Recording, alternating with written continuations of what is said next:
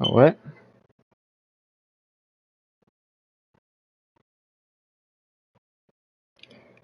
Okay. I watched the video too long, apparently. There we go.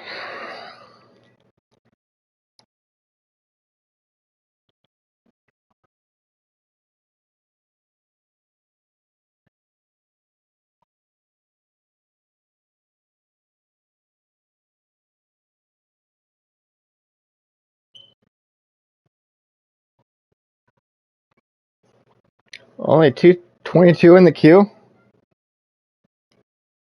Hold on. Hello?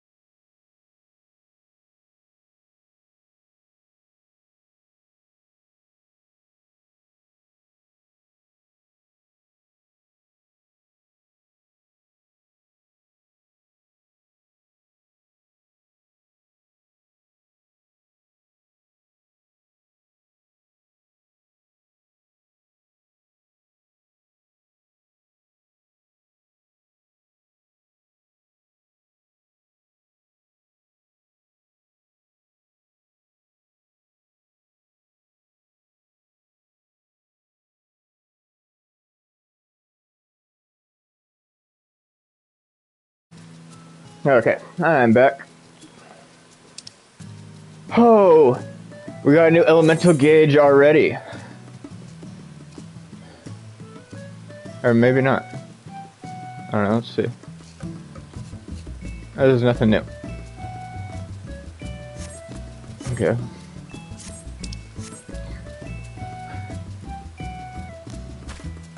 Oh, Enochian's gone! And Blizzard 2 is gone! Oh boy. Do I have any new actions?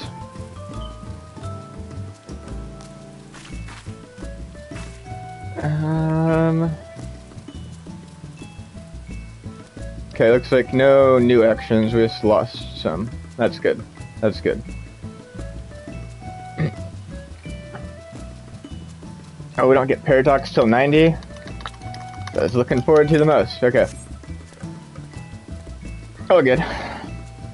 We'll get there. So, we are going to run the story. So, spoilers ahead.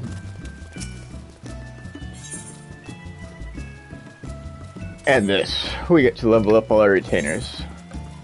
Let's get this going.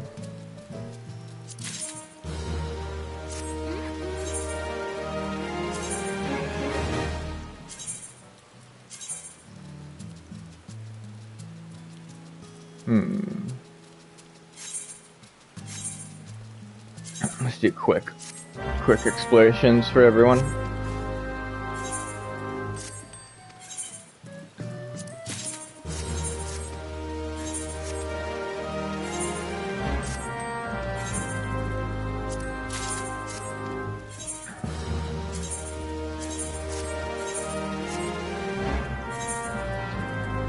This isn't even about what I get. This is just to level them up quicker.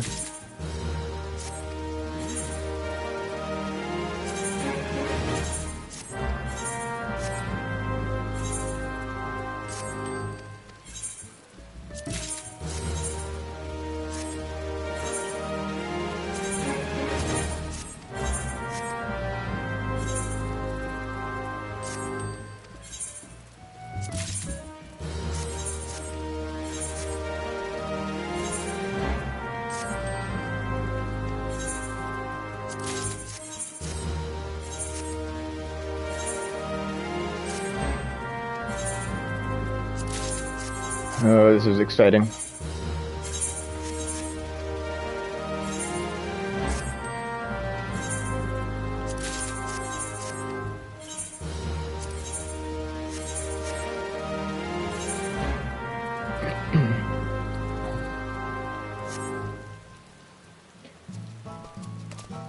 Alrighty. The next ship to sail. We're gonna...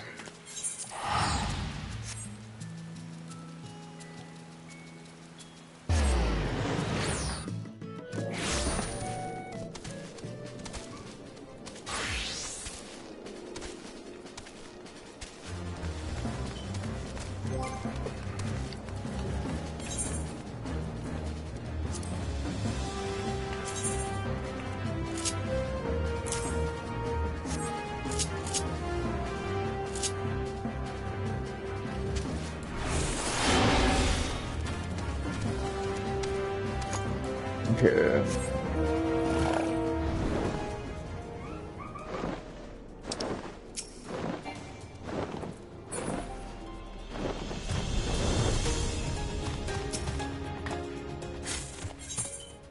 Going to the Rising Stones. Yep.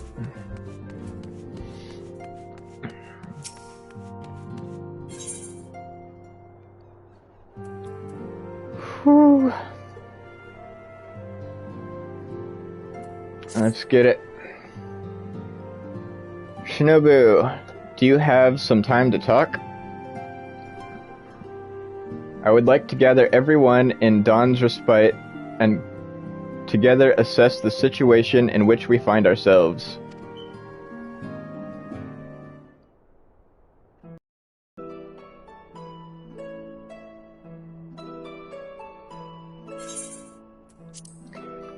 Let us take stock of the facts, shall we? The crisis at hand began with the sudden appearance of ominous towers in a multitude of locations throughout the world.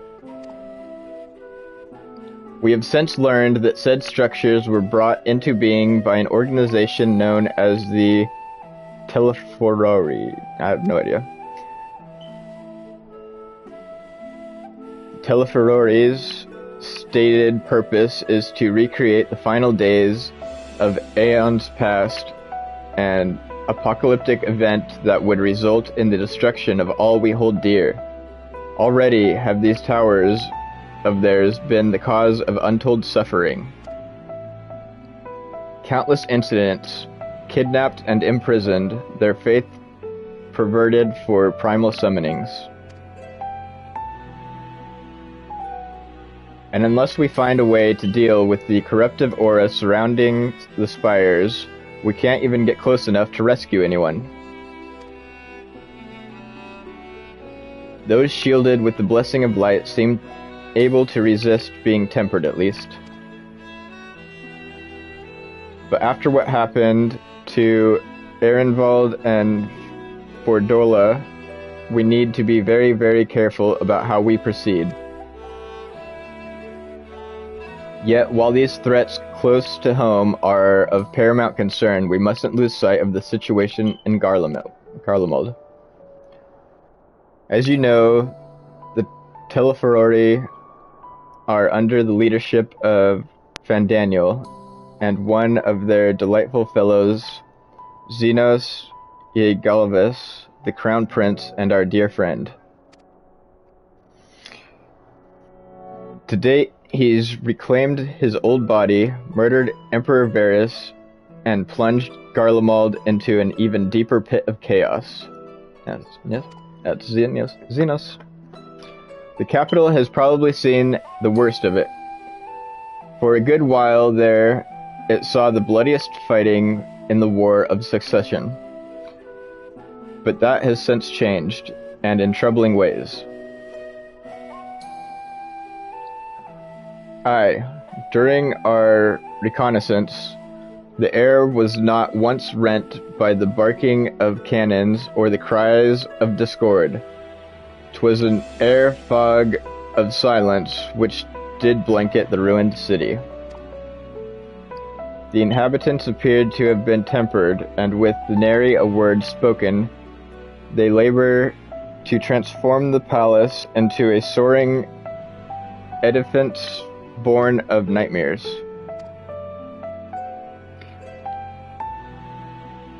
If they were indeed made thralls, it seems safe to assume that these events too were orchestrated by the Teleferori.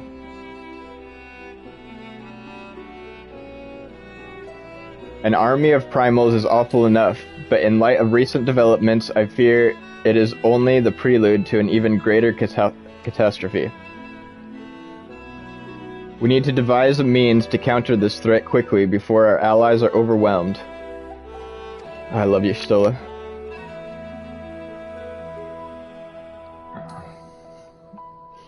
We will find a way in Charlotte.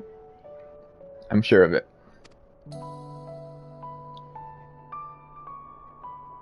Master Foruchinal's comments regarding the final days were curious to say the least. The forum knows more than it is letting on. Yeah, they do. Sorry to interrupt. We've just received word from Mistress Krill. She says that arrangements for your visit have been finalized. You're to head to Limsa and board the next ship bound for Charlan. On our arrival, present yourselves as associates of the students of Baldasun. Come to assist with the Order's restoration.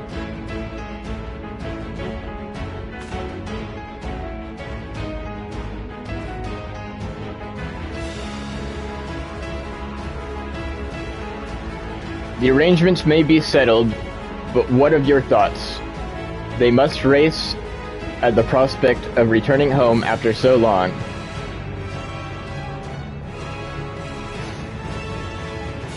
I'm eager to see it, of course.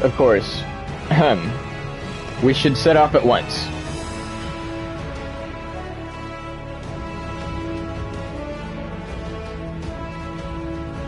Then I'll accompany you to the docks. You need at least one person there to wave and cry and wish you a safe journey.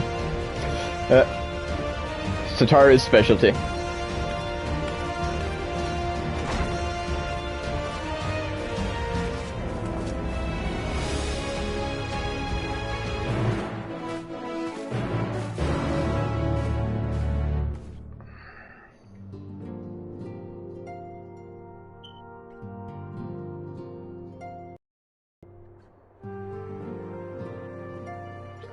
Alright, to Limza!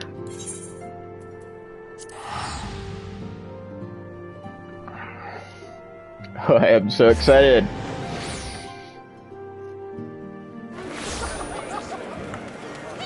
We already know from the video, your soul is gonna give them a piece of their mind. Or her mind. Okay, to the docks.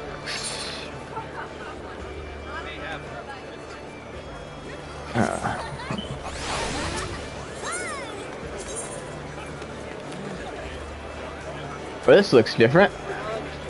Holy cow, I like this. This is dope. I don't have to open my map to know exactly where I'm going yet anymore.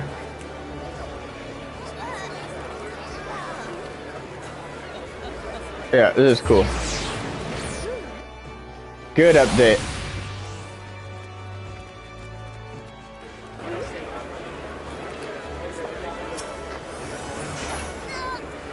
Everyone's here, which is good because I've already paid for your passage, and the fee is non-refundable. The ship for Charlene should be pulling into port soon, so please follow me and have all your luggage close at hand.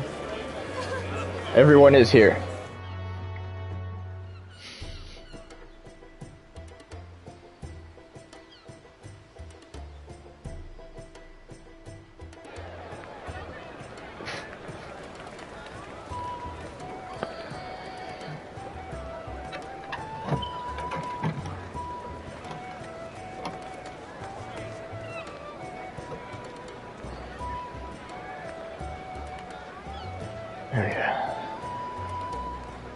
They've almost finished loading our cargo. We should be ready to depart right on schedule, or so I'm told. Excellent. 'Tis nice to have a smooth beginning to one's journey, at the very least. It's funny. Is it? Master Louis Soir came here on a ship very much like this one. And now, years later, the street urchin he befriended that day is bound for his mentor's homeland. With his mentor's grandchildren, no less. Aye. 'Tis upon reflection that every twist of time's river and fate's whims are brought into sharp relief. Thou hast matured much in the intervening years. Wert thou not caught attempting to relieve Master Louis Soir of his purse scant moments after he made landfall upon this dock? Oh, really? Now that's a tale I'd like to hear.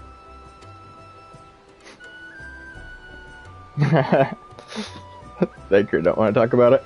Will this be your first visit to Charlian, Sir Estinian?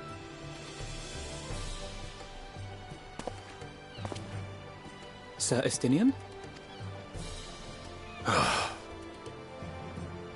Are we strangers newly met? Why this stiff formality?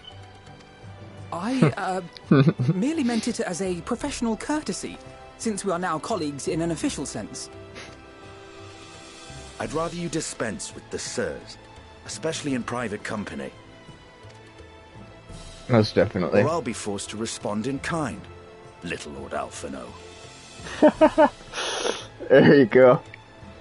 That'll knock it in his head. You've made your point, Estinian. Painfully well.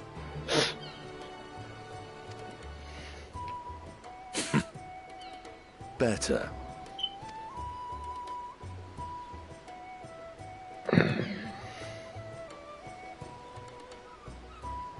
Oh, Tataru. Are you all right, Tataru? You seem positively distraught. We're leaving without her again? Distraught? Me? Don't be silly. I think it's lovely that they get to see their homeland. Tataru wants to see it too. It's just, we're trying to thwart the schemes of an army hellbent on destroying the world. And, once again, I have to stay behind and worry that this is the last time I'll get to see my friends.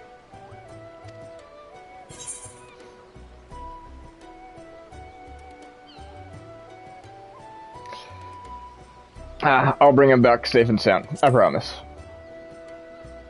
I promise. I got I got him.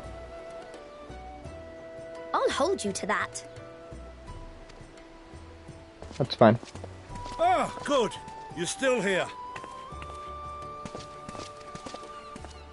Hori! Coulternay! What brings you all this way? We're to assist the Maelstrom and the Kobolds with a lunar primal operation, so we thought we'd see you off before heading to the tower. Flamine and the others wish you all a safe journey, and promise that they'll look after things here until you return. We will too, of course. Aye. We, your fellow Scions of the Seventh Dawn, will do our part to ensure the end of the world won't happen on our watch. We're set to sail! All aboard for Sharlayan!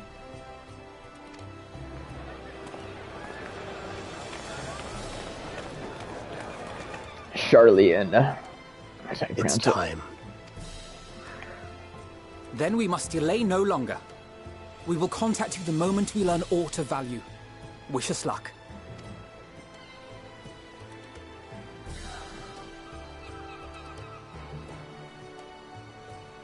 Have a safe journey, and please, please, be careful.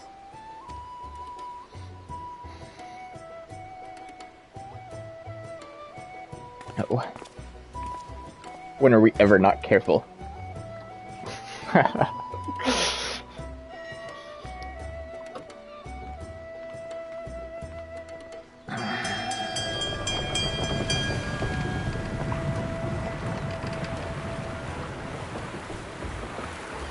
And so you venture forth unto the unknown.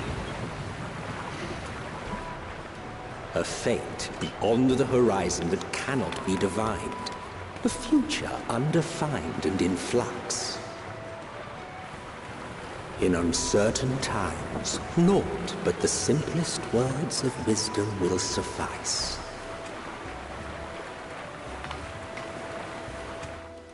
That which lives is destined to die. Love leads to loss. Every beginning has an end.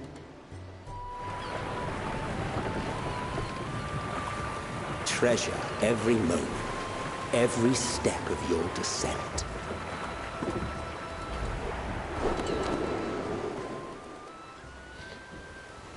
I'm still a little bit confused on what exactly happened to Emmett Silk.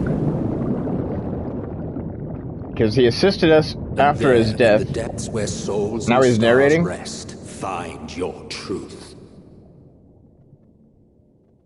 Okay.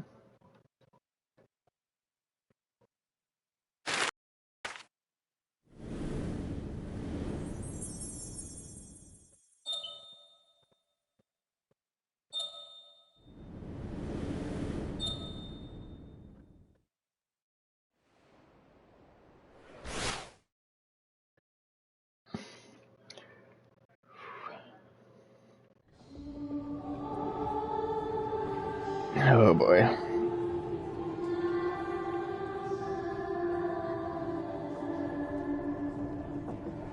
Here.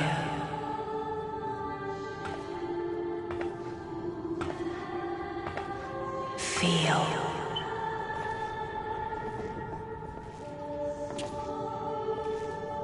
Think.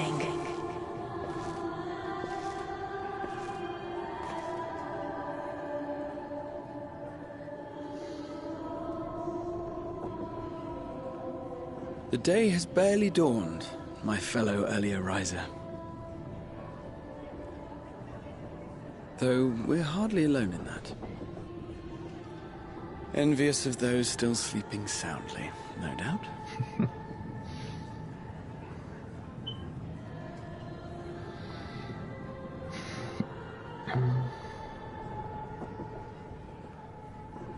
Called out to you, you say? I've heard nothing myself.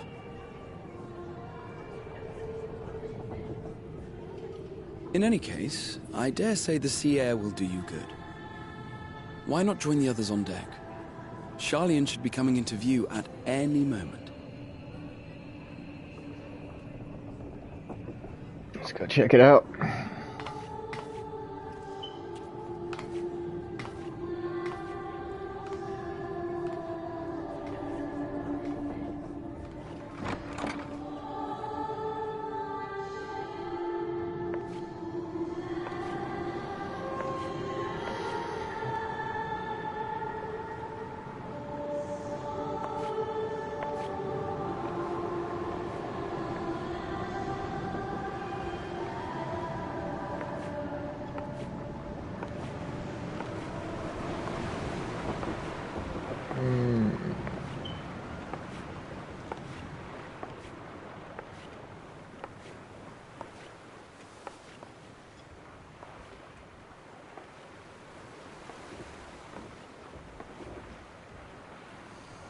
This Heidelin?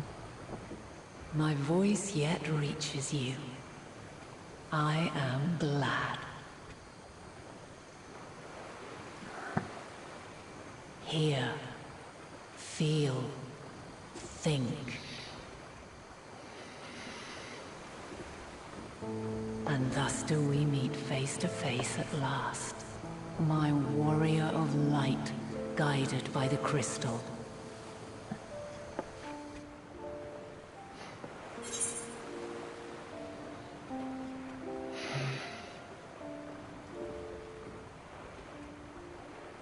Say I can trust your words no longer? Or why now? Say why now?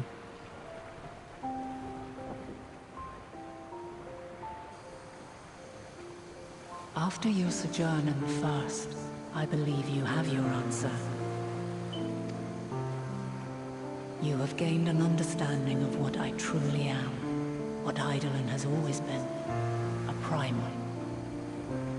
Yeah. Yeah. Zodiac was created to forestall the apocalypse which threatened the ancient world. And I was brought forth to bind him.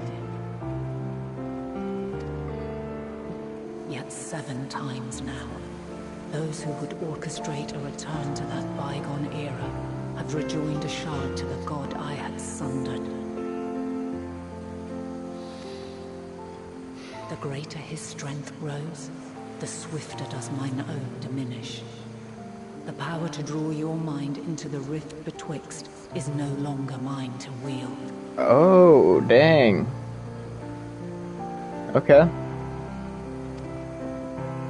Yet though it taxes me sorely, I dare not leave these words unsaid. I'm listening. Even bereft of my guidance, you and your companions have accepted the burden of this star's troubled past. A conjunction has begun to form, an intertwining of your time and mine.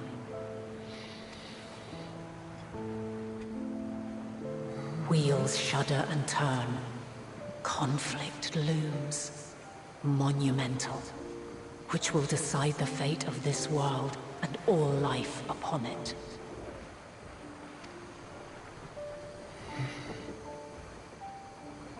When you truly understand what is at stake, and your journey has prepared you to surmount the insurmountable, then shall I honor the promise made in another time, another age.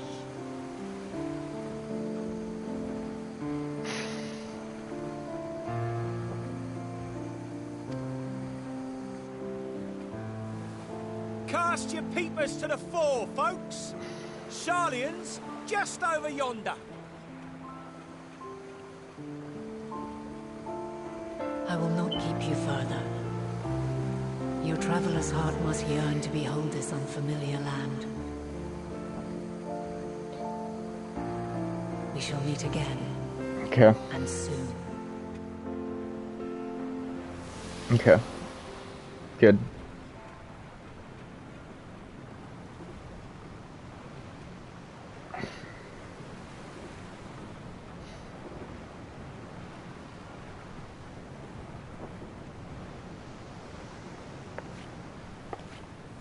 See, even though she's a primal, I don't feel like I can't trust her words. We know what she's here for, right? Oh, what a fine morning. Oh, still a bit stiff, though. And a good morning to you too. Taken a look at the island already? Then let's go. Let's go. Might still be room in the prow if we're lucky. Yeah. We're gonna need Heidelin if we're gonna take on Zodiac. If we are. Ah, the sleepers have arisen. There she is. Primal or no.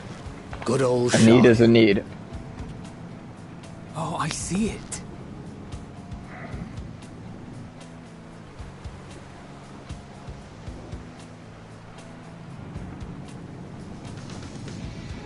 Plus, isn't it only Heidelin's gift that keeps us from being tempered? Maybe not in Father's eyes, but we'll manage on our own, if we must. It's a skill we can't lose. You do know you're not alone in this, don't you? Indeed. 'Tis as Sir Estinian said. Forget not the comrades who boarded this ship at your side, I prithee.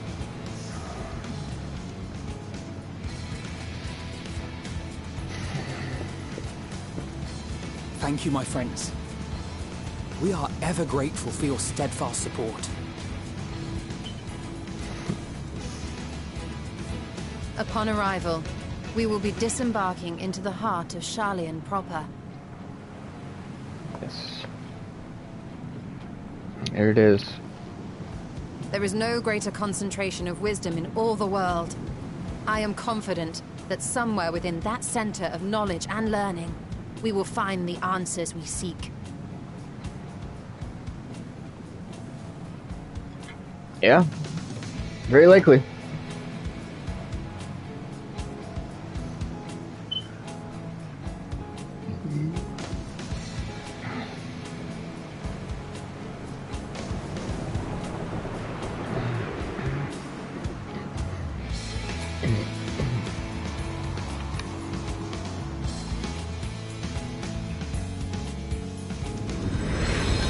Moon.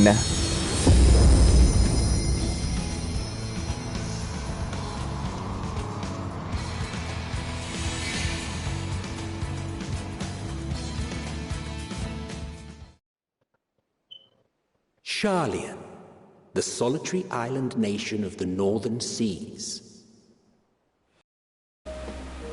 Where under the watchful gaze of Thaliak, patron deity of scholars, academics hoard all manner of knowledge and secrets. Once, they deigned to accept foreign students into a distant colony maintained in the Dravanian hinterlands. How swiftly they abandoned it once the first Garlean boot set hostile foot on Alamegan soil. So averse to the prosecution of war, these men of wisdom, your would-be allies.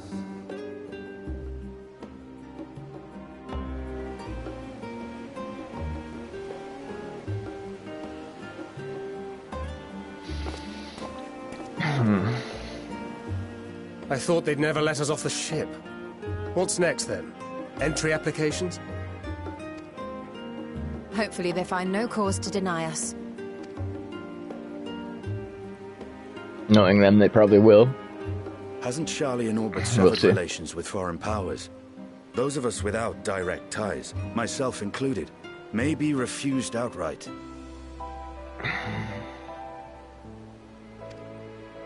'Tis true that, as a nation, Sharlayan only forms trade agreements with a select few neutral countries. But from a practical standpoint, an island cannot afford to be overly strict with its borders. Especially not if that island's people are wholly devoted to the accumulation of knowledge.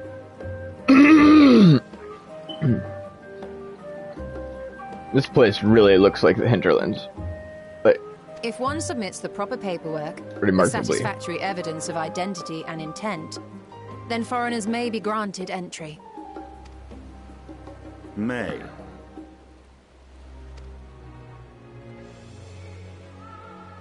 Quite. So let us be absolutely clear on these points before we proceed. All right. The immigration officer will ask for your affiliation and your purpose of visit. Considering Sharlayan's views on intervention, I strongly suggest we avoid any mention of the Scions. Done. Kral has laid the groundwork for us to act as associates of the students of Baldessian, and our ostensible reason for being here is to aid in their order's restoration. All right. Grahatir, it might expedite our progress should an actual student be seen at the head of our little group. Would you mind leading the way? Of course. The immigration officers were this way, as I recall. shall we?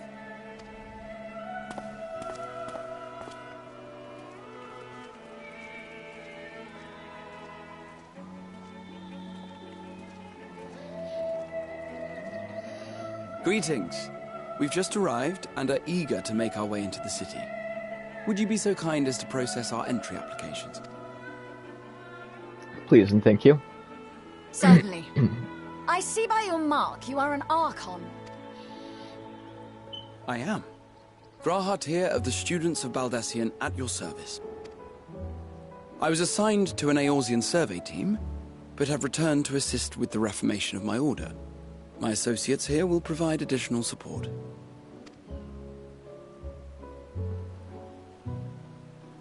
Very good. I have paperwork detailing your group and its scheduled arrival for today. And it seems some few of your companions are also Archons. If you'll step forward, we can process those applications first.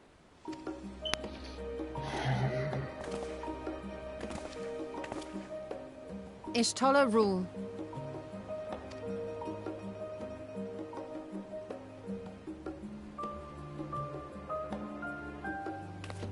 Not the twins?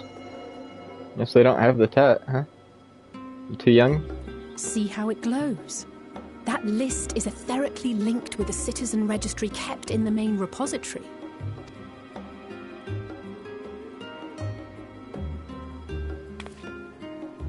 I've confirmed your status as Archons and amended your travel records accordingly. Welcome home. Now, who do we have here?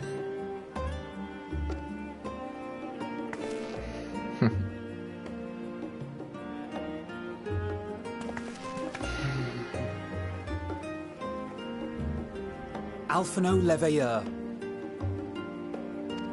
And Alizé Leveilleur.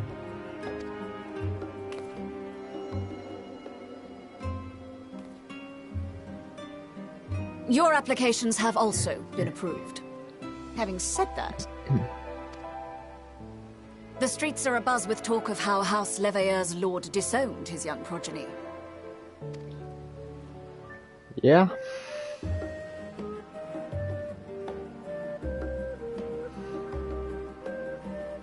Does that matter? And while such personal circumstances constitute no reason to deny you entry, I urge you to avoid exacerbating your present situation. Times are quite troubled enough already. We'll try. We shall keep that in mind.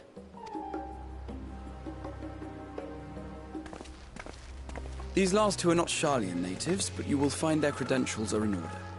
An application was made in advance.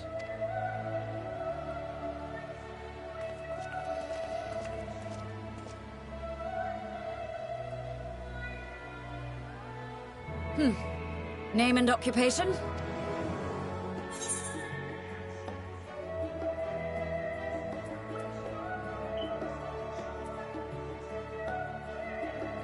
I'm an artisan.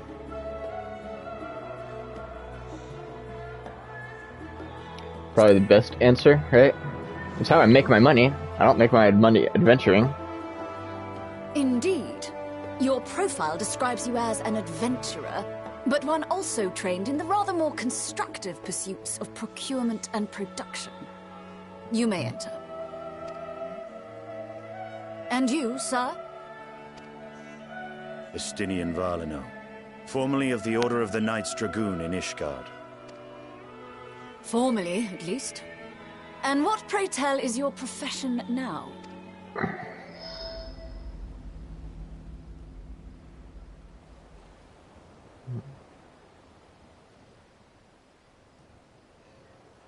You can't say he's a scion, but... Oh, Krill. If you'll allow me...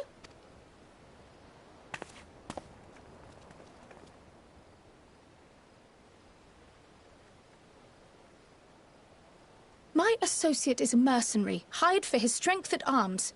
Surely you are aware of the dangers we often face on our forays into the wilderness. Mistress Baldessian, if you insist on sponsoring his entry, then so be it. But while I appreciate that desperate times call for desperate measures, I find your choice of company concerning. Be advised that even a single misstep may have severe repercussions for your organization. I have every confidence in my chosen company, dear and trusted comrades that they are. But I thank you for your concern. Well said, Krill. Well said.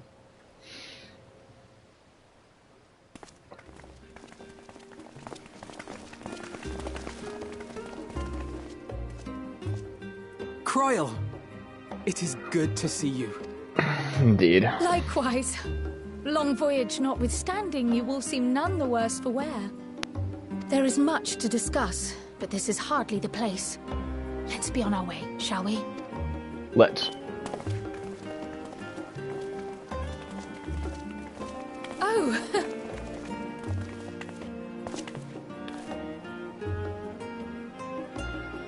Welcome, friends, to Sharlayan. Thank you. I'm excited to be here. As your mercenary, I should hope my welcome includes a generous salary. Well, I had to say something, Sir Taciturn.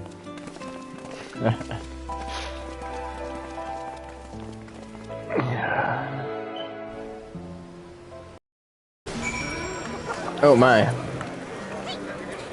Oh my, oh my.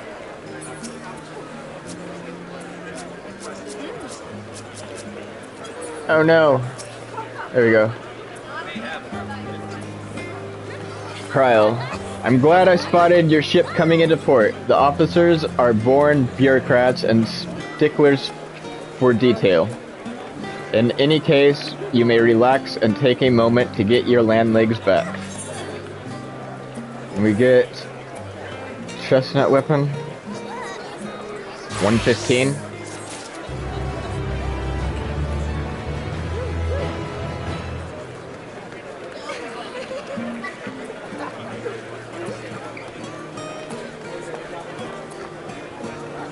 Oh wait, you're still there.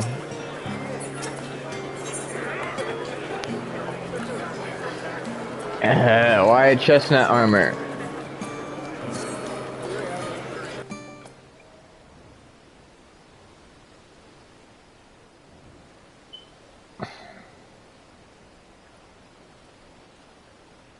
I had thought to launch directly into an explanation of what I've learned and how we might proceed.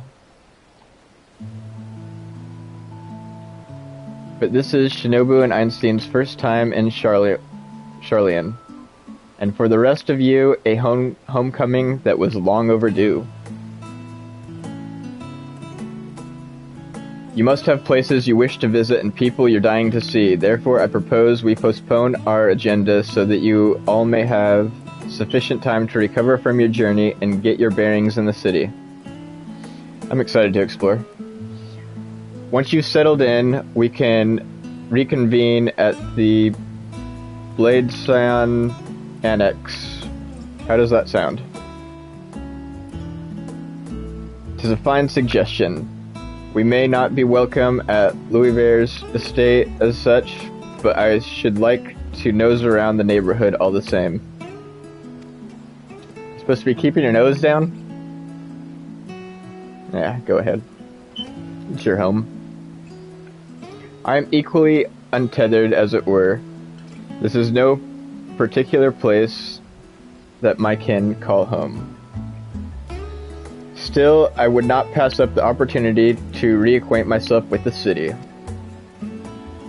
Likewise, a quick tour of our old haunts might even yield some useful gossip. Thancred's specialty. The annex was west of the Aetheryte Plaza, wasn't it? I shall join you there anon. Yes, we'll see you there.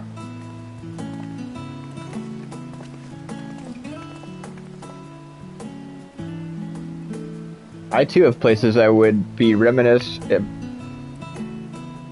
not visiting forthwith. Why'd they leave? Okay. What of you, Einstein?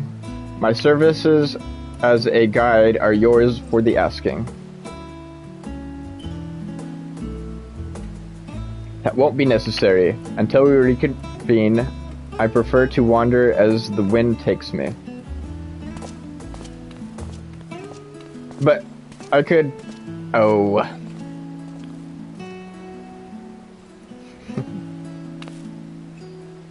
Well, Raha, would you like to join us then? You've been gone for quite a while, and this would be a perfect way to refresh those dusty old memories of yours.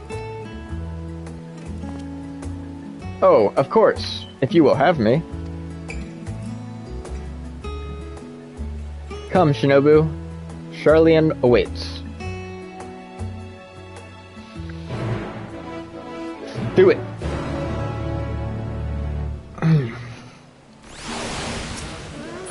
Grahatia, we aren't making it very far. After you, my friend, I am more than content to follow your lead. Grahatia is now accompanying you. Keep him at your side in order to proceed with quest objectives. You can leave Grahatia behind by entering a different area, using the Aethernet, or by putting too much distance between you. You can also speak with Grahatia and select the option to part ways. If you wish to have Grahatia accompany you again, return and speak with him at the original location. While Grahatia is accompanying you, next try speaking with Krill. Dude! This is gonna be a cool feature. Here, follow me. Just follow me. Just follow me. We're really not making it far. We stand in the same spot. Okay, all set. Then let us be on our way. Our first stop, amusingly enough, will be the last stand. It's a cafe on the west side of the harbor. Kryle is now accompanying you. Lead your two companions to the last stand and speak with Kryle at the designated location. While you are accompanied, you may encounter conversation points along the way which offer additional topics of discussion. Enter the glowing area and speak with your quest companions to initiate these bonus conversations. Enjoy exploring your surroundings together. Oh, this is cool. There's one right there. Let's check it out. Get in here.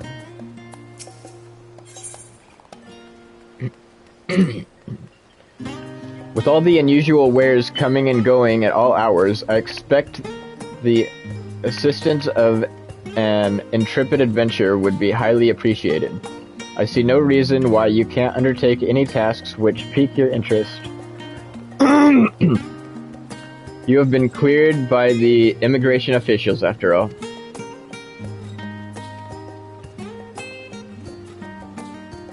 I look forward to the day your name is celebrated in Charlian, the same way it is in Eorzea.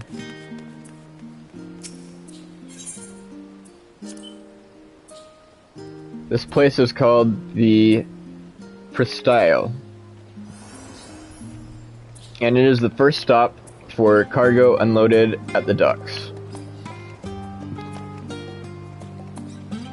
You'll find the usual necessities for daily living and other imports vital to running an island nation. Indeed. But also supplies that further Charlian's pursuit of knowledge, namely the large quantities of books, specimens, and samples. Sorting these stacks certainly seem to keep the attendants busy.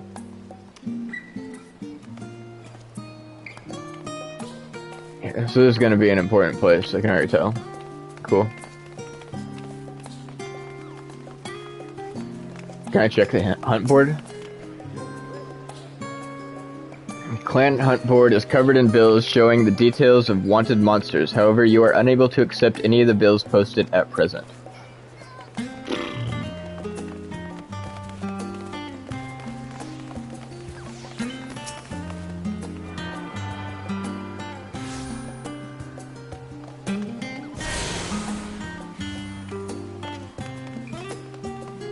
Where's the aetheryte? It's just a dock, right?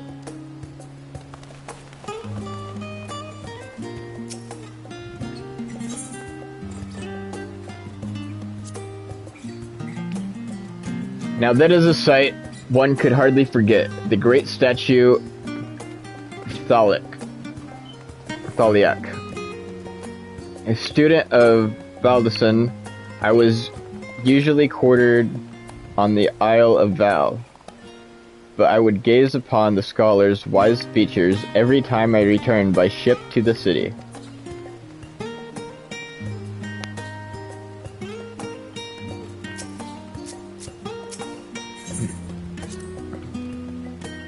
This path leading out towards the sea is known as the Thaliak Stoa, so named for the statue of the scholar, which stands at its end. As you know, the Sharlayan people prize the accumulation of wisdom above all else. Thus, when Thaliak was chosen as our patron deity, it was more a matter of pragmatism than belief. An alignment of principles, as it were. We may have honored him with a rather impressive sculpture, yes, but our faith is not so restrictive as that of, say, the Ishgardians. Individual Sharlayans can, and do, worship the divinities of their choosing.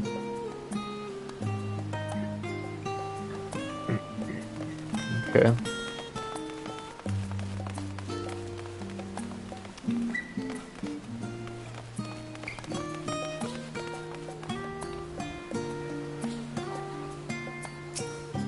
Oh, if I don't want to do that yet, hold on.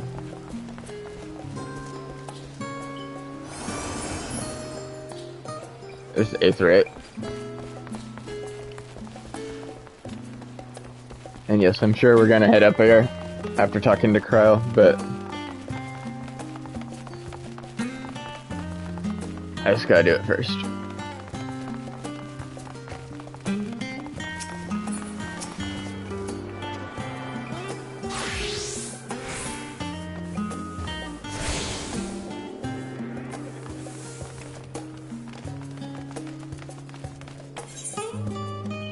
The market board. I gotta check the market board.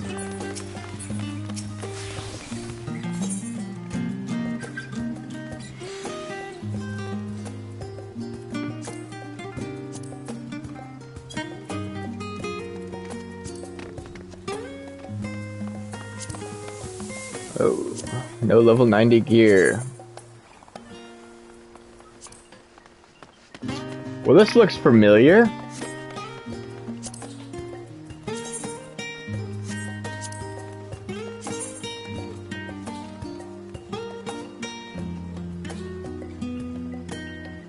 I normally don't like the full body gear like this for my Black Mage, but this is actually pretty dope.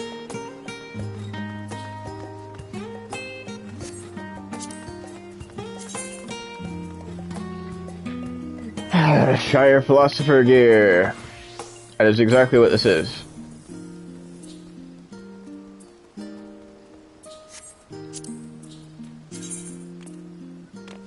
Yeah. So that's an 82. My red mage will like that.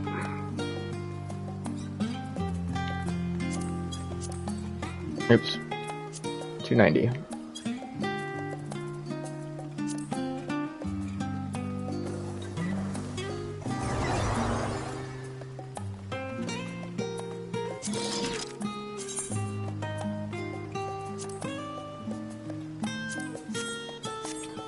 Yeah. Alright. Back to Kryl.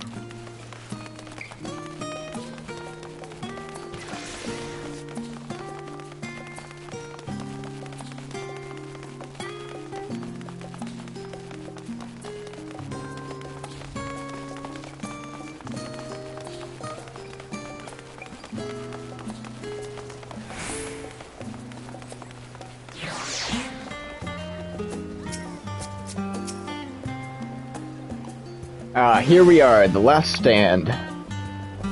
I may have mentioned this before, but although our research into nutrition and food preparation is quite extensive, the average Charlian tends to regard seasoning with flavor with certain indifference. Okay. How can I put this? The food is, it's bland. As encapsulated by our infamous Archean loaf, the prevailing sentiment towards cuisine is dietary value first and taste a distant second.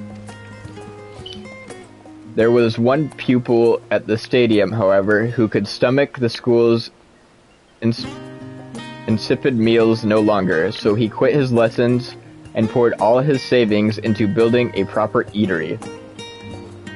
And so the last stand came to be. It is, as the name implies, the sole dedicated outpost of fine dining in Charlian, the one and only bastion of the culinary arts in an isle of otherwise mediocre fare.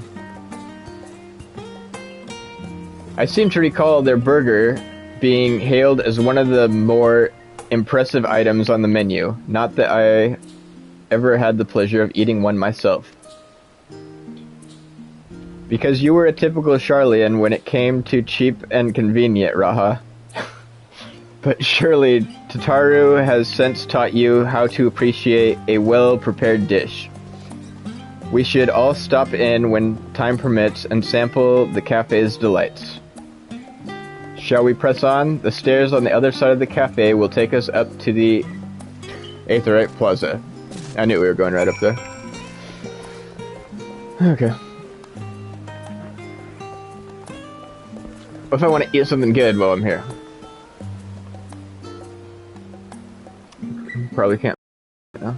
Okay.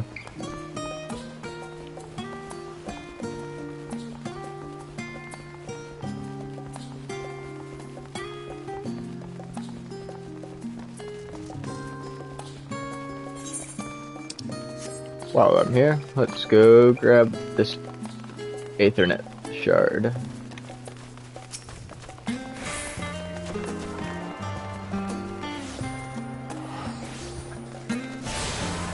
Looks like we're probably doing a full tour of the city, the way everyone's running around. Maybe it's not really worth it to deviate right now.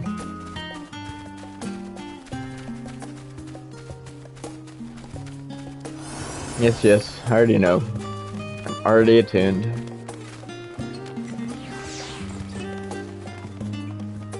But go ahead, Krill. Tell me about it. An unusual shape, isn't it? Yes, it is. I assure you, however, that it is perfectly functioning aetherite. Remember to attune yourself before we move on. Done and done. Now, before the diligent tour guide that I am, being the diligent tour guide that I am, I should make mention of the Confluence, a research facility located on this very plaza. Its much vaunted discoveries are the reason Charlian stands at the forefront of teleportation technology. In deciphering the underlying principles of Allegan aetherites, it allowed us to understand and reconstruct what was essentially a lost art. And off we go to our next destination. Our path leads northeast to the Agora, Charlian's largest marketplace. Let's go.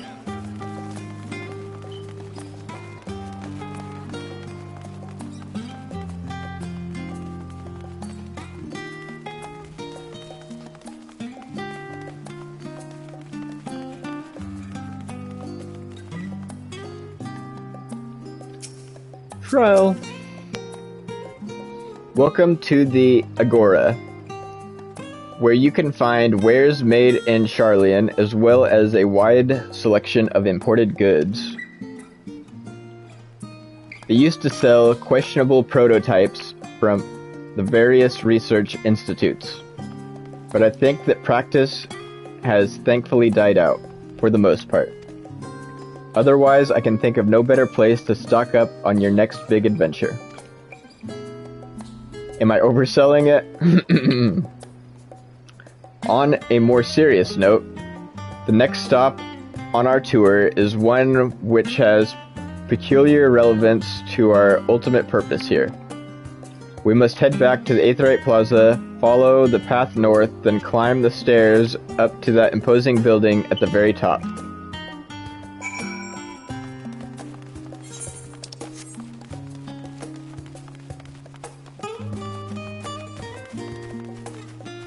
Telling me I can't go that way?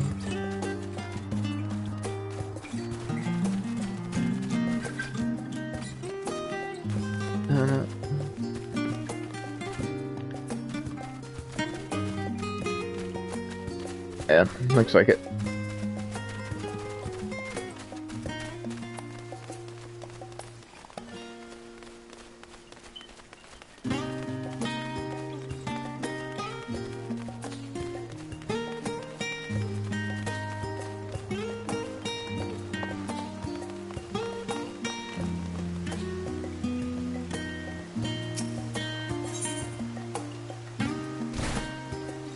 Discuss the water features. Grahatia. These little decorative features are typical of Sharlayan architecture. Aside from the research wing, our headquarters on the Isle of Val were rather simple and rustic by comparison. I don't think I need any more information on that. We are going up. Up.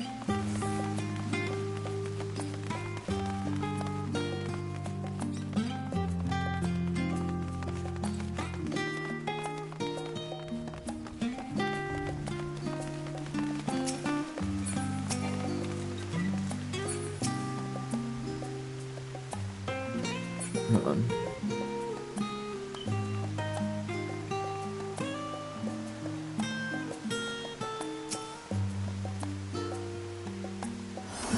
This grand structure before you is the Rostra. The name refers to the original public platform erected here, upon which a forum of elected representatives would deliver orations and debate policy. Although the stage has since evolved into council chambers, the nature of the forum and the duties of its members remain largely unchanged. Am I boring you, Raha? You seem awfully distracted. My apologies. From here on, one can see the entire city spread out below. The vista put me in mind of my arrival in the first. Those who had gathered at the Crystal Tower asked me how they might go about building a new home. Naturally, my answers were all inspired by my knowledge of the finest settlement I could think of, the great city of Sharlayan.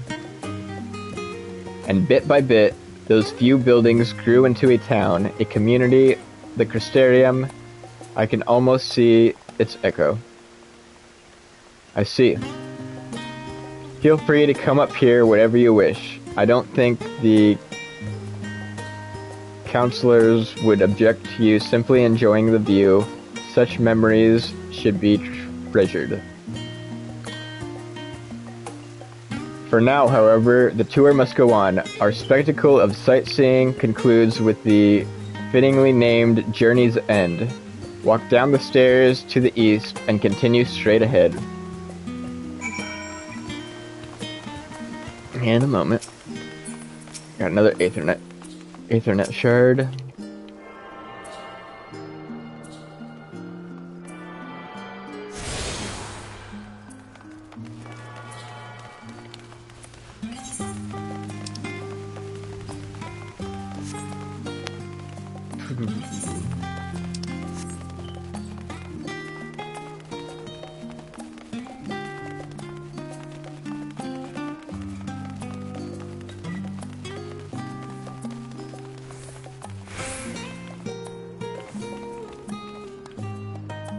I want to know if I'm going to be able to have companions out in the field.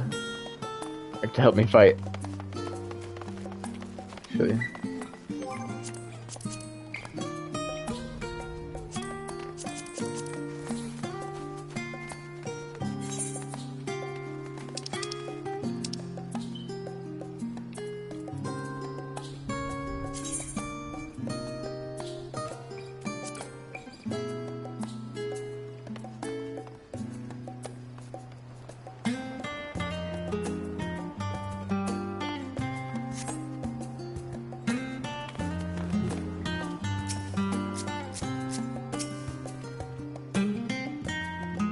We've arrived at Journey's End. History tells us that this was where those who put ashore the Akron Nine Kripuf built their first homes. No idea how to pronounce that. In the present day, it serves as the residential district for the most important officials and the oldest Charlene families.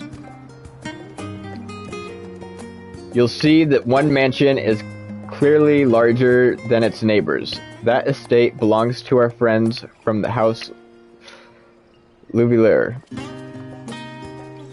Okay. All things considered, we should probably keep our distance for the time being. And with that, we bring our little Charlene tour to a close. I hope it has proven to be an entertaining and enlightening experience. Now, shall we head directly to the Blade Sign Annex? You remember the way, don't you, Raha? Let me think. We head down towards the harbor, cross the bridge to our right, then follow the path below the Aetherite Plaza. Correct. After you, Shinobu.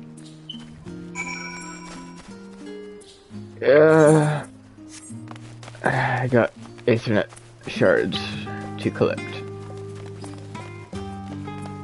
Or to attune to.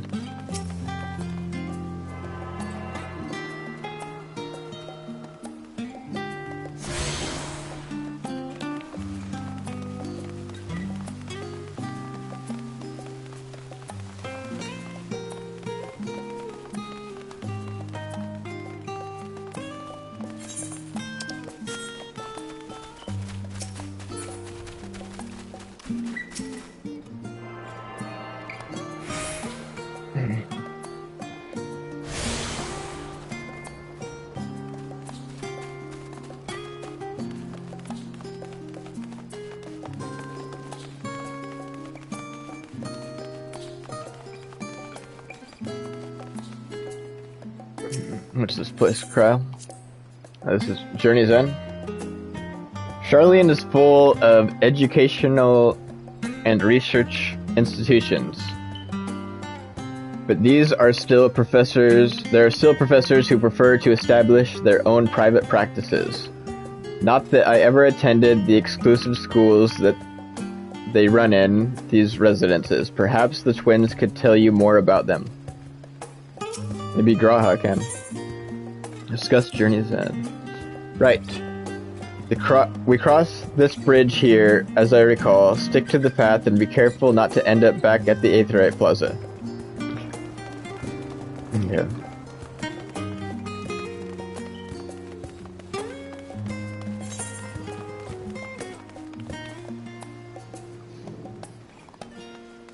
I'm not done though. I want... I think this is the only one I don't have, right? Steady item.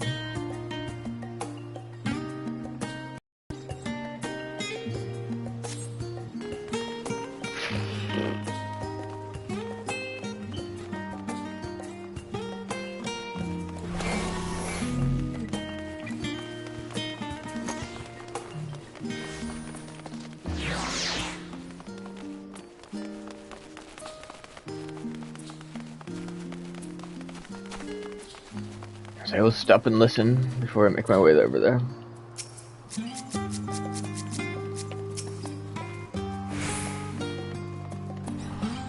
As the joyous look on Raha's face has undoubtedly informed you, this is the Blade Sign Annex.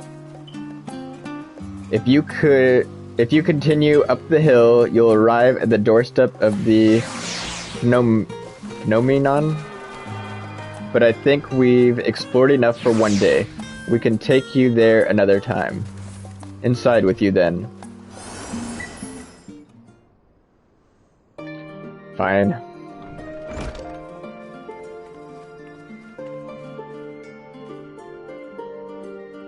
I'm back, and I've brought Shinobu and Raha with me. Ah, you were right about the ship then. Hello, Graha. It's nice to see you again.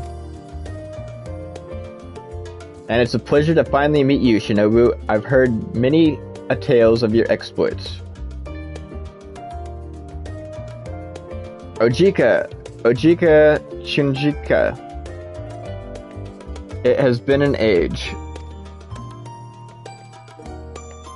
Allow me to introduce Ojika Tsunjika, admissions officer of the students of Blade Scion. He oversees the day-to-day business of the Annex. You may recall meeting his cousin, Ijika. Oh yes, Eureka! I've read the initial reports. Quite a shock to hear what's become of the Isle. Do take care if you have the opportunity to rejoin the expedition. This place is like a second home for the students. The Isle of Vows served as our main headquarters, of course, but we often had occasion to visit Sharlayan. Whether to make use of the city's research facilities, attend conferences, or procure supplies from distant shores. And the annex here was built to provide lodgings for our members while we engaged in such activities. Ever since our former headquarters, along with the Isle itself, vanished, the annex has served as our base of operations. And yet it feels so empty. With so many lost to us, the organization is a shell of its former self.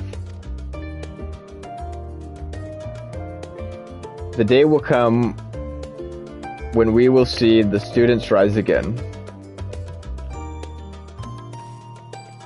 But first, we must ensure the Telefori fall.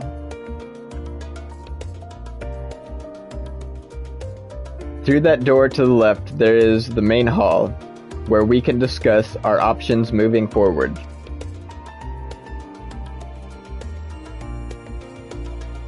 Once everything arrives, that is, you probably have time to rest before our discussions begin in earnest.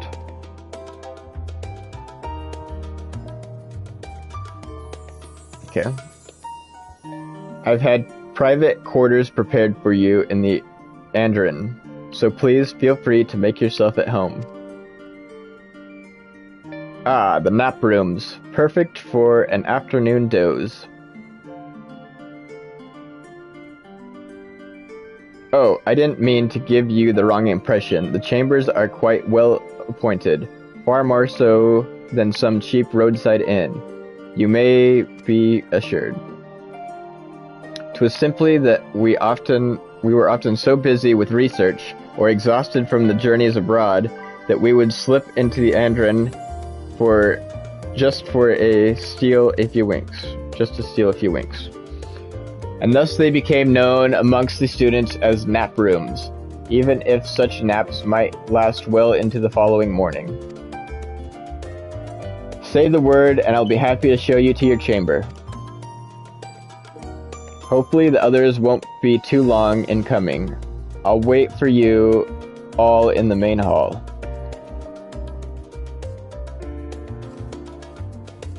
Okay.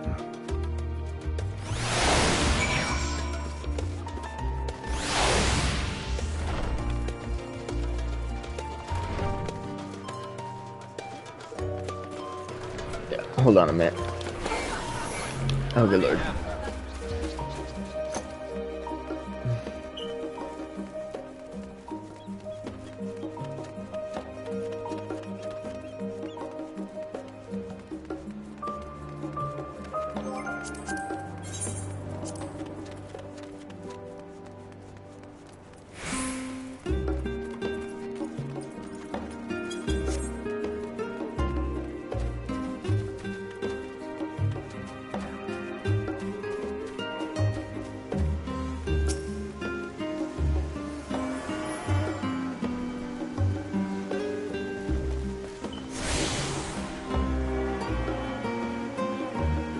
You have attuned yourself to all the Aethernet shards in Old Sharlayan.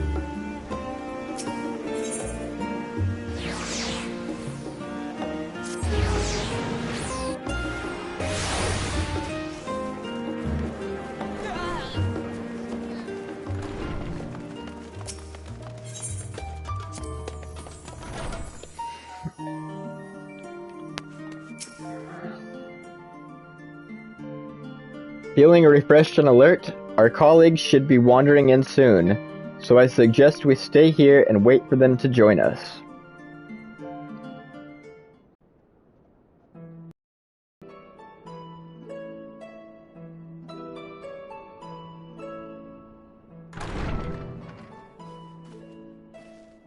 Pray forgive me.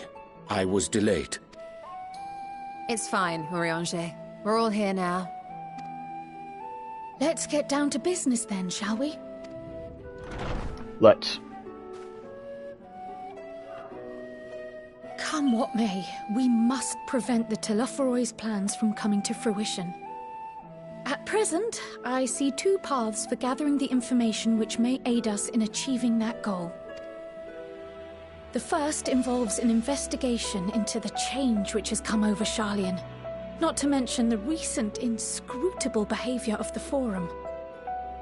As most of you know, the 99 members of the Forum are elected from the general populace. This alone guarantees a plethora of opinion with regards to foreign policy. The bibliotheques, for example, are a group of conservatives which would have Sharlayan focus on recording history, while remaining entirely uninvolved in the making of it. And at the other extreme, we have advocates for proactive diplomacy and direct intervention. My grandfather Galef was one such member, as was Archon Louisois. Yes, he was. Yet despite our diverse factions and philosophies, the recent vote to deny Eorzea's request for assistance was unanimous. Even more concerning was the fact that many cited other, more pressing duties as justification for their recalcitrance. More pressing? In what way? Fortuno's refusal in Gridania had those same undertones. 'Twas as if, having stared unblinking into the face of impending doom, he had simply turned away to pursue something more important. But what could that possibly be? Yeah, really. A mystery indeed, and one which I ask for your help to solve. Our future may depend on it. As for our second potential path, it concerns a request made directly to the students of Baldesion. Our organization was founded primarily to study strange and unexplained phenomena the world over. Mysterious relics and ruins, arcane disturbances, and so forth. Compared to our more isolationist Sharlayan colleagues, we have strong connections overseas, namely with scholars and academics who share our passion for the unknown.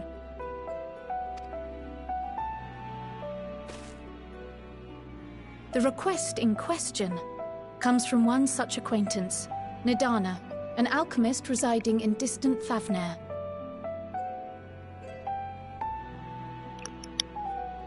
Her missive describes the sudden appearance of a tower, and the subsequent summoning of what I can only assume is a lunar primal.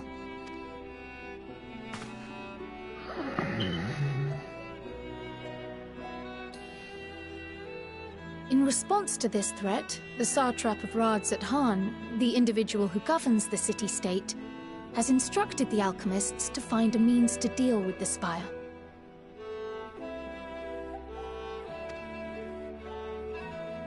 The artisans of that land are heirs to an ancient tradition. one rather unlike that of their Uldan counterparts. 'Tis possible, nay, probable, that they have gleaned truths unattainable by Eorzea or her Far Eastern allies. They do, in fact, appear to have a strategy in mind, though it will require further research. To that end, they have requested an introduction to a capable warrior shielded by the blessing of light. I knew it. It's gonna be me. Assuming we divide our forces to pursue both of Kral's lines of inquiry, then having you join the group heading to Thavnair would seem the obvious choice. But the investigation in Sharlayan is of vital importance as well. Equal, I think, to the Thavnarian one, given that the fate of the world may hinge on the results of both. Yes, it is quite the quandary. Yeah, it is. Though it is a great imposition and an altogether too common one, our efforts would be more likely to succeed were you to lead the charge on both fronts.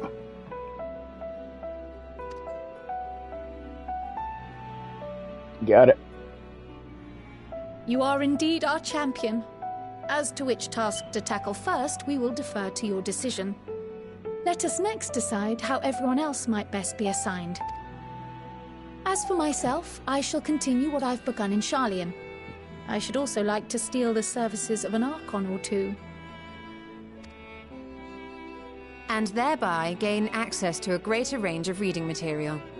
I will help with that. Allow me to offer my assistance. I have some small amount of experience in the field of research. It does. Alize and I would also like to help, if you... Anything to understand even a fraction of what our father and the Forum might be thinking. Of course! The more the merrier. Right. The rest of us will make the journey to Thavnair. Alrighty. Thoughts? Objections? I passed through Thavnair on my way to infiltrate the Empire, and though I'm not qualified to give a guided tour, I did gain a sense of where things lie. I'll be happy to have you along then. So for this group, it will be you, me, and Urianger. Okay. Give me a moment afterwards, and I'll supply you with all the details of Nadana's request. Consider this hall our rendezvous point once our respective tasks are complete. May our investigations prove fruitful. Alright. This is our Rising Stones in Sharlayan.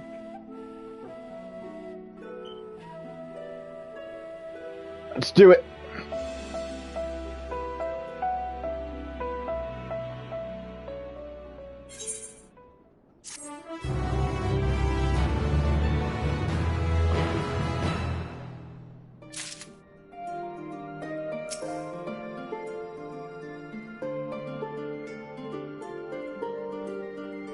This is where I choose which one I want to do first, huh?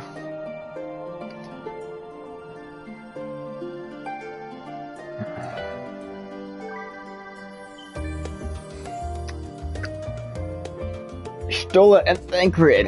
Why can't I do something with both of you guys? Everyone's awesome though.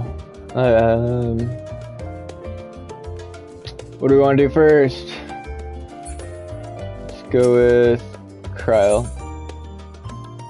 Okay, she gives boots. Thancred gives some new food. Vitality and determination.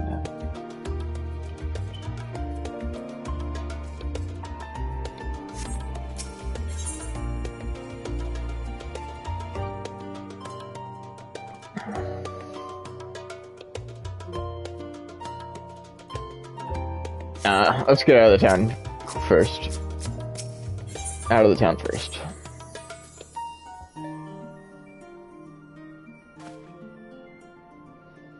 I have Kryl's instructions at hand. If you are ready to set out, then so are we. Having been to Thavnair before, I can travel by Aetheryte. But what of the rest of you?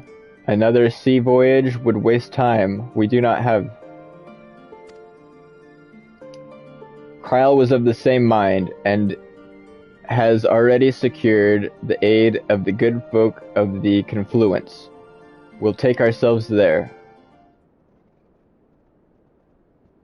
The Confluence, thou sayest. I'm afraid so, my friend.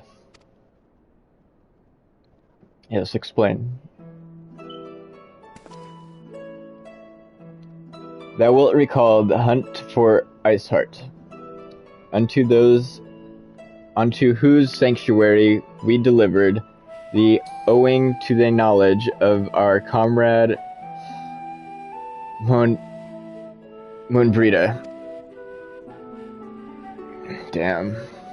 Moonbrita was an authority of aetherology, a field of study she did embark upon in pursuit of her parents' example. Both are authorities in their own right, and both are researchers at the Confluence. Haven't you gone to see them yet? I intend to do so earlier, but to my shame, my courage failed me at the last. As it hath the many times I thought to reach out to them after sending that fate letter. Neither time nor introspection have revealed unto me the words I should speak, and thus have I kept my silence. Oh damn. It's gonna be heavy.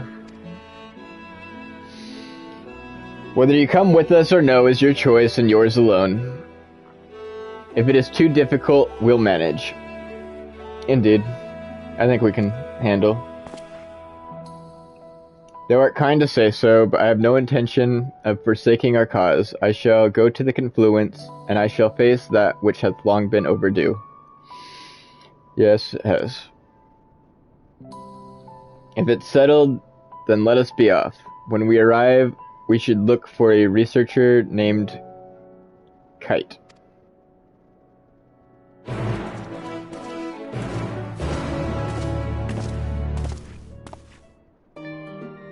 Oh, I can pick them both up at the same time. Let's do it.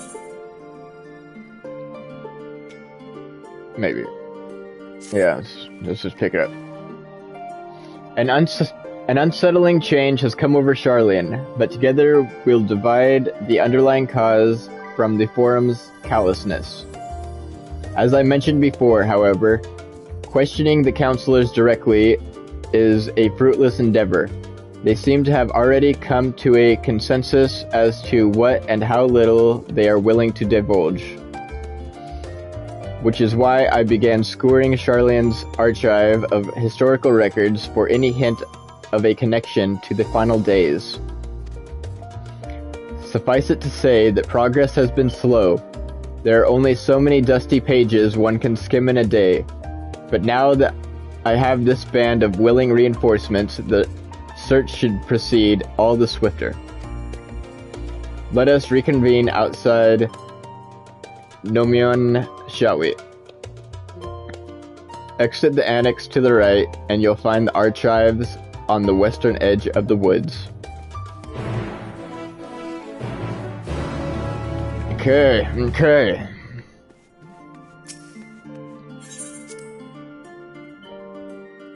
Seems like we're finally getting out of the city.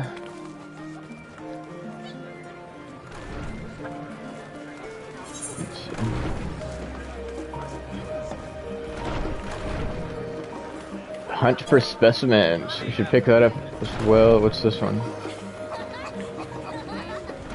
Sights of the End. Huh. Let's stick with the main story quest for the moment. We'll pick those up in a little bit.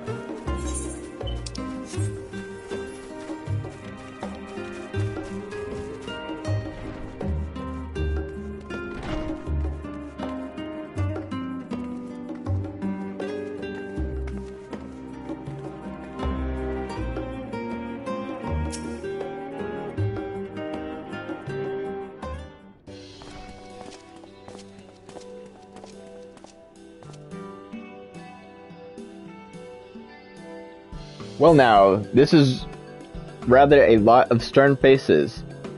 Are my library books overdue again? Not to our knowledge. We're associates of Kryl of the students of Baldassin. We seek passage to Thavnir and understand that you can assist us. Ah, the test subjects. Welcome, welcome. I don't like being called a test subject. The hero of Eorzea. I can't be a test subject. Oh, you hadn't heard? Well then, allow me to explain. So in order to travel to an aetheryte, you ordinarily need to be attuned to it beforehand.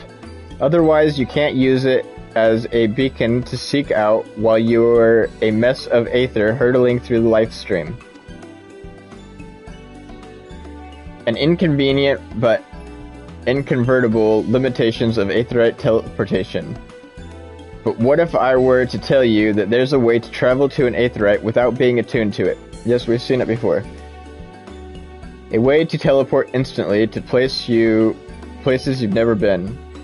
For long years, we've labored to make such travel possible, that people might move freely.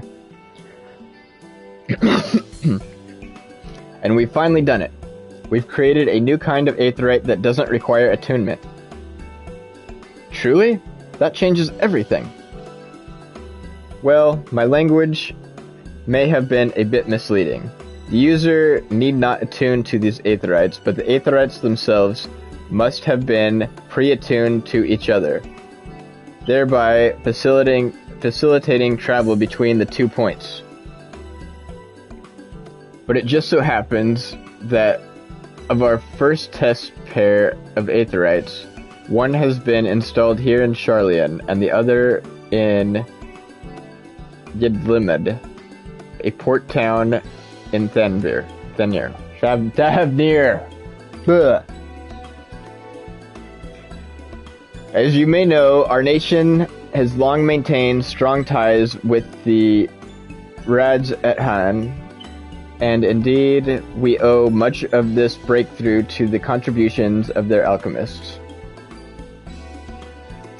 So to sum up, we're to test these aetherites.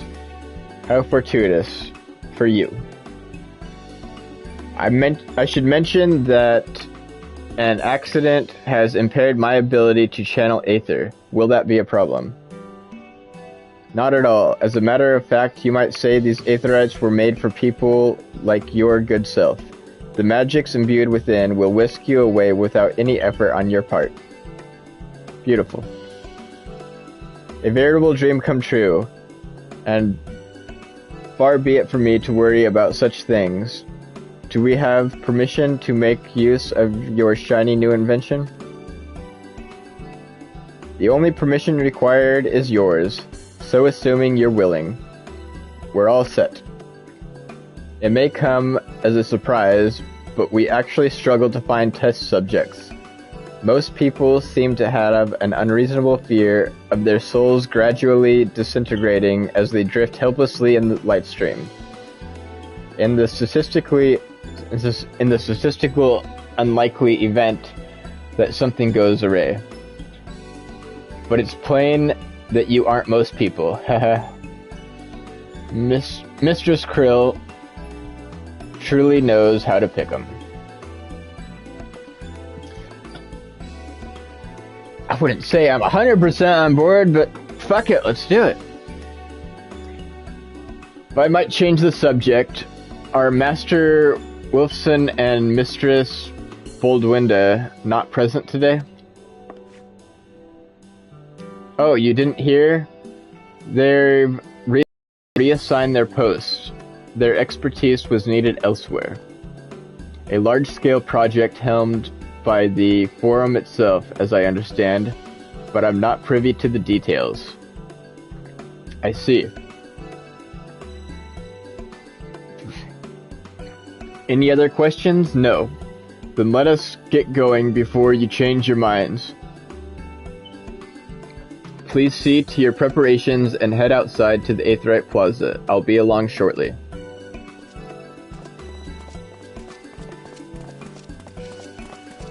Okay.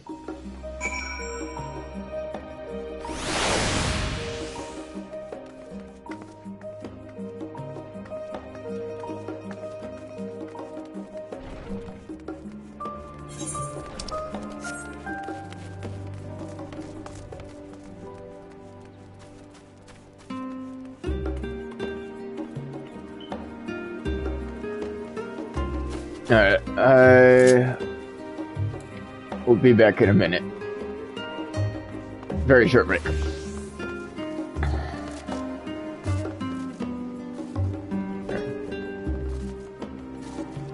Leave it on.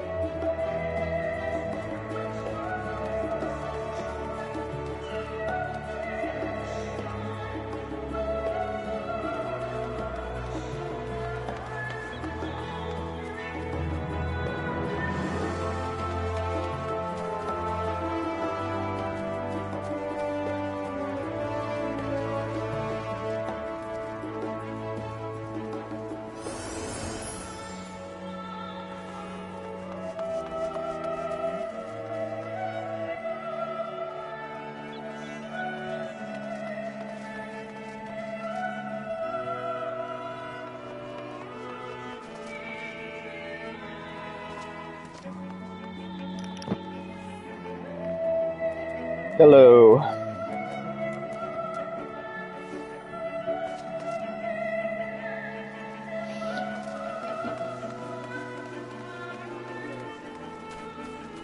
I am back.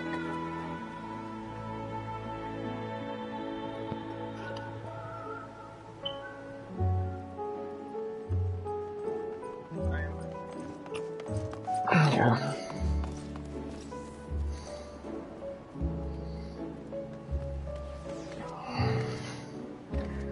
All right. Off to Thavnir.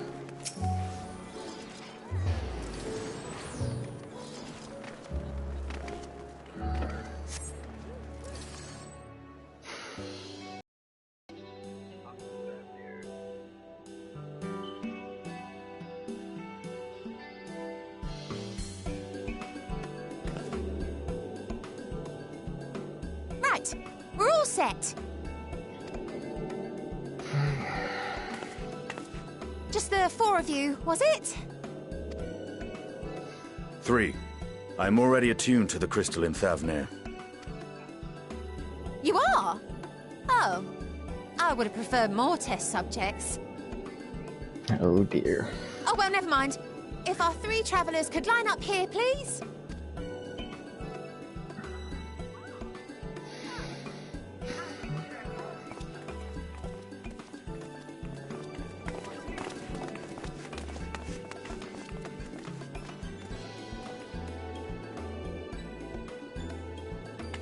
Yes, right there is fine. Take a deep breath, and I'll soon have you soaring through the ether.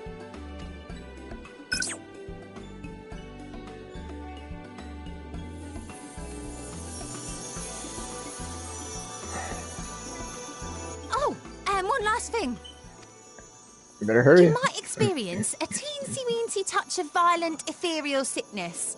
Good luck! Oh, you tell me after it's too late.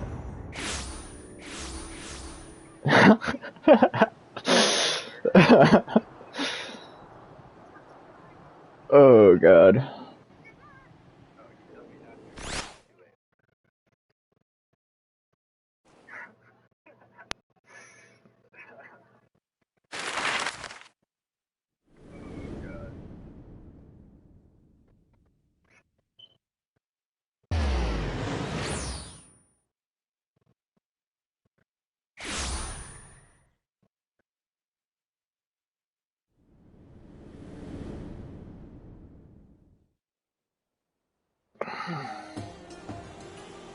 Thavnir, home to city-state Rad's Al-Khan.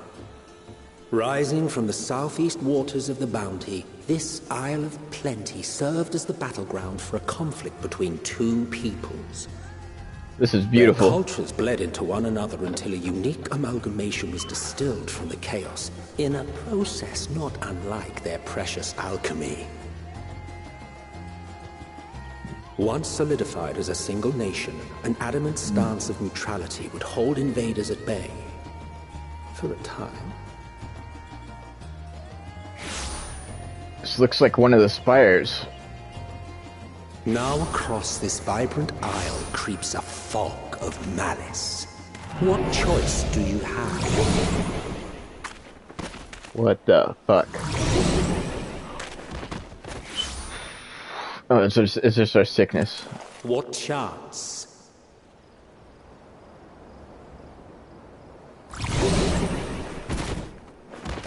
Oh dear god.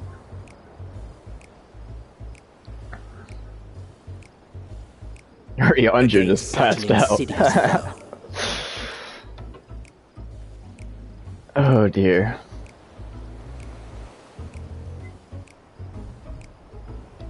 Thavnir. Oh, I am so excited. Oh, poor Thancred. Yonder. Oh, I'm still sick. Oh, goodness.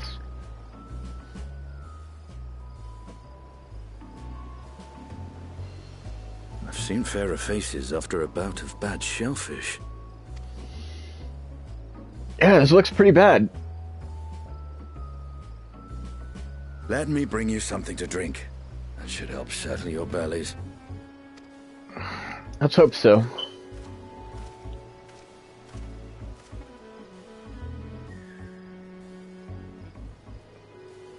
Doesn't look like we could fight a ladybug right now. With Kryle's instructions.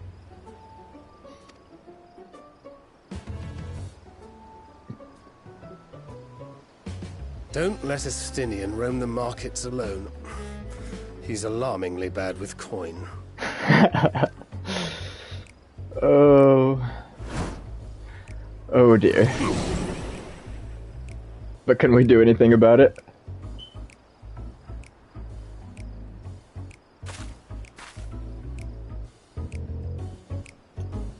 Oh, we're gonna brave our sickness. You managed to will yourself to your feet, but given your condition, will you be able to reach Estinian in time? Oh dear. Depends, where is he?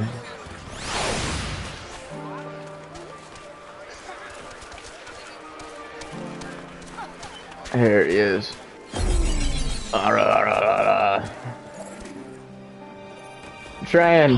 I'm trying.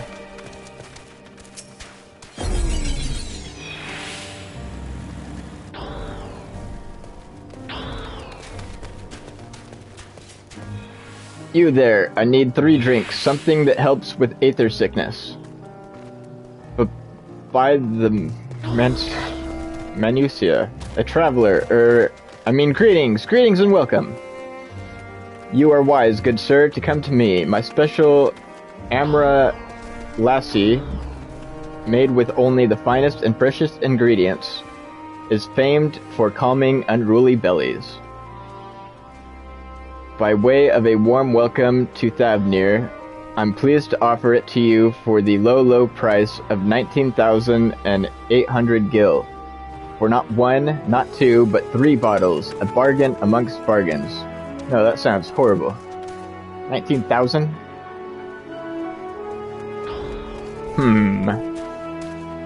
The price is high road robbery.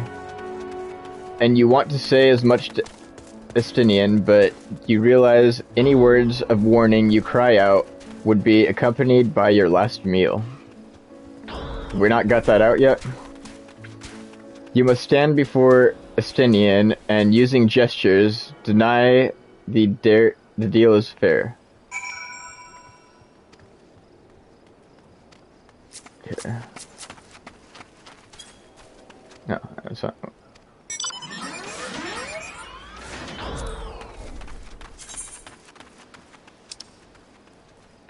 We got a new one? What's new? Eat apple. Okay.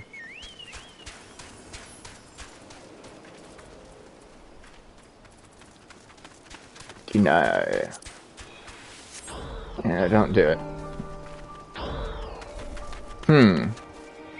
I thought you could barely stand. What do you need to tell me that is so urgent? Wait, I shouldn't buy the lassie? This merchant is swindling me? Sincerest apologies, sir. But I appear to have my prices confused. It's actually 1,890 gil for 3 bottles of lassie. Yeah, I can swing that. That confusion would have been quite costly for both of us. Very well then, your coin. Here, a bottle for each of you. Take them to the others and get some rest. Thank you, Estinian. I'll be back after I've explored the town. No, you can't explore by yourself. Fine.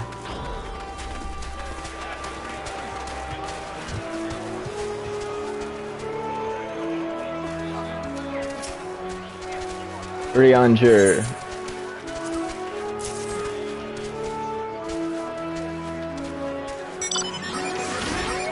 Praise be to the 12. My stomach doth loosen its deathly grip. My heartfelt thanks to the Estinian, and to the fine fruits of this land. You were in time? Excellent. You've spared us to Taru's wrath.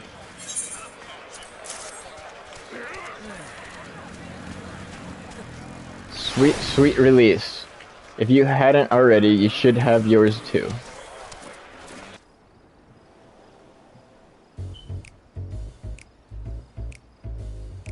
Alright, we're all feeling better. Right, I'm ready to get on with it. That lassie truly worked wonders. Back on your feet, I see.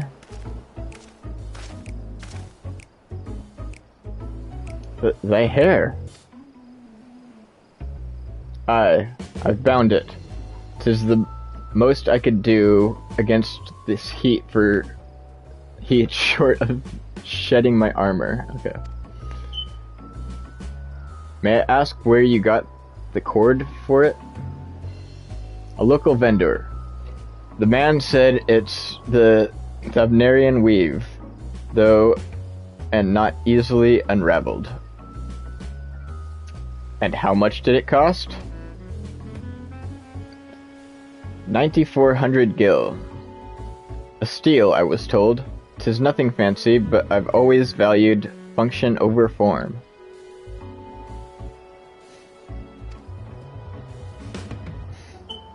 That's incredible. I dare say not even Alphanod could hold a candle to you.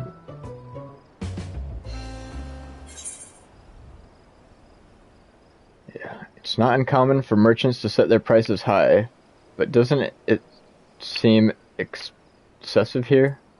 Are all Hessian merchants so unscrupulous?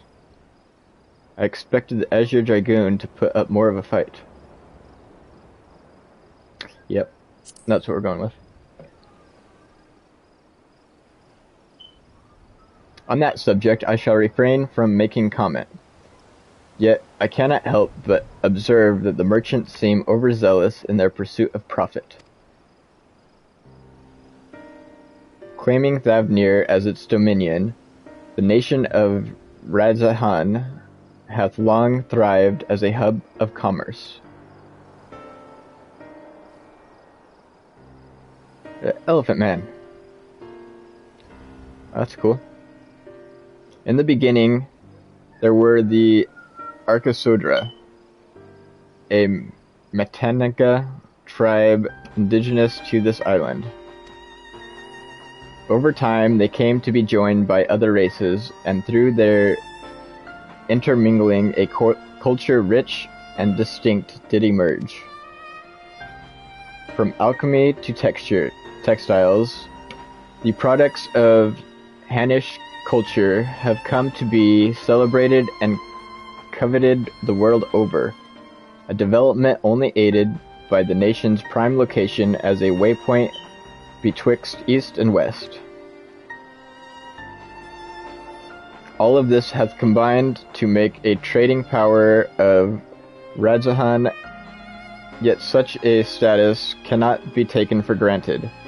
Nay, it must needs be maintained through judicious governance and stringent regulation, neither of which I see any evidence, given that merchants at a gateway town are free to fleece hapless travelers and tarnish the reputation of the nation at large. Just so, the opportunistic pricing is rampant, doth suggest that oversight is much weakened, or mayhap that the people have fallen upon hard times. Whatever the truth may be, 'twould be prudent to ascertain the current state of affairs. Prudent and practical, aye. We've naught to lose by learning more. So ere we seek out Kryle's acquaintance, shall we see what information we can gather here in Yedlimhamad. Excellent. We didn't exactly go off to a flying start, but we'll make up for it.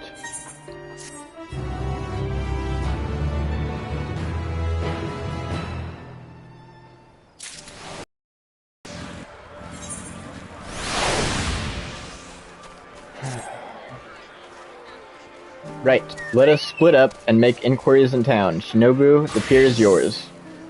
Once we have learned what we can, we regroup at the Aetheryte, off-putting though the mere sight of it may be.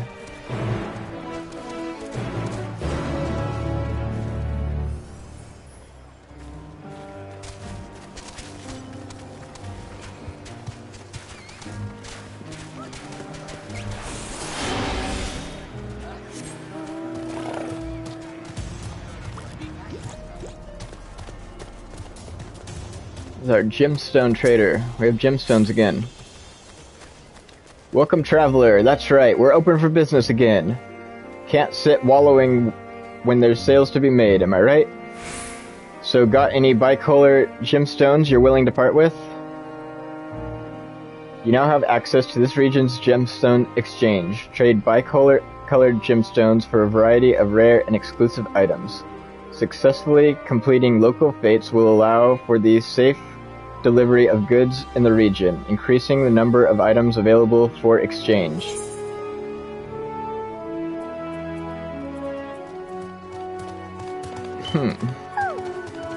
Okay. Nothing of note yet.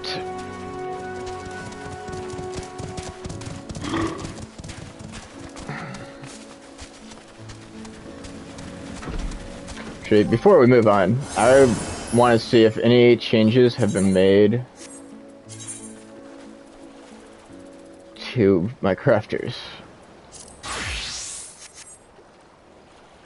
Yep.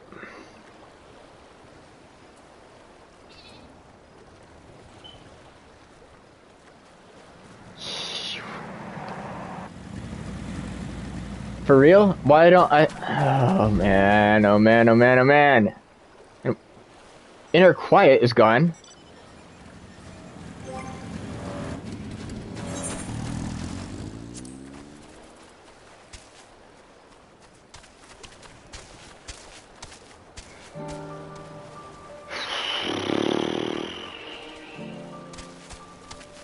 Okay, so how do I get inner quiet then?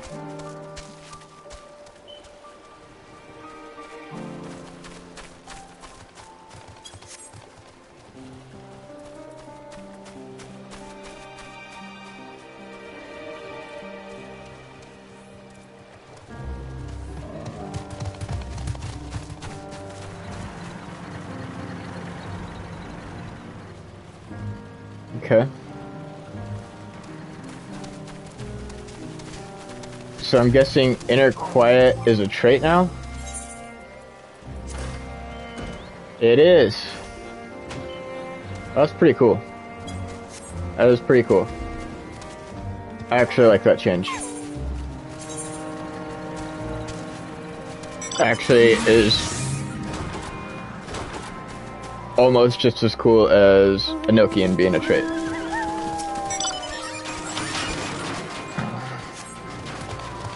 The crate is laden with fruits, but they are on the verge of spoiling, as if they have been there too long.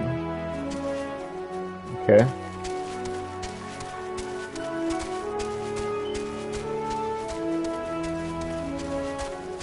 Here.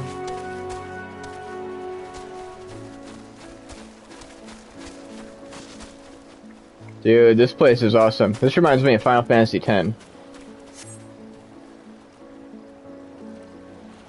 Gazing out from the pier, you spy boats moored off nearby isles, with the silhouettes of larger seafaring vessels farther away.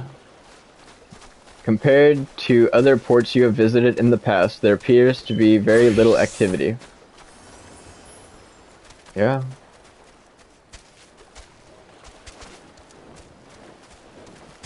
Okay.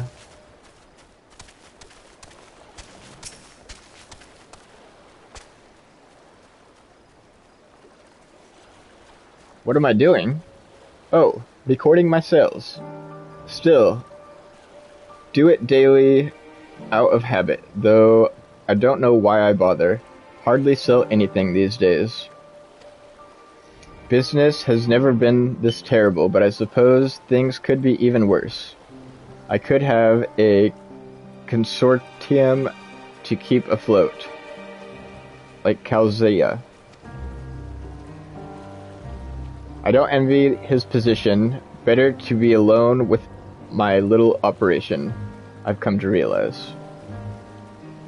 You're a traveler by the looks of you. If you have a moment, perhaps you could pay Calzeo a visit. He'd be glad for tidings from abroad. Like as not, you'll find him at the Saltwind Sails, the harbor guild building across the water from here. Okay.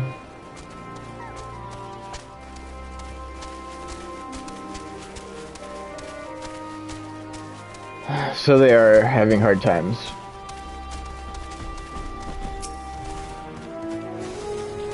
Well now, if it isn't a traveler, you're a rare sight in these unsettled times. People have been giving us a wide berth since that accursed tower suddenly appeared in Nurona. If it just stood there and loomed ominously, perhaps things would be fine, after a fashion, but no. It had to spawn fell fiends as well. We still have our lives thanks to the Radiant Host, but business is as good as dead. What'll become of us, only God knows. Okay, so it's the Spire is the problem. So we're gonna have to deal with that.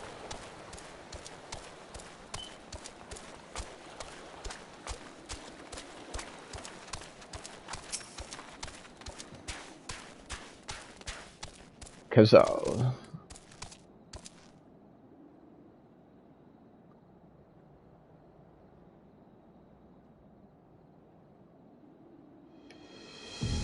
The Damaskians aren't coming, but we already have everything they ordered. What are we supposed to do with it? I don't know, but yelling at me isn't gonna help. All I know is that their plans have changed, and that's that. Look, you must have known this might happen. The Empire is at war with itself, and the provinces are in chaos. And then there's the tower sitting on our doorstep spitting out monstrosities.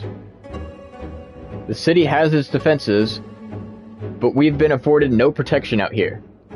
We can't blame foreigners for not wanting to take the risk. Ah! But this will be an enormous loss. Alright. Forget about the Dalmatians. Surely, some ships are still coming. We have fresh produce, handcrafts, medicines, all the perennial Hannish favorites. Our consortium works closely with merchants and artisans to supply only the finest wares. Quality is guaranteed. I know all of these things, Kazal. I do. Which is why I regret to say I have nothing for you.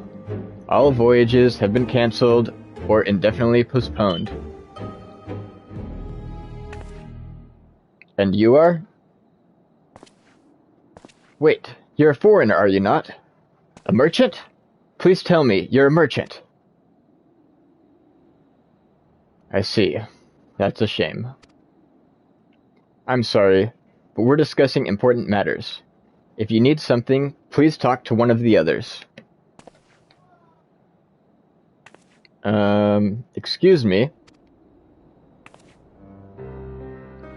My name is Mitsea, and I'm here to see Kazal.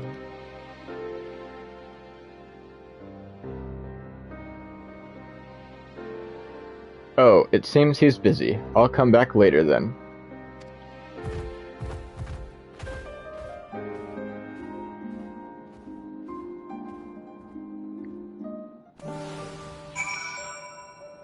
Yeah, it was weird. He was just having a conversation. He wasn't that busy.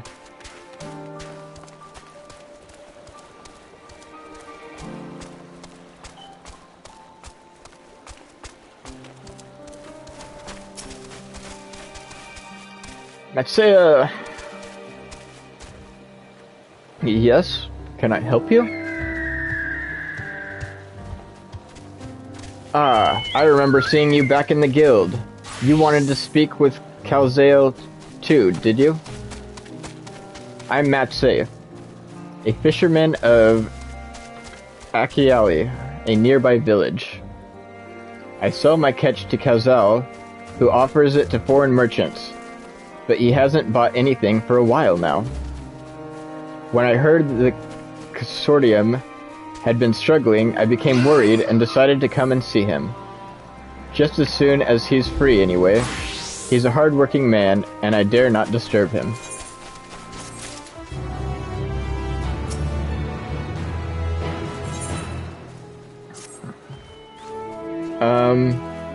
If I may ask, what is it that you do?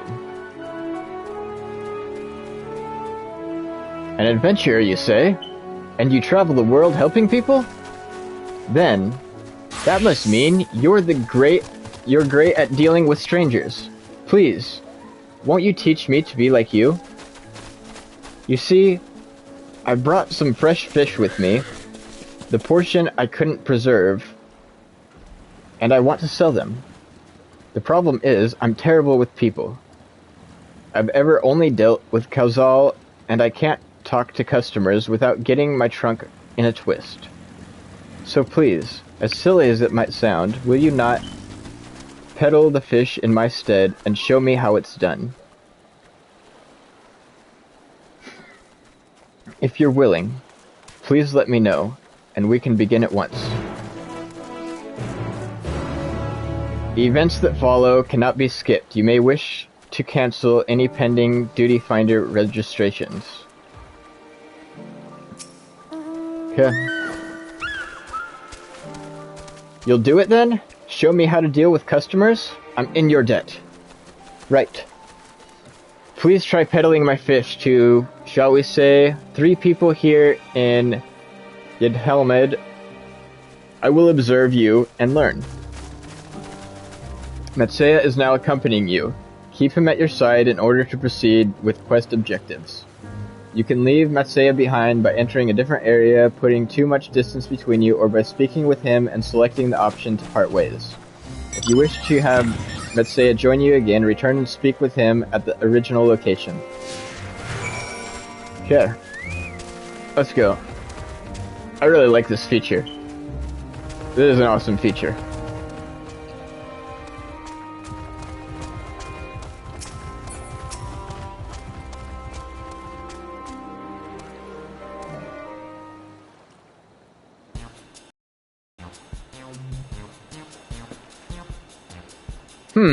Yes?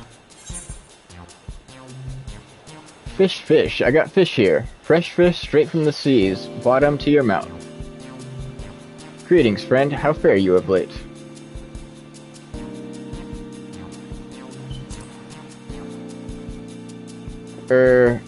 I'm sure your bosom fish are very fresh, but this is rather sudden.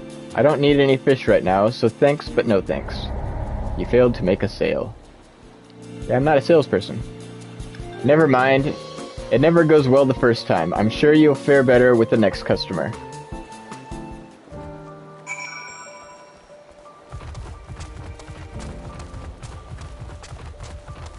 No, let's not run. We don't want to lose him. Well, I'm a little curious. Let's just see if he can keep up.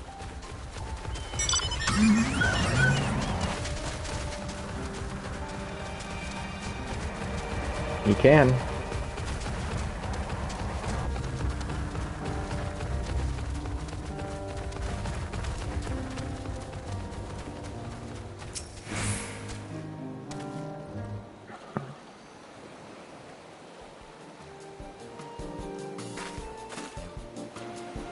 A hawker, are you? Do you sell fruit by chance? If so, I want to buy some amra. Let's say a dozen. They don't need to be export quickly. Quality. Armashama. My fresh fish is the only thing you need. What do you need so many amra for?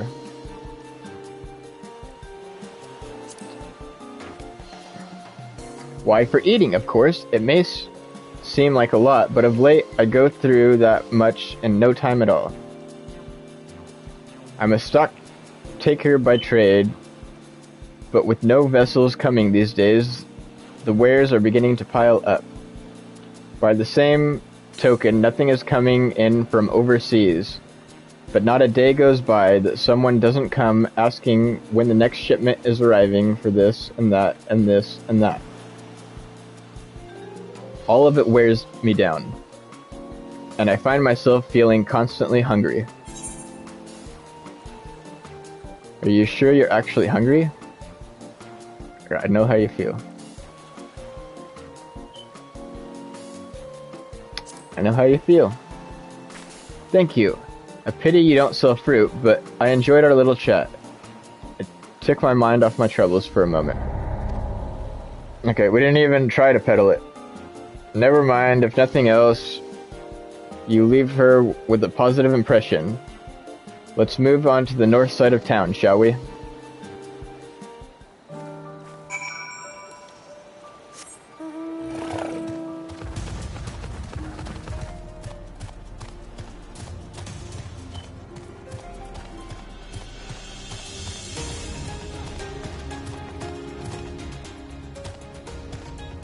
God damn it.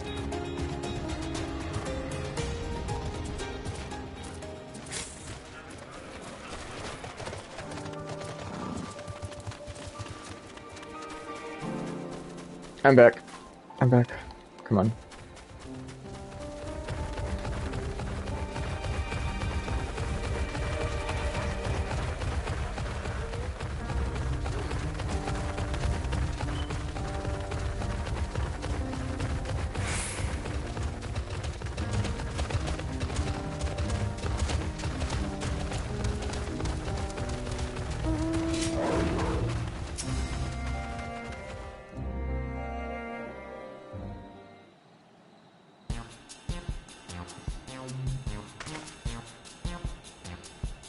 What is it? If you don't mind, I'm rather busy. Oh gods, my stomach! Ugh! Aether sickness? No, nothing so unusual. In my hurry to get back to work, I just ate a little too quickly. Some fresh fish will settle your stomach, and mine are the finest of all. Ugh. Food is the last thing I need right now. Go and sell your fish to someone else.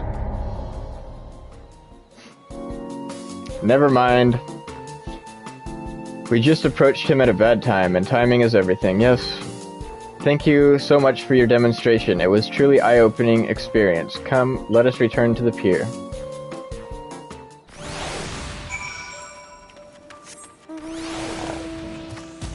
Yeah, we're not gonna do it. We're gonna lose him. Can you drop down with me? Yeah.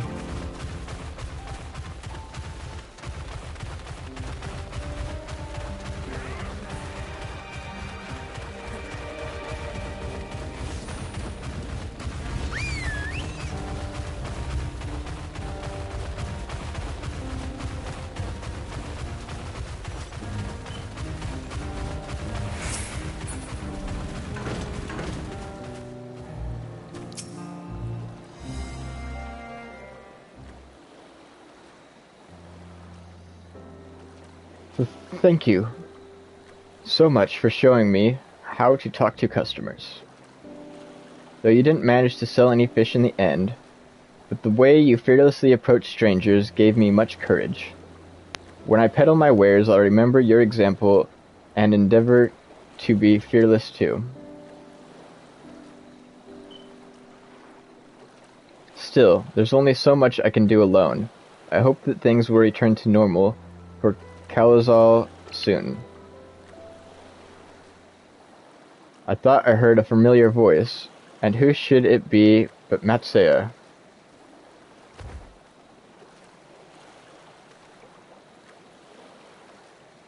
Kalazal, have you finished your business at the guild? So you were there too. Forgive me. Try as I might, I can't find any buyers. With no ships coming in and hardly any going out, there simply aren't any options at this rate. So, You can't buy my fish anymore? I'm sorry, Matsuya. I truly am. But for now, you must peddle your own goods. But by myself, I can't.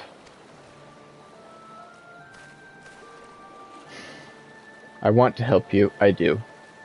But as it stands, I can barely help myself. I've poured my all into Castorium, and I'll be damned if I let it fall apart. I have friends and families depending on me, and I can't, I won't fail them. My sisters, as my witness. Kazal. Not to worry. Using what I've learned from you, I'm sure I'll manage somehow. Well, I had best return to my village. My thanks again, and please take care on the road.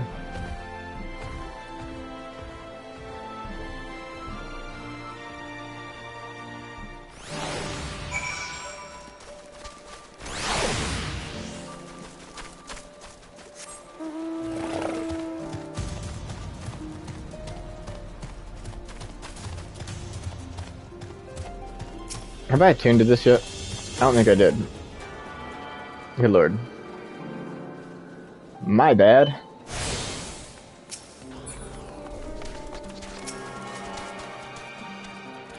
I see you've been busy. Managed to learn a tidbit or two, I trust?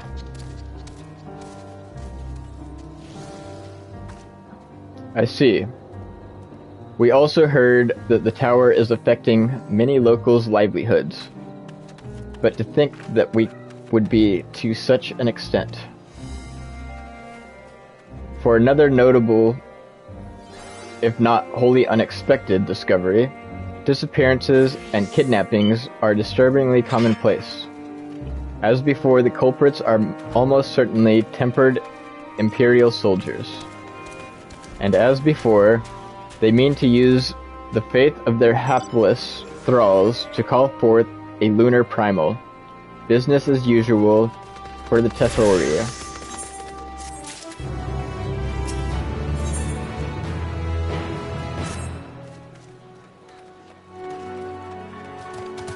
That Mestea fellow you were helping.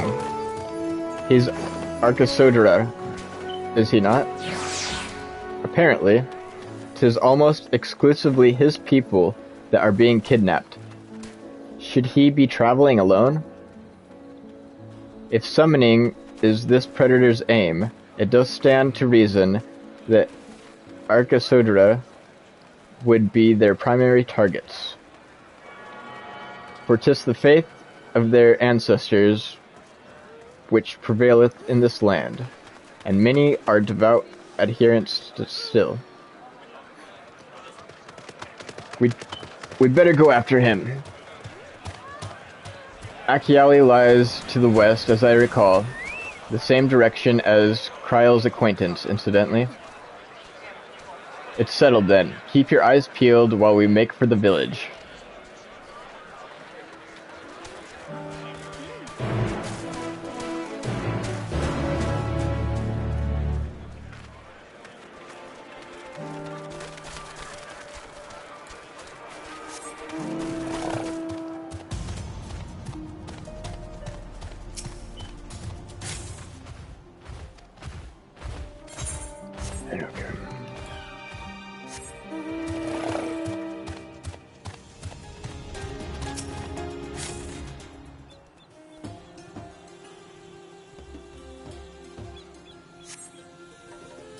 You do not see Matsuya nearby, but the elevated ground up ahead may provide a better vantage point.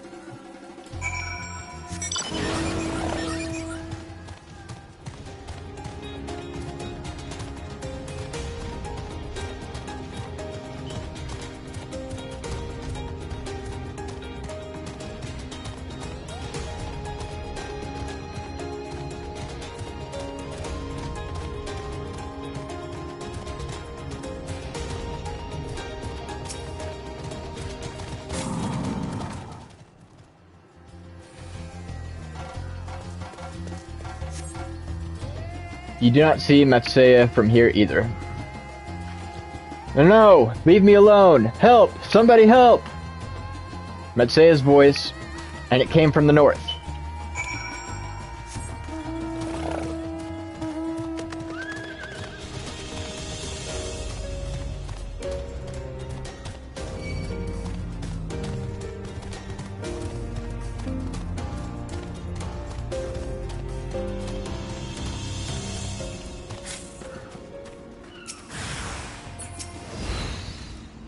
Okay.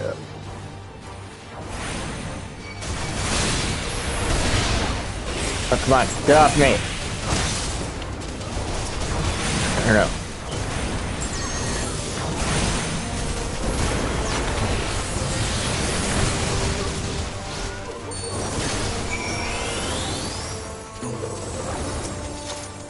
Oh, I guess we're done.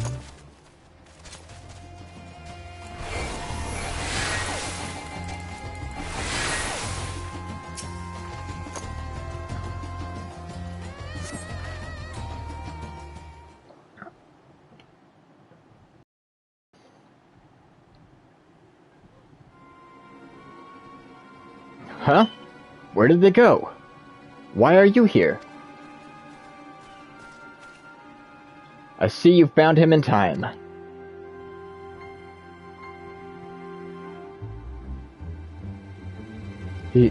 You and your friends came to look for me? I don't know how to thank you. On my way home, I took a moment to stop and rest. Think about what to do about, well, everything. And then those men came. Kidnappers. We'd heard that the Arkansodria were being targeted. Surely you have as well. Perhaps it's best you took refuge in the city. We've considered it, me and the others. But fishing is all we know, the ocean all we have. I see. That's your decision to make. But you should take care not to travel alone.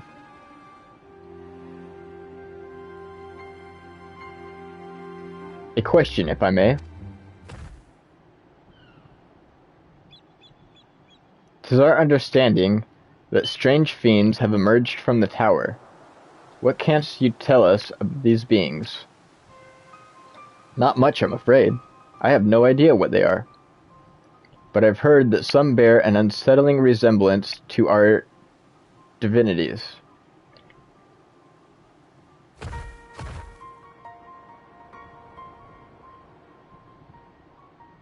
For that reason, some have taken to calling the tower Zot. House of Divinities.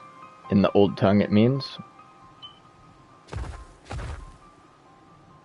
But they're not true divinities. They're monstrous imitations that bring only death. To have one's faith so twisted is a grievous indignity. And full justified art thou in thine outrage. Though that 'tis for no other purpose but to neutralize the tower that we have journeyed to this land. In time, we may be forced to contend with the false gods, and thus we would learn all we may about them. Wilt thou not tell us of thy divinities and their true nature? You've come all this way to save us? Really? To think, I had you peddling fish. But to answer your question, yes, of course. We would gladly tell you about our good gods. We, I say, because I'm a terrible storyteller, and I'd ask my fellow villagers to do it. So please come to our village. We're good, gods-fearing folk. All of us. And we'd be honored to share our knowledge and fish. What sayest thou? Shall we pay visit to Akiali? Let's do it. Wonderful. Just follow the road west and down the hill. You can't miss it.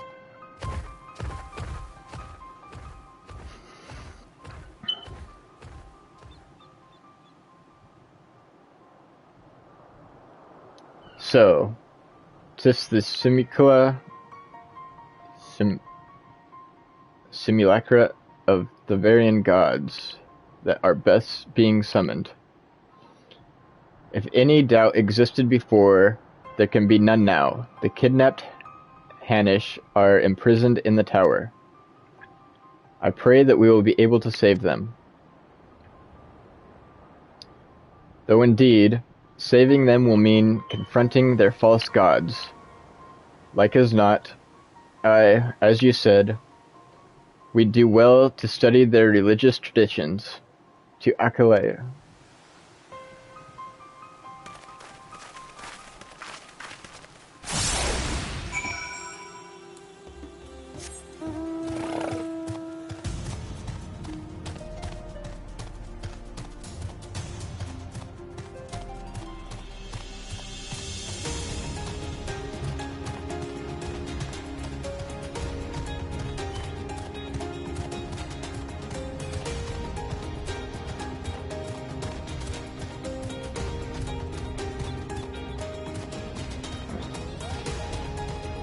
I can stack triple cast. That is so cool.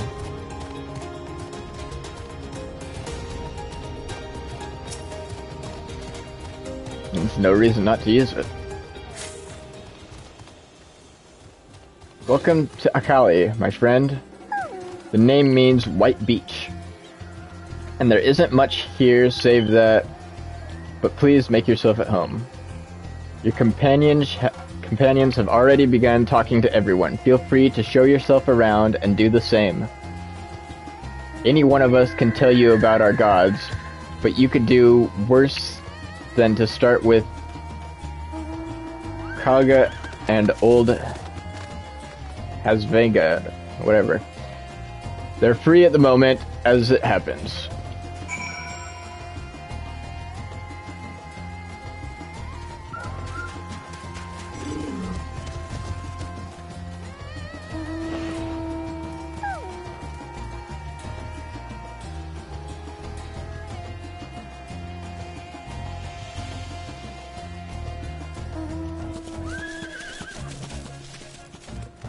Okay.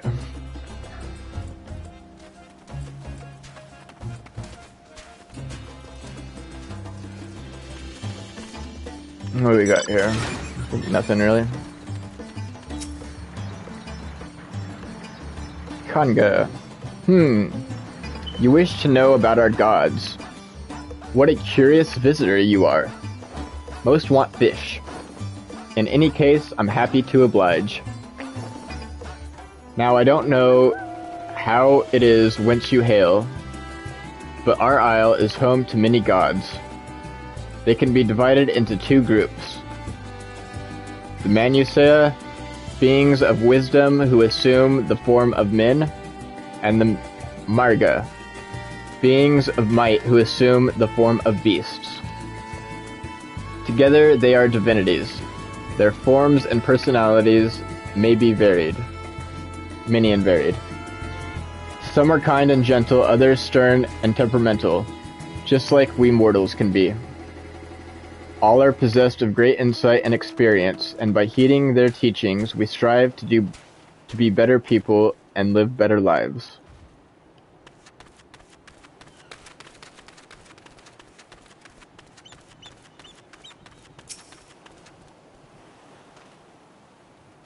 Interested in learning about our gods, you say?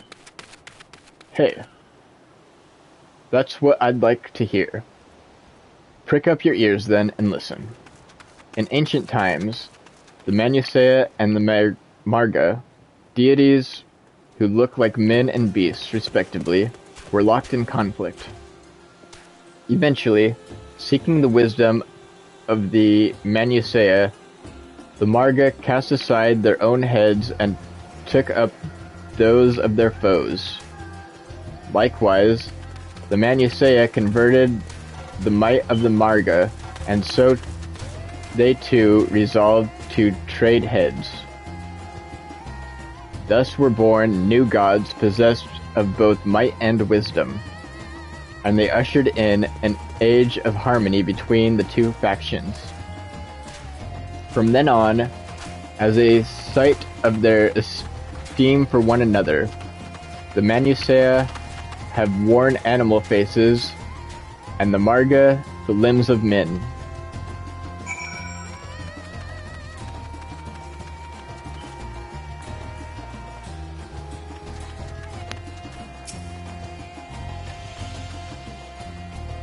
There you are. Learned a thing or two about our gods, I trust. While you were off talking to the others, I remembered something that may be of interest. If you could let your friends know, I'll go fetch it from my home at once.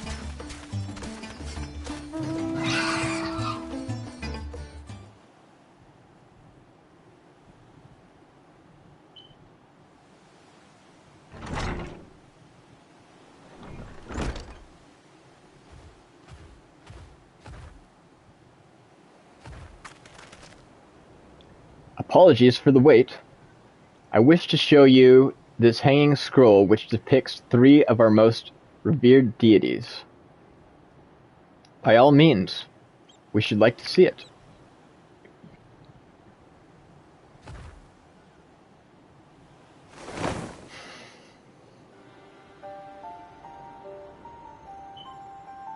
They are Manusea. You heard about them already, yes? 3 sisters. The center one is the eldest, Kindurva, a goddess of wisdom. For this, alchemists hold her in the highest.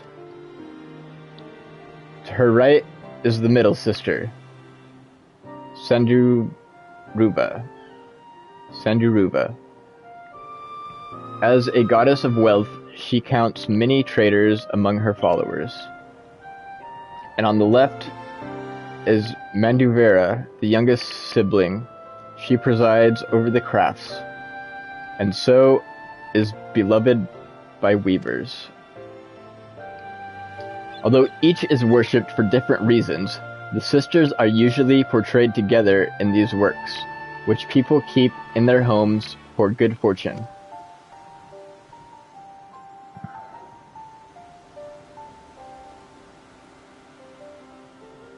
In like fashion to the Manusea, the deities of Eorzea preside over myriad aspects of life. And what of the Murga, if I may ask? The Murga hold power over nature. In ages past, they were revered as guardian deities in times of conflict. If you have occasion to visit the temples and ruins, you'll find their images there. Among them is a god who possesses a Gaija head, and he is venerated as the progenitor of the Akasodra. And then there are dragons. They occupy a special place in our history. You worship dragons too? It's said that an ancestor of the satrap, that's the ruler of Radzatan, forged a covenant with a dragon divinity in ancient times. This divinity has since acted as the guardian deity of the satrap. Legend holds that if ever the satrap is in need, his dragon ally will fly to his aid. Dragon ally.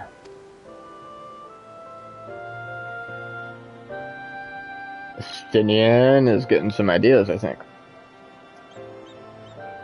You claim to be a terrible storyteller, but nothing could be further from the truth. The passion you bear for your faith is plain to hear. I am confident that the information you've given us will serve us well in our efforts to deal with the tower. It is very kind of you to say, thank you. I will pray for your success. Right, I believe it's time we sought out Kryle's acquaintance, an alchemist by the name of Nidhana. according to Kryle's notes, we're to find her at a place called the Great Work, further north along the coast.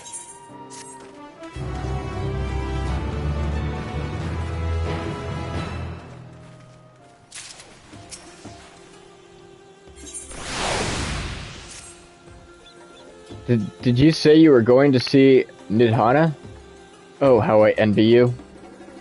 She's brilliant and beautiful, kind and understanding. And did I say she's beautiful? Sigh. I could stare at her dainty ears and adorable trunk all day. And those eyes. When you meet her, take care you don't drown in them. I don't think you gotta worry. But yeah, I'm seeing a lot of Final Fantasy X themes here.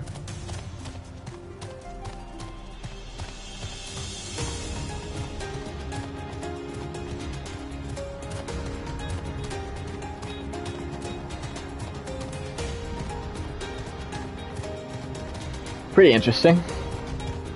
I know we get anima. It should probably be Primal. Probably the Magna Sisters. I'm guessing that was those three.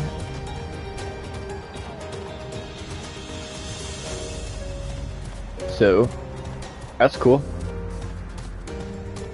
I like crossovers. As long as they're done well.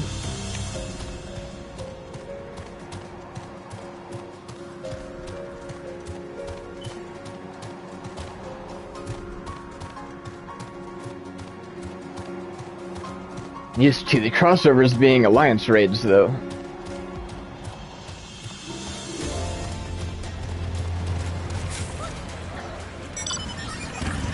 Hold on.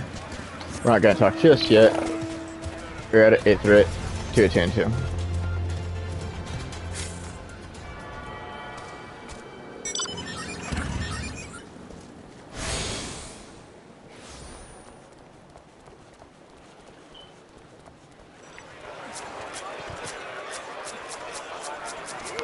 Okay, these are NPCs. Why is everyone laying dead on the ground? Holy cow. Okay. Something bad happened.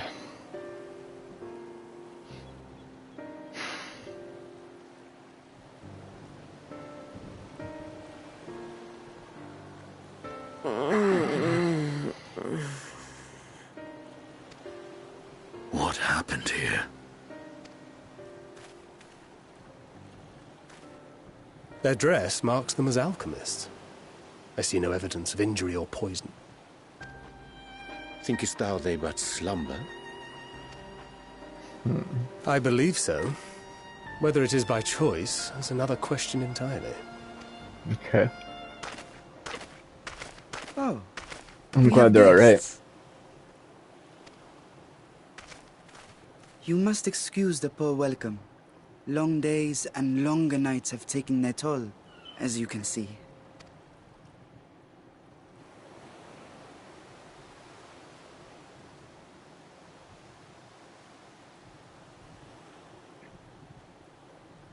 I am Vashan, servant to the satrap.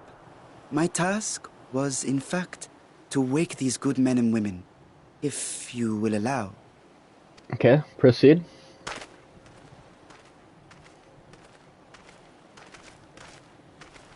People of the Great Work, I come bearing new scales. Scales? We have new...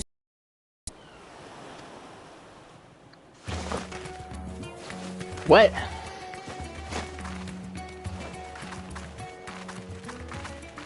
Yes, my friends. Gather round. I have them right here.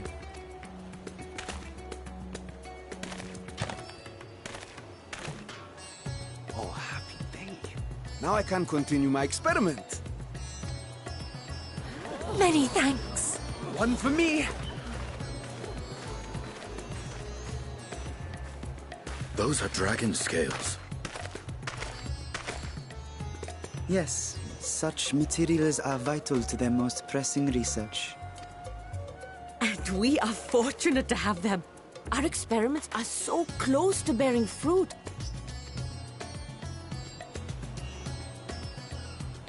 Soon we will have a talisman capable of nullifying the etheric emissions from that accursed tower. Did I say something wrong? Are you not here with Varshan? Wait, who are you people?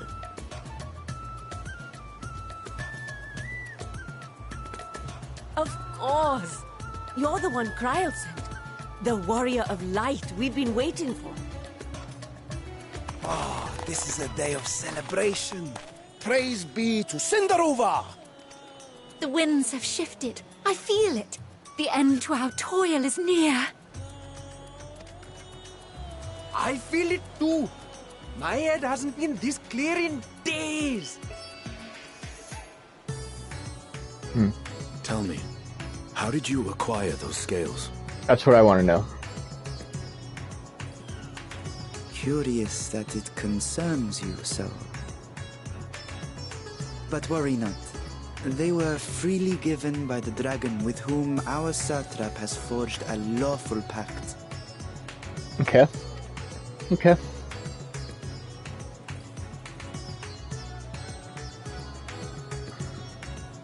That is well.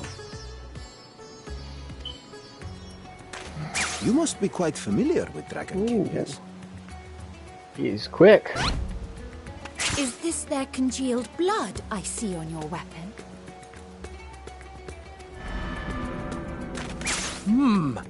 Speaking of dragon blood, you yourself have been infused with it, have you not? I should like to draw a file or two, if so. Oh, Jesus Christ. Get away from me. See here. Estinian. Come along, come along. I must insist that you visit our laboratory. Don't do it. Cease your shoving, or so help me.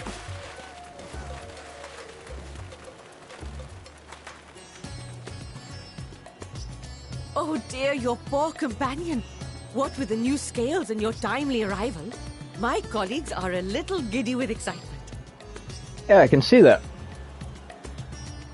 No harm will come to him, I promise. Meanwhile, shall we find a quiet place to talk? As you may have guessed, I am Nidana, the alchemist who sent a request to your Mistress Kryl. We have workshops across the nation collaborating on this research project. But it is here, at the Great Work, where I collate our results. Come with me, all of you, and I can explain the crux of the situation. Okay. There best not be any harm to Estinian, though. I'm telling you.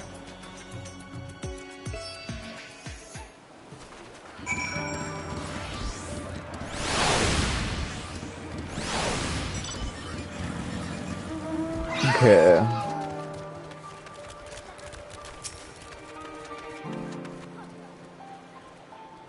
Well met, traveler. Might I interest you in a chocobo porter? La la la la la. Nope. I'm updated.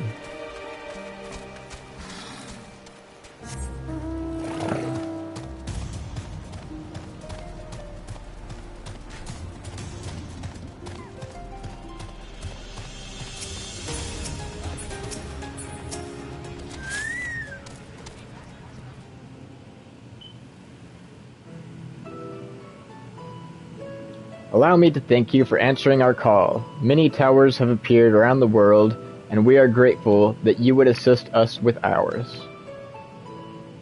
Though Kryl herself is tied up with another investigation, Shinobu is an eminently capable substitute, and we shall spare no effort to aid you.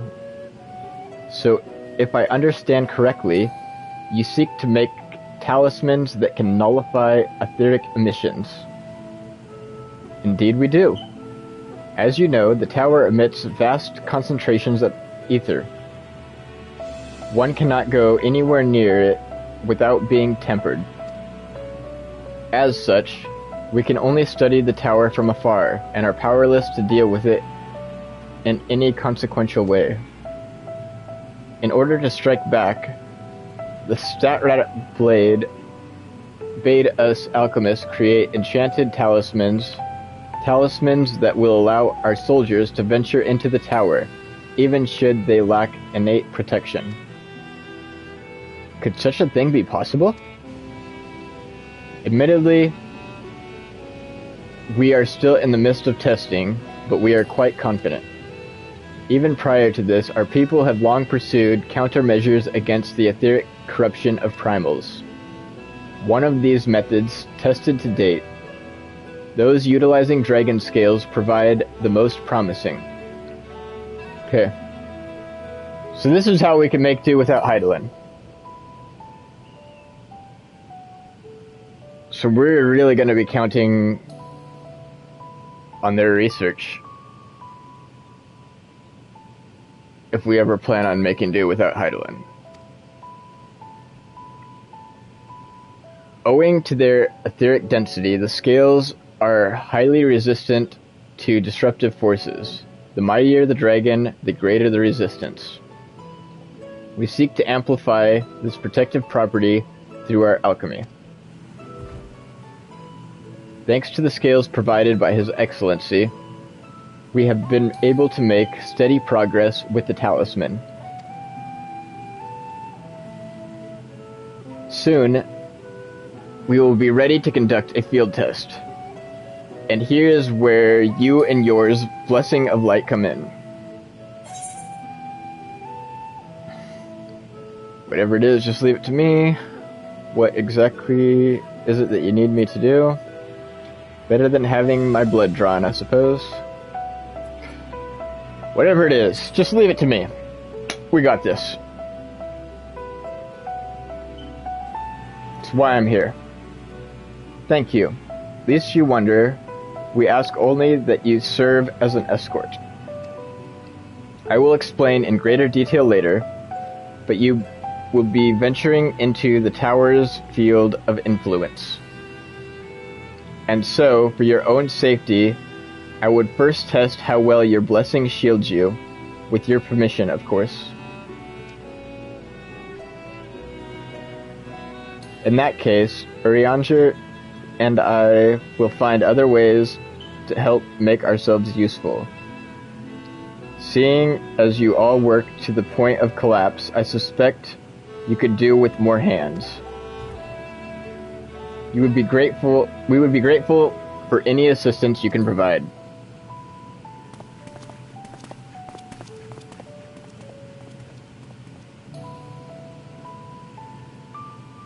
If you are ready then, let us put your blessing to the proof.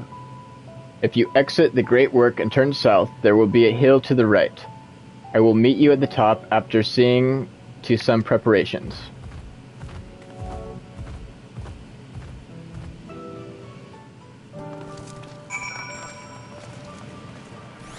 Alrighty. Yeah, this is...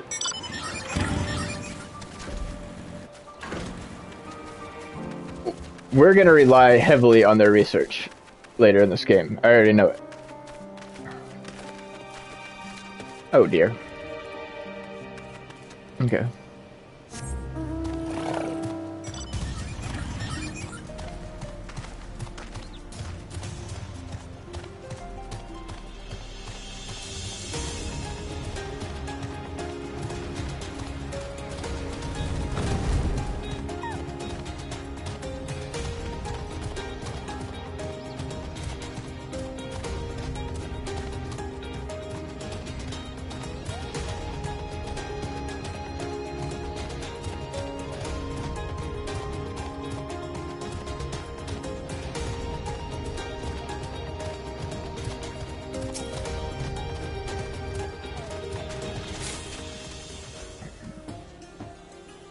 I hope you didn't have trouble finding this place or climbing the hill. Not all are accustomed to the physical terrain. I give you the fruit of our sweet tears and many a sleepless night, the drunken Deepa. A Deepa is a lantern presented to the gods as an offering, taking Taking inspiration from the tradition, we created this device to test the talisman's efficiency. Upon activation, it will move a certain distance before emitting a powerful blast of ether. In lieu of corruption, those lacking sufficient protection will experience severe aether sickness. For your test, you will be exposed 4 times. That should be enough to ascertain your blessing's protective capability. Please begin whenever you are ready. I shall remain observing from a safe distance.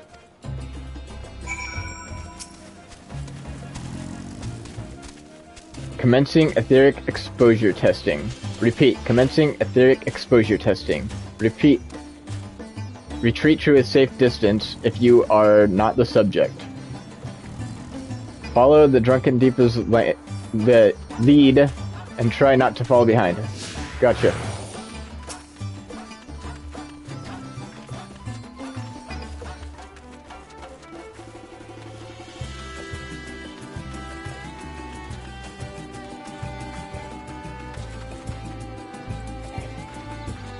Stand back.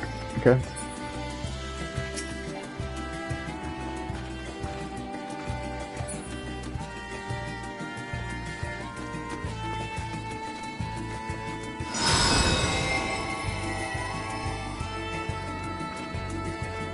You are struck by a powerful blast of ether, but suffer no ill effects. Of course not.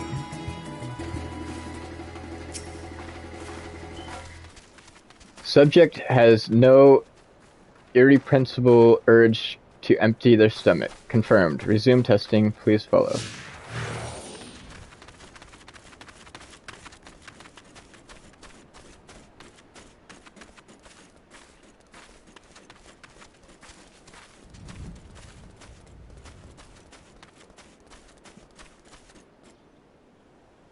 Readying ether. Please stand back. Please gather near.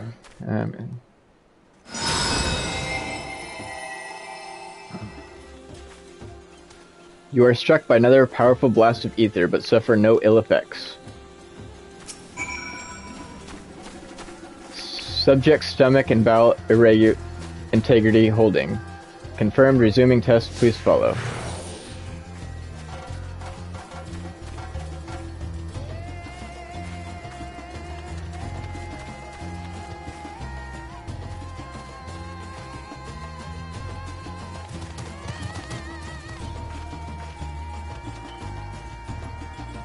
Readying ether, please stand back.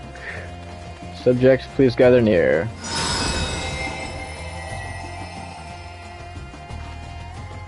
You are struck by yet another powerful blast of ether, but suffer no ill effects. The blessing of light appears to be keeping you safe from harm. Subject fortitude rated. Impressive. No irregularities confirmed. Resuming test, please follow and brace for final discharge. Do it. Hit me with all you got.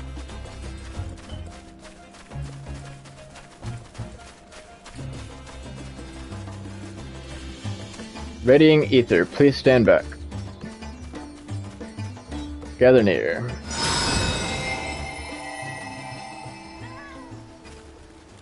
You are struck by the strongest blast of ether yet, but survive completely unscathed. Etheric exposure testing concluded. Please collect and deliver me to the supervising alchemist.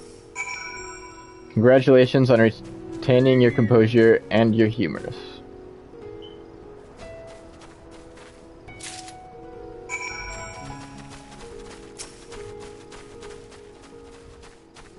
Ah, you've returned. And not on your knees. A promising sign, but come, let me take a Deepa off your hands.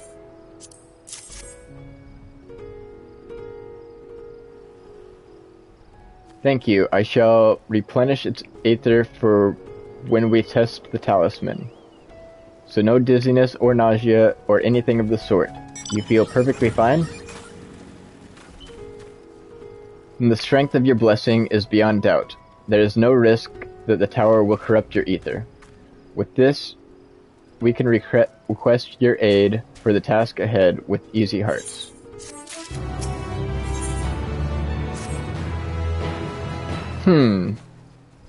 You are a capable warrior too, are you not? Would you be amenable to assisting me with another errand? You see, our talisman requires the use of a special ink, but we have exhausted our stores of a key ingredient for it. Spirit weed. The herb grows not far from here, and we would like to go and harvest some.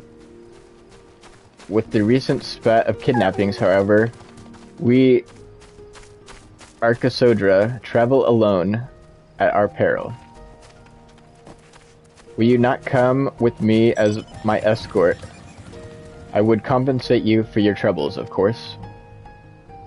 You got it. Let's go get some spirit weed. I'm in your debt. Without further ado, let us head to Kajea's footsteps. It is situated on the road which runs east of the Great Work.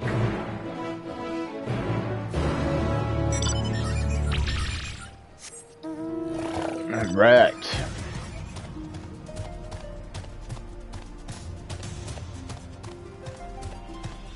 We got our baggies.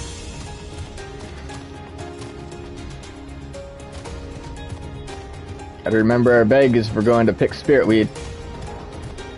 Anyone got a pipe?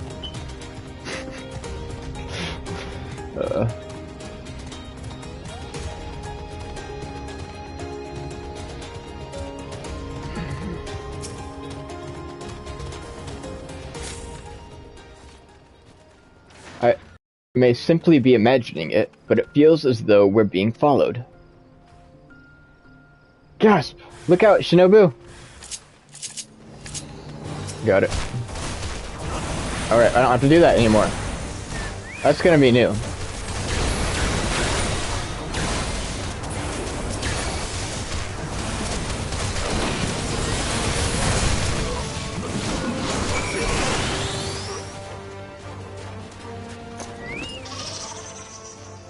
Okay.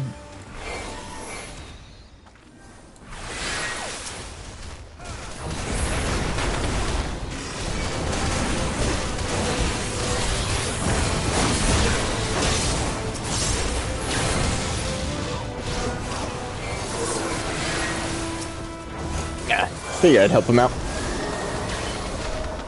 Gods, but that gave me a fright, to think that the moment I ventured outside the safety of the work. Thank the sisters that asked you to come with me. You're alright, I hope. Good, good. Let us continue on then. It isn't far now, just through these pillars and up the rise.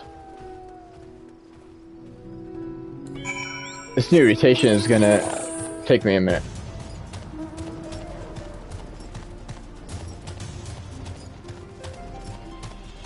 I don't know, the only thing that's really different is the Nokian's gone, and it's just throwing me off for some reason. I don't even know why.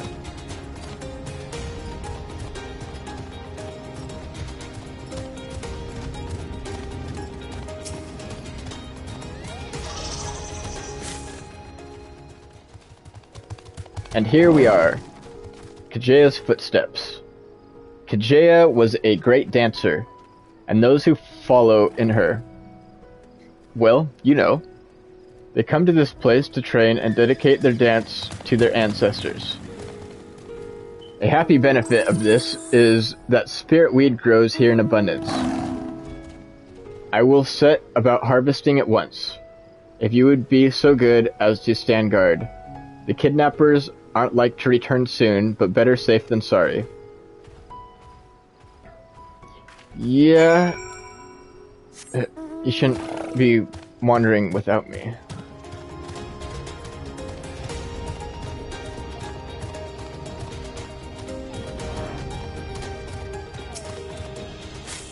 Okay, good. We stand guard right next to her.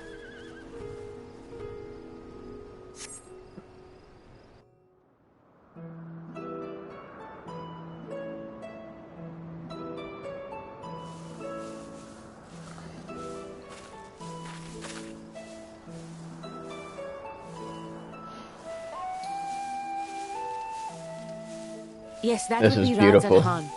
Hardly anyone has been allowed in or out since our troubles with the tower began.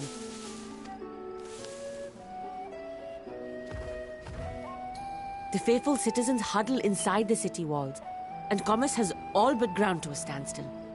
I pity the satrap, the trials he must be facing.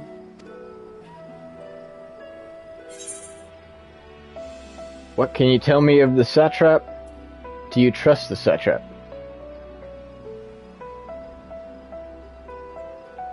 Do you? Completely. Without the satrap and his line, Radzat Khan would not exist. Okay. Long ago, this island was home to two tribes of Matanga, the Gajasura and the Arkasodra. When the Aura came to these shores, it was the Arkasodra with whom they joined forces. Together they defeated the warlike Gajasura, forcing them to flee Thavnair altogether. Peace and prosperity reigned for a time, until a clan of Hjor from the mainland decided they wanted the island for themselves. It was a direct ancestor of the present satrap who arbitrated that conflict and welded the warring factions into the nation we know today.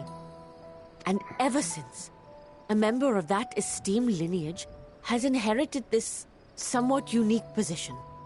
You see, by and large, the state is run by the people, but when problems arise, it is the satrap who mediates a solution. The stability provided by the satrap is what has allowed Radzat Khan to thrive all these years. And it was the satrap himself who entrusted us with this duty. We will not fail him, nor our countrymen.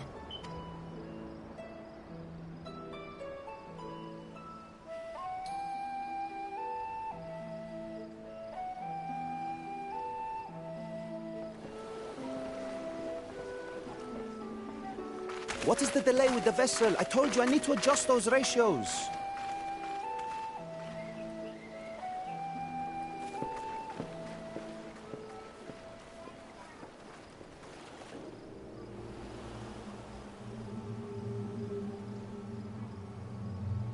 I come all this way to admire one of my splendid towers, and what do I find? Fools attempting to ward off its tempering influence with magic trinkets. I seem to recall a similar experiment in ages past. What was that man's name? Oh, something. Owen? Another body, another time. Who could be expected to remember every trivial detail? Allowing them to construct such handy talismans would be counterproductive to my plans. Indeed they would, Mr. Fandaniel. And yet, I find myself deathly curious. How will they manage this feat with the limited knowledge and resources at their disposal? Complications be damned, for we cannot escape the nature of our souls. And I, as ever, am my own worst enemy.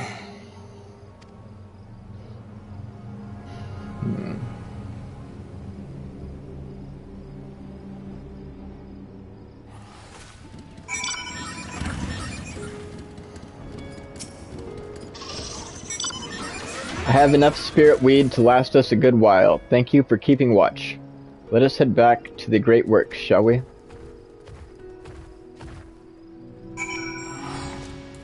Let us.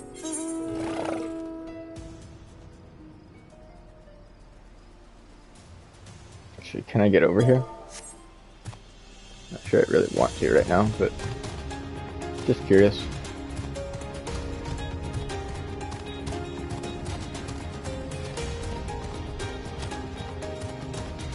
Yeah, looks not.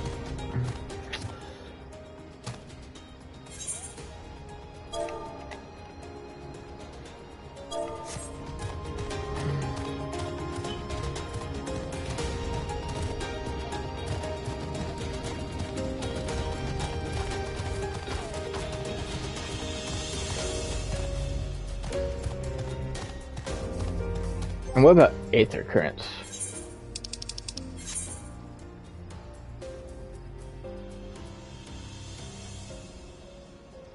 Oh, it's been removed from my collection. So we don't have aether currents, I'm assuming.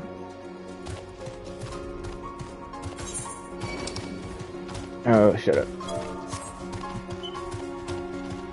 Wait. Saka. Oh.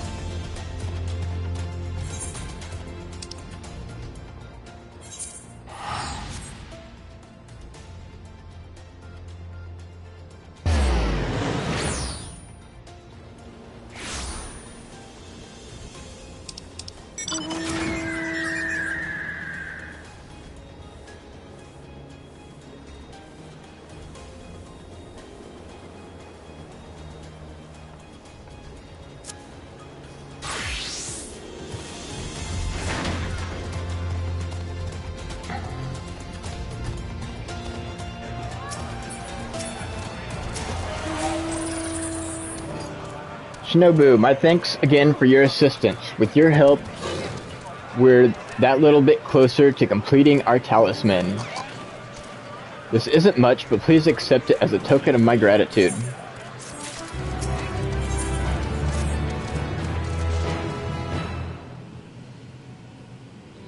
If you will excuse me, I shall return to my work on the talisman.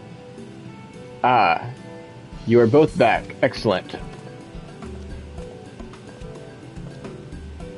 I have a message for you, Mistress Nidhana. It would seem the stores of Giant Skull are running low. What?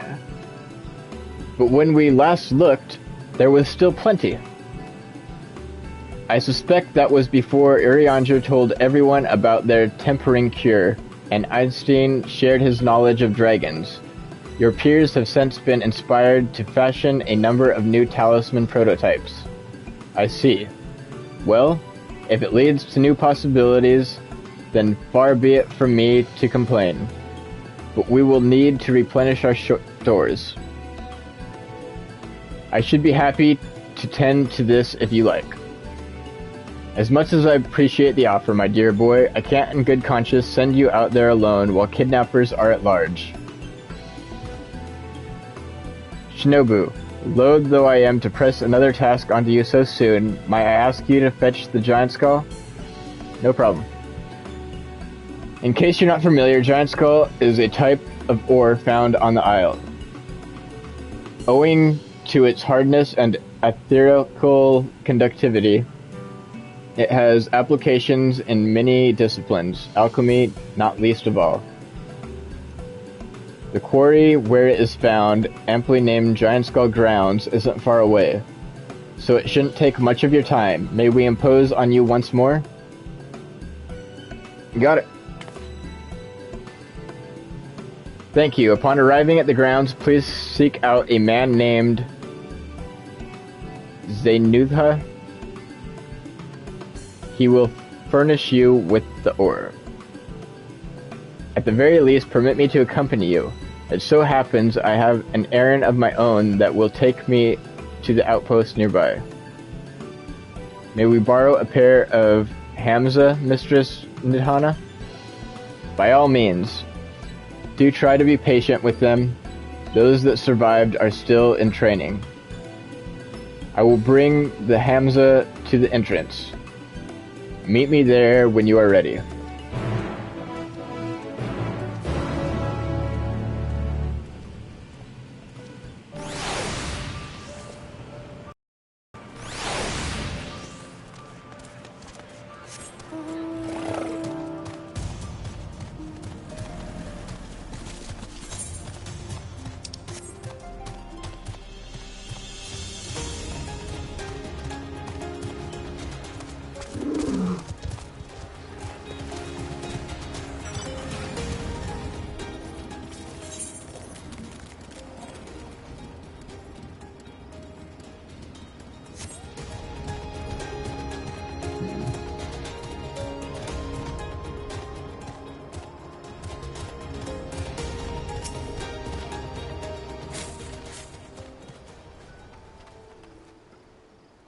Here are Hamza, Shinobu. If the creatures look familiar, it's because they're close kin to your Erosian dodos. Hamza have long been kept as livestock in Thavnir, and many a hatchery may be found here. Alas, the largest of these was recently raised by monsters from the tower. On account of the said hatchery being situated near the tower, the Radiant Host repurposed its remnants as an outpost. This is where my errand takes me, and your own destination is but a stone's throw away. If you have no objections, let us first make for the outpost. We set forth at your word. Let's go. You are ready? Then let us depart. You need only ride and relax. My bird and I will take the lead for yours and follow. Sure. Not sure why I would ride this one. I got my own mounts, but okay.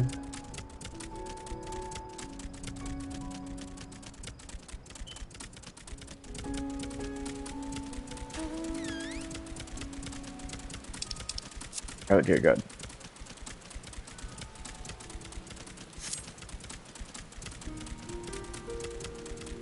The Sword of Legend was wielded by That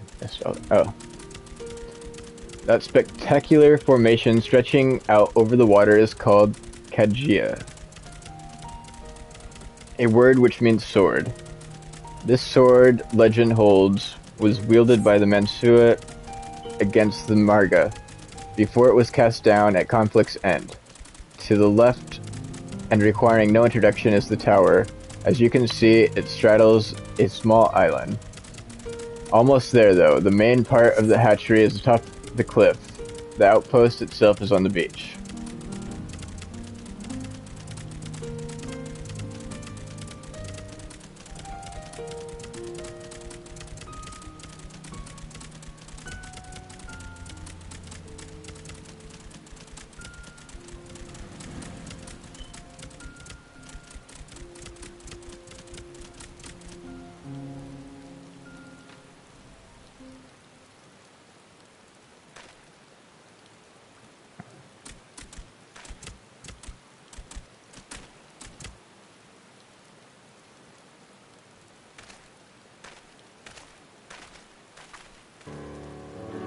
And here we are, manned by the Radiant Host. This outpost is our first line of defense against the tower.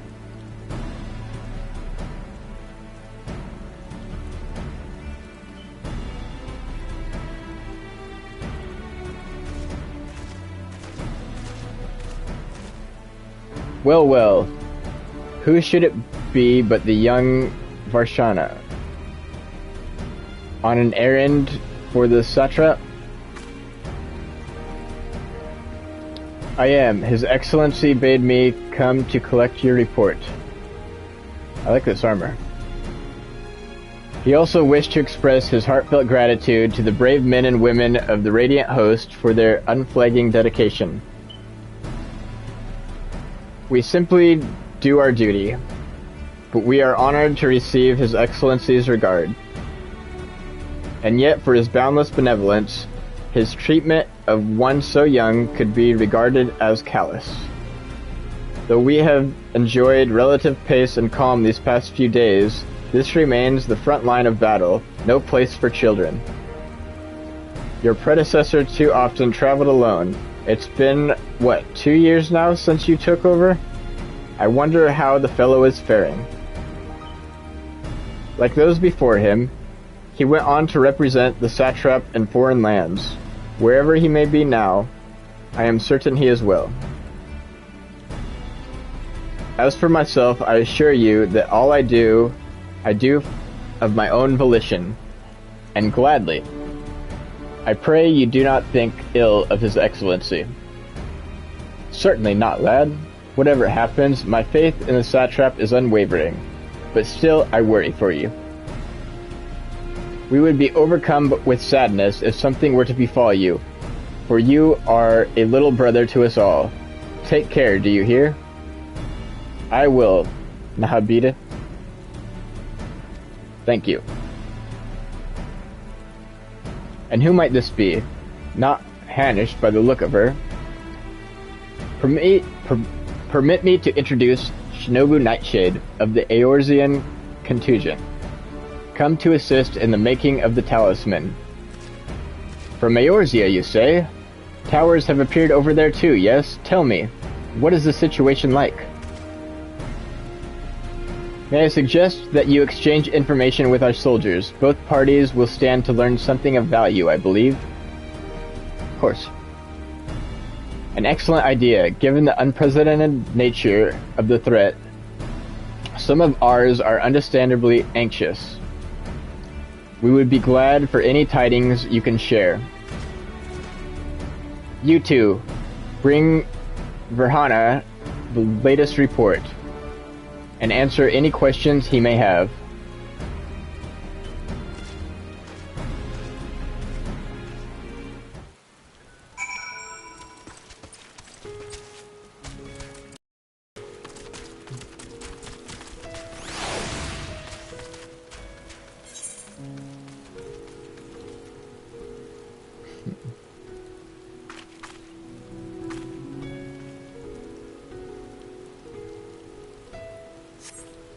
Interesting.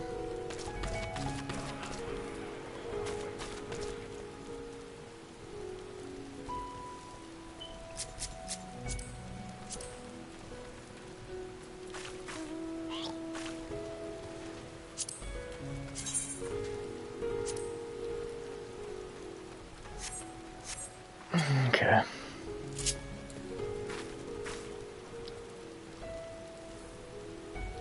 I shall return in a minute.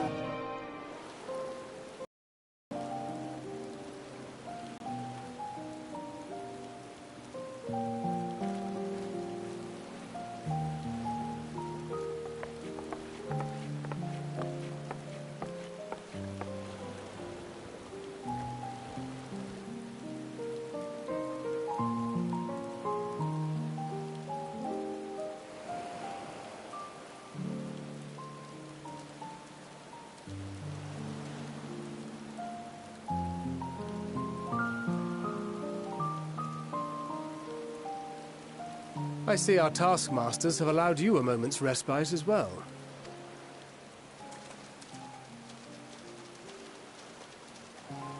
You have to hand it to these alchemists. They are determined to see this endeavor of theirs succeed. I've never been one for blind optimism, but I sincerely get the sense they're close to a breakthrough.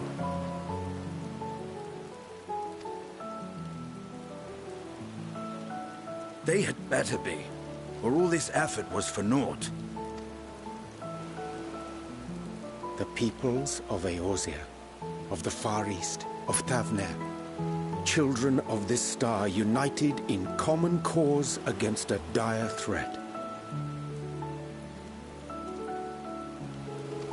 Yet ere they succumbed to suicidal madness, were not the Telophoroi born of her body as were we? They who cling to life and the promise of the morrow's dawn, against they who desire death and an ending of their own orchestration. The victors of this war alone will hold the right to answer the question of existence, of its meaning, and its worth. Poetic and ominous to a fault. That said, if it's an existential debate in nature, then our arguments might not be as persuasive as you'd think. Fandaniel wants to die and take everyone with him in an orgy of pain and suffering. An utterly vile and unforgivable idea.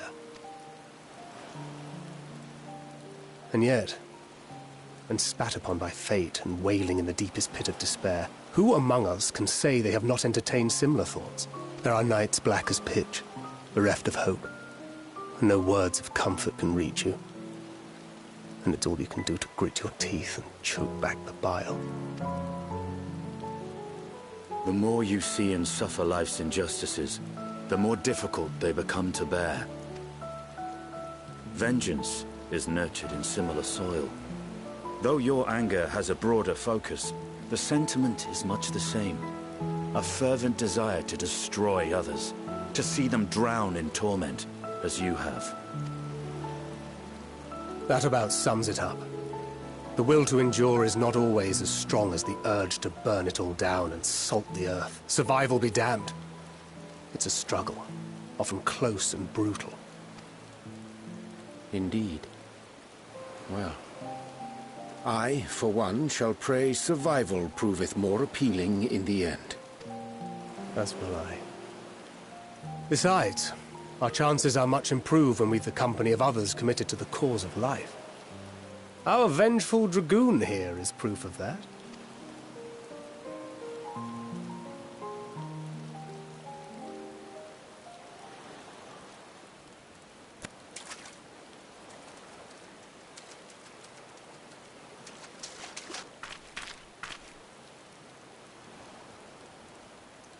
What is it? What did you see?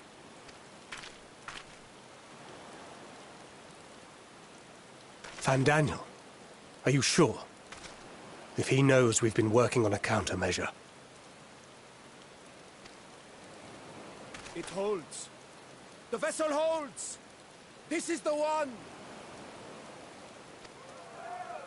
At long last!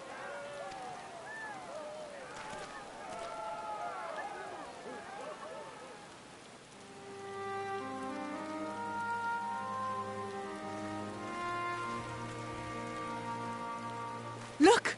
We have finally created a talisman strong enough to withstand our experiments. We've named it a warding scale for the time being. With this in your possession, your soul should be completely shielded from corruptive ether. Afforded such protection, any one of us may approach the towers without fear. Thou hast mine admiration. 'Tis an invention of historical significance. I thank you for your kind words. But I would prefer you keep them unsaid until we test the talisman's efficacy in the field. It is for the next stage of our plan that we summoned you in the first place, to accompany me to the Tower of Zot. Should the scale prove effective, as I very much hope it will, then you'll have little to do. But should the effect be weaker than anticipated, I must ask that you restrain me, or knock me senseless.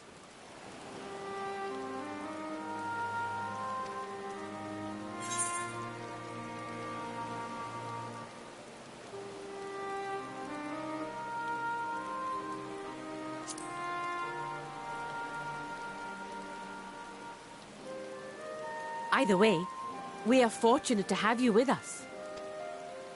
Nidana, are you certain you wish to do this?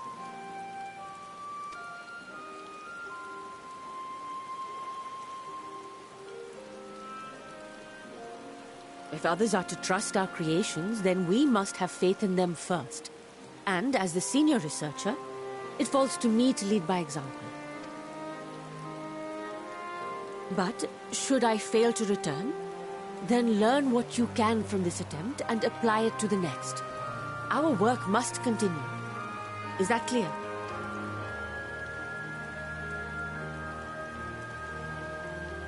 We'll keep an eye on the place while you're away. Assuming Fandaniel is lurking about, there's no telling what mischief he has in mind for us, or you. Be on your guard.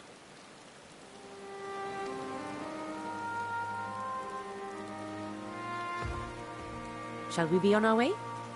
I'll have one of the soldiers at the hatchery prepare us a boat, and we can set out from the northern shore. I'll see you there.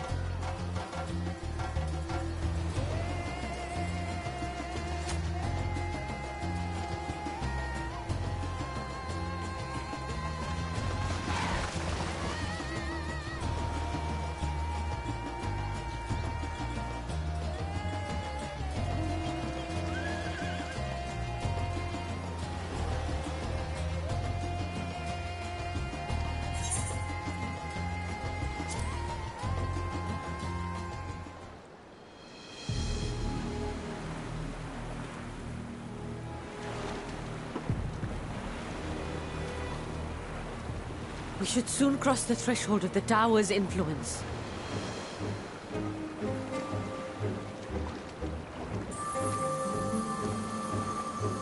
Any moment now.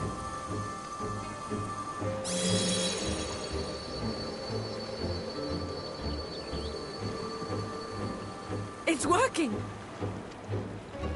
And you are still yourself? Then I'd like to see how it fares closer to the tower if we could.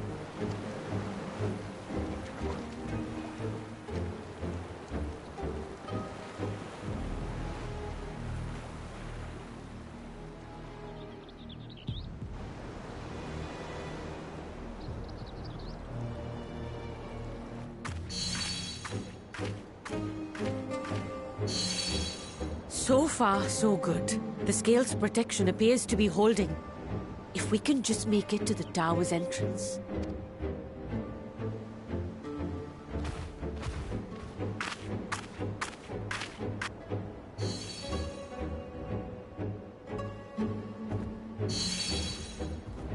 A few more steps.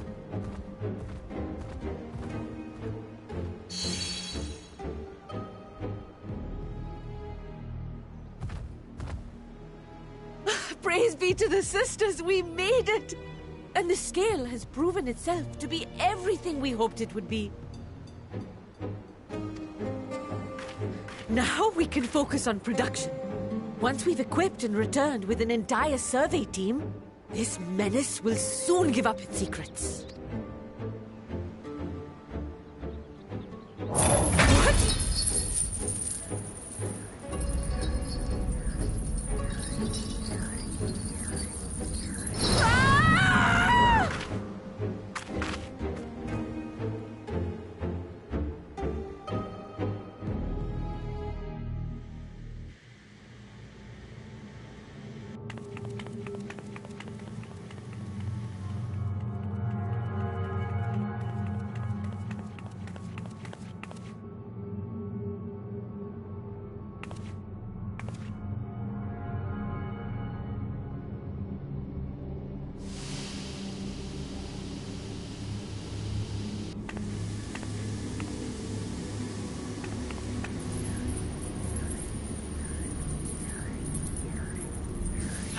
Let me go!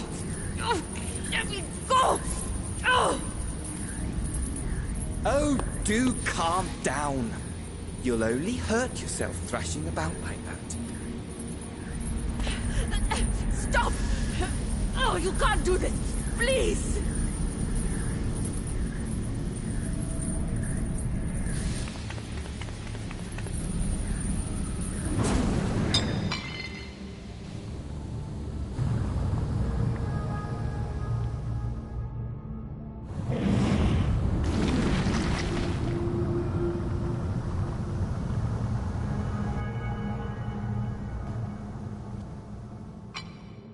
A little late for heroics, I'm afraid. The similarities are striking. My! Such hostility! Never before has my artistry so displeased.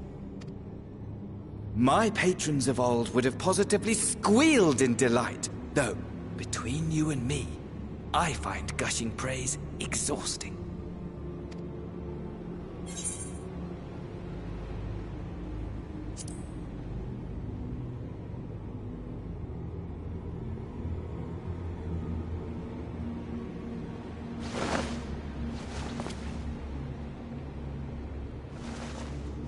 Allow me to tell you a story. Surely you've yet to hear the one about Van Daniel, the sundered Ascian. I inherited the position and the soul of the Van Daniel who sat on the convocation in the time of the final days, theoretically speaking. Practically speaking, that fact is of no consequence. I was born and lived as, well, me. Eventually, I was recruited into the Ascians and imbued with the former Van Daniel's knowledge and memories, but I never felt that they were truly a part of who I am.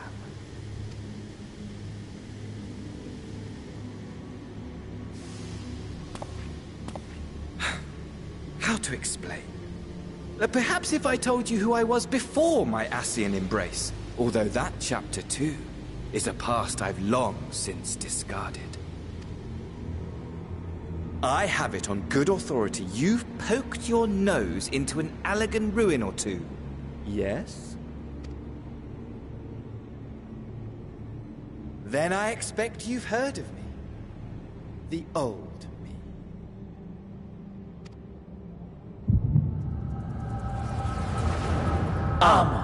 At your service.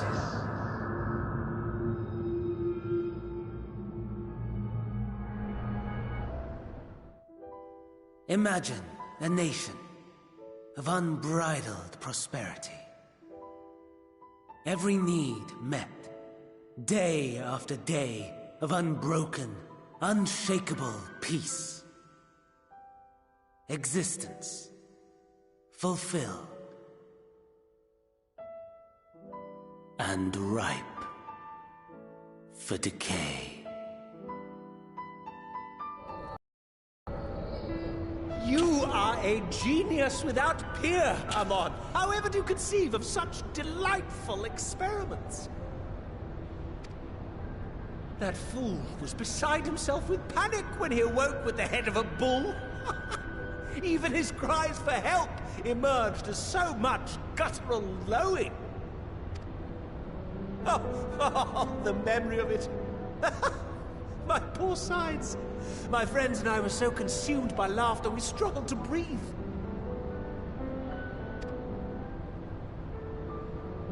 No more than entertainment for bored wastrels ignorant of its worth. My all-consuming work. But it was not their only indulgence.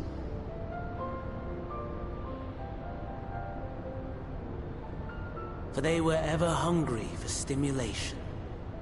Slaves to the slightest hint that amusement was afoot. Our nation was ailing, but I would see the poison purged. I resurrected a legend, our first and greatest emperor.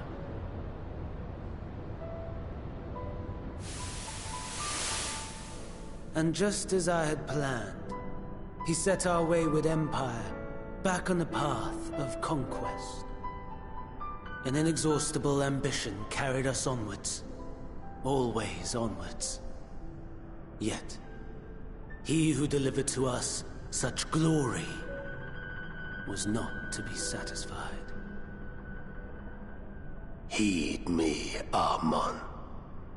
No matter how vast one's empire, or full one's treasure vault, all is rendered meaningless by death.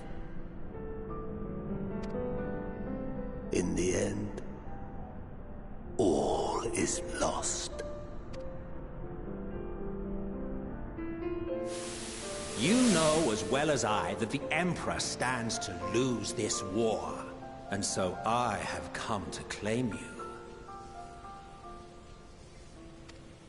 For while your methods leave something to be desired, we cannot deny the results of your work. And as fortune would have it, the seat of Fandaniel, your rightful seat, lies vacant and waiting. Take your place amongst your peers, rather than die a pointless death amidst the ashes of your doomed nation. Send one of your clones to the Crystal Tower that you might see for yourself. See what lies ahead.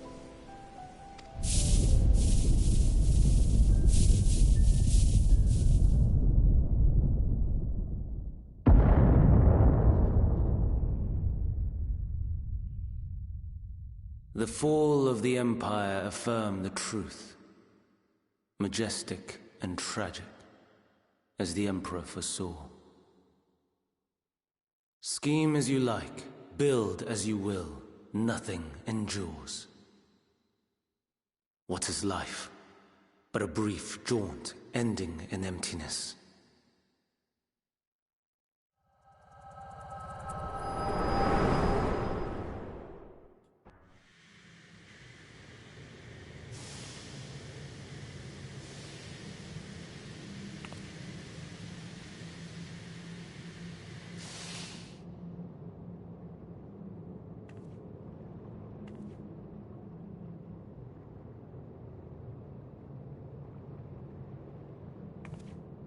So easily distracted. Why, I almost left without saying farewell.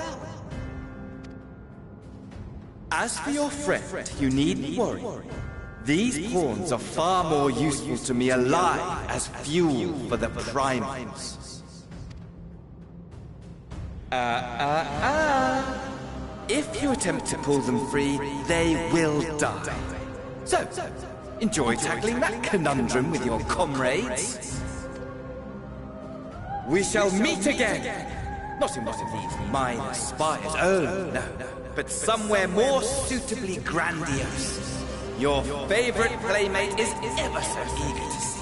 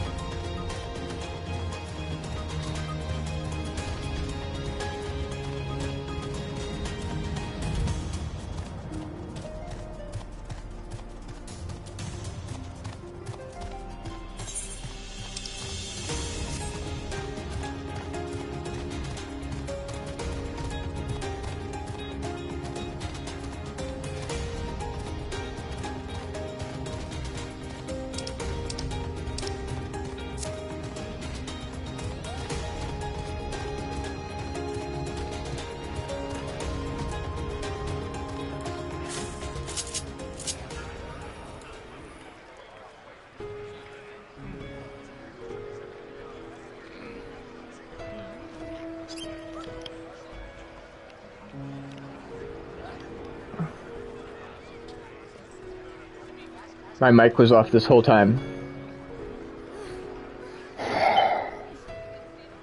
Dang it. Alright. Right back.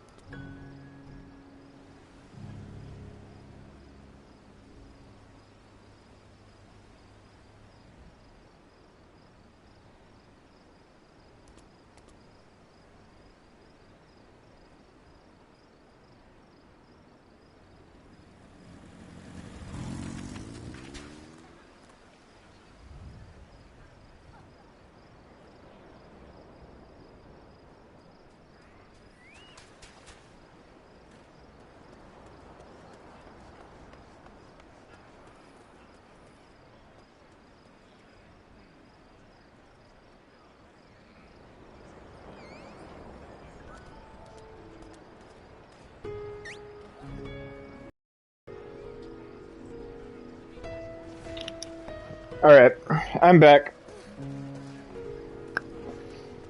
I'm sorry, I just realized I had my mic off the entire time from my last break.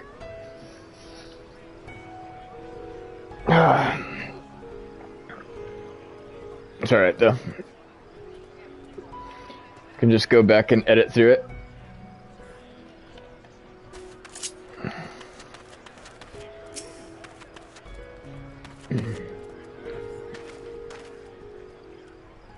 For Hana, all present, let us proceed. Owing to the threat of the tower, the city is currently in a state of high alert, and strict restrictions are in place for entry. That you have been granted special admission. I ask that you remain close to me at all times.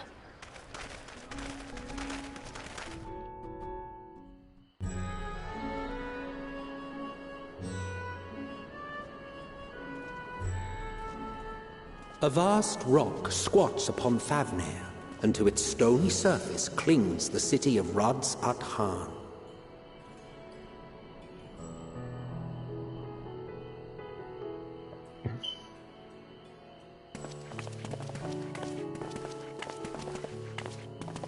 Ye who enter here are subject to the scrutiny of gods, the gate's most watchful eye.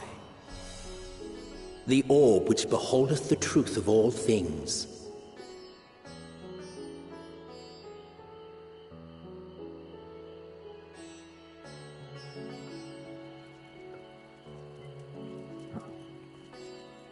Pass beneath its hot and piercing gaze, bearing down like a second midday sun.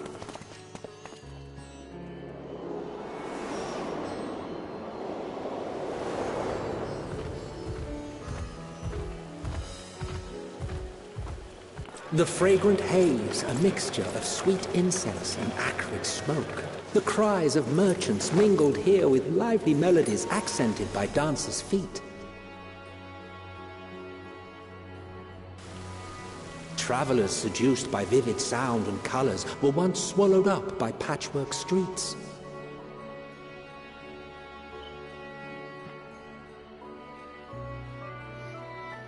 Radz-at-Han.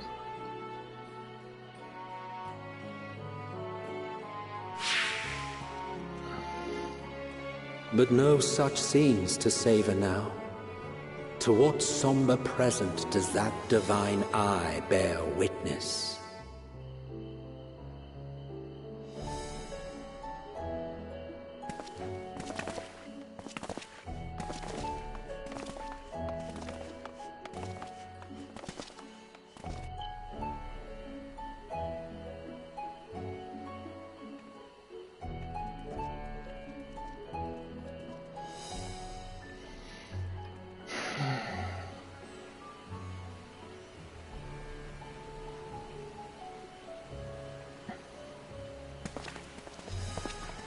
Here we are. Megaduta.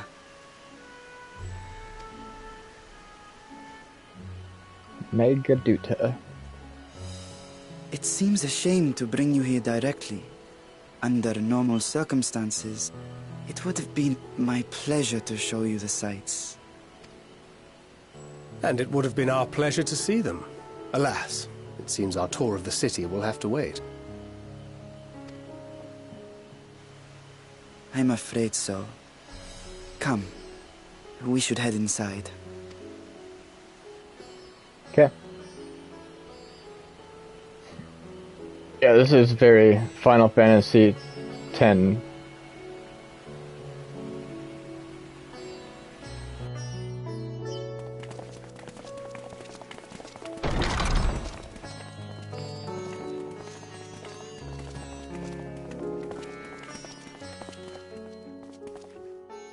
Your Excellency, may I present our honored visitors? Ah, splendid. Most splendid. Allow me to introduce myself. I am Ahawan, Satrap of Radz-at-Han. Our alchemists tell me your assistance was invaluable in the creation of the warding scale.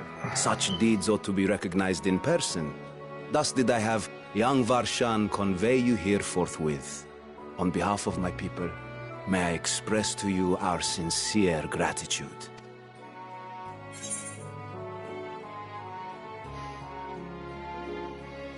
But Nidhana, she was taken. Not everything went to plan.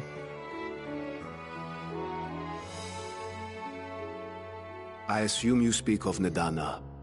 A regrettable incident indeed. Indeed. Her colleagues insist that we honor her wishes and trust in the talisman, that it will be instrumental in saving Nidhana and the others. I am eager to hear your opinion on the matter, so let us not stand on ceremony. Come, sit. Gladly. I think not. I don't know. What do you know, Estinian? This charade has gone on long enough. Show yourself. Forgive me, but were you expecting musicians, perhaps? There are no performers waiting in the wings at present, but arrangements could be made if you'd prefer. Nay, he hath the right of it. The time for artifice is past. Raise the curtain. As you wish. Okay. What does Estinian know? You travel as assistants to the students of Baldessian, but you are known to me.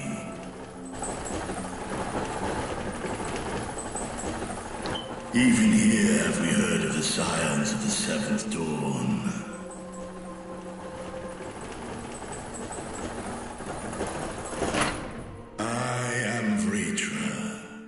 And for years uncounted hath this isle served as mine abode. Vritra, of the first brood, sibling to Hraesvelga and Nidhogg. Interesting. Aye, mine elder brothers, of Midgardsormr's spawn, I was last to hatch. Well, isn't this a surprise? We were told Radzat Han had an alliance with a dragon. Not that a great worm sat in the satrap's own hall. A necessary subterfuge, as the true tale of our nation history illustrates most effectively. In the beginning, the rock upon which our city is built was home to Vitra, and Vitra alone. In time, the ancestors of the Matanga came to the island and established a foothold. But never did they dare disturb the worm's lair. Next to arrive were the Aura. Adopting the example of their Akasodra allies, they too treated Vitra with reverence and respect. Good. And for many years, an understanding between our forefathers and the Great Worm endured. Until marauding heroes from the mainland came, threatening to shatter our peace and tranquility. Thank God I'm an Aura. When it seemed all would be drowned in blood, Vitra himself came forth and quelled the rising conflict. A peaceful accord was reached, and oaths sworn in Vitra's name. Thus began the dragon's governance of the fledgling state, which was to grow into Radzat Han. But if Vritra is still here, then your position as satrap is just... For appearances. A charade, yes. And one which my family has performed faithfully for generations. Many envy the great worms. Were it known that I ruled here, then the fires of war would burn without end. I would not be the flame which consumeth my people. Those few who join me in laying our country's foundations were, perforce, sworn to secrecy. Your eye. It was taken. Oh snap. 'Tis here, buried within the semblance of flesh. The body before thee is but a simulacrum, constructed by the finest artisans of Radzat Han. With mine eye nestled within, it doth serve as an inconspicuous vessel for my will. That's pretty cool. As pretty damn cool. That would explain why I felt the presence of a dragon upon our first meeting. I am woven with words fashioned to deceive such arcane senses. Though 'twas short-lived, It seemeth thy fusion with my brother hath left thee much altered, Estinian warm-blood.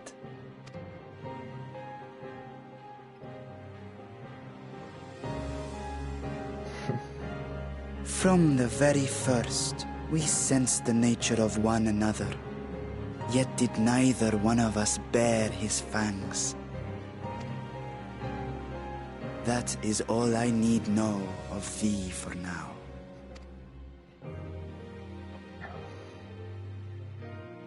With my secret thus revealed, I have for you a proposal. Not as a worm of the first brood, but as the ruler of Rad's Anan. With all haste must we take in hand the finished talismans and breach this foul spire. Thence, should it lay within our power, dispel its wicked influence. Yet even with the assurance of the warding scales, the narrow confines of the tower doth limit the size of our force. I don't know, it's pretty damn big in there. And thus denied strength in numbers, thou must choose thy soldiers with care. Just so. Yet though our radiant host is formidable, I see a surer path before me. Thou and thy comrades have contended with a multitude of primal beings. Most recently, thou didst cast down false gods in Pagalthan and Cartanau, I am told. 'Tis upon that strength I would call. The Scions have proven themselves the most capable, and I ask that you serve as the tip of our spear. Talismans would, of course, be provided for each of thy companions. And should you agree to this undertaking, more will be provided to make use of as you see fit. Awesome. There's no denying it's a dangerous proposition, but the rewards may far outweigh the risk. Just think of what we might accomplish if we could equip all our allies with warding scales. I mean, we could use, like, the trust system for trials. I worry, however, that even Maybe. the four of us may be too few for what you have in mind. Might we regroup with our friends first to discuss the matter? 'Tis no trifling task that I have laid before you. Go. Steel your hearts and hone your plans. Such time as you require shall be spent in crafting your protective charms. It seems a quick trip back to Sharlayan is in order.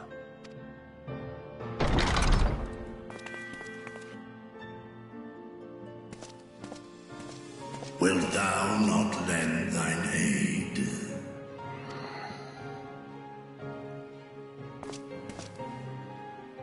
Whether your request be made as a great worm or the ruler of Rad's Anan, I see no reason to refuse, nor will I.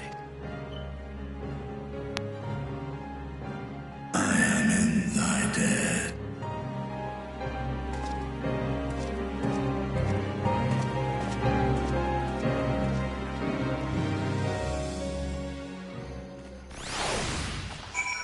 Alrighty. So now I can't go back in the city, can I? Can I? Nope.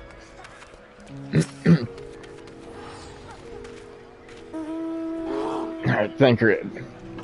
That meeting took a rather unexpected turn, but we now have a clear objective ahead of us.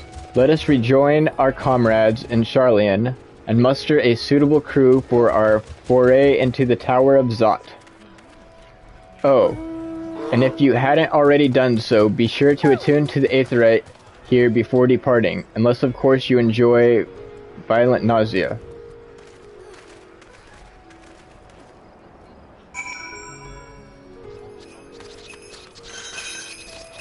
I can't do that.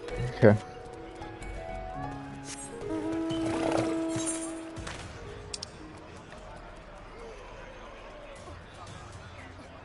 I see. Okay.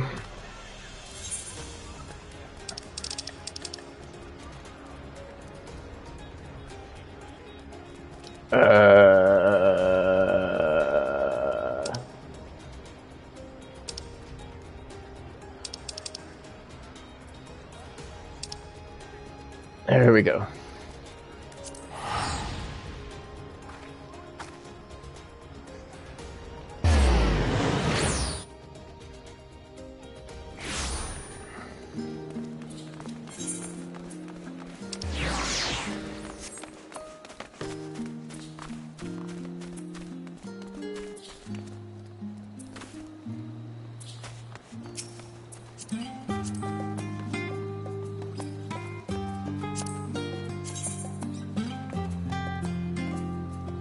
Do I have this?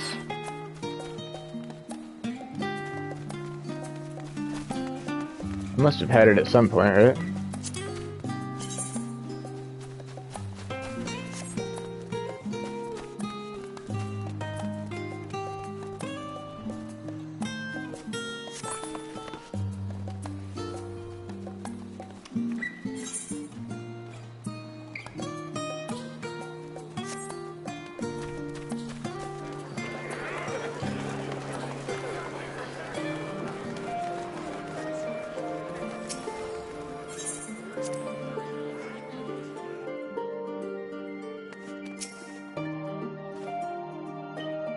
Thankrit. Just as I was getting used to balmy Thavnir, we're back in chilly Sharlayan. Take care not to catch your death, eh? We need you for the battles to come. Now then, your investigation here remains, but when that's over, we can take stock of all the developments and discoveries.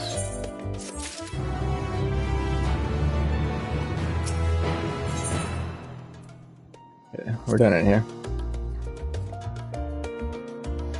Time to hit the books, I guess.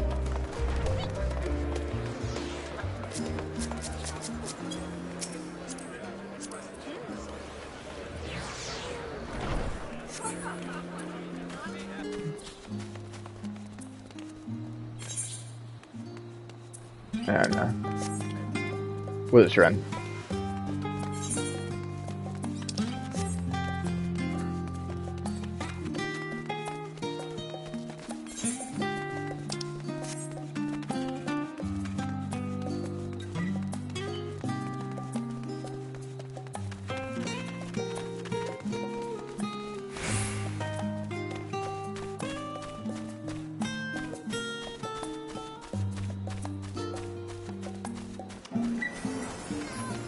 Well, Kryl.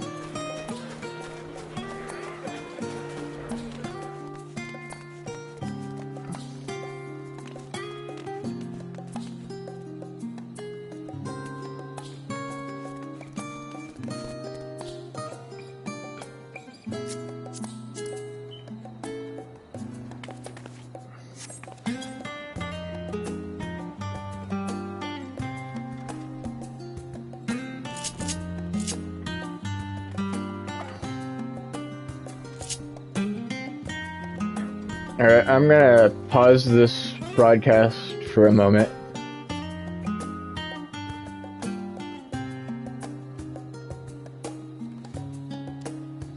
I will be back soon.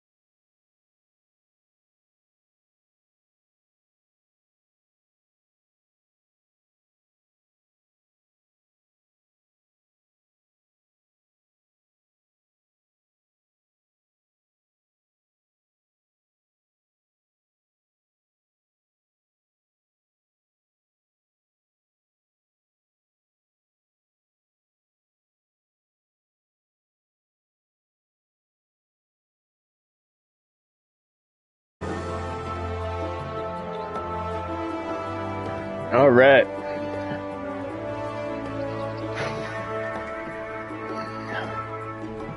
We are back.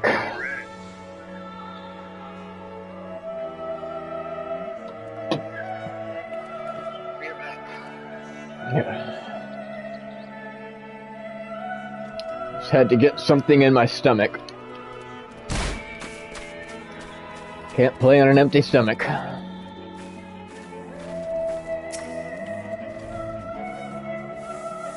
What are you wearing, dude?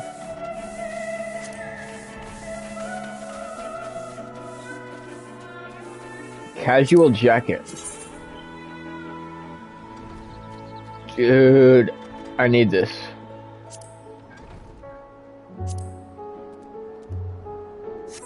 Uh-huh. You got the Xanarkin bottoms. Abe's.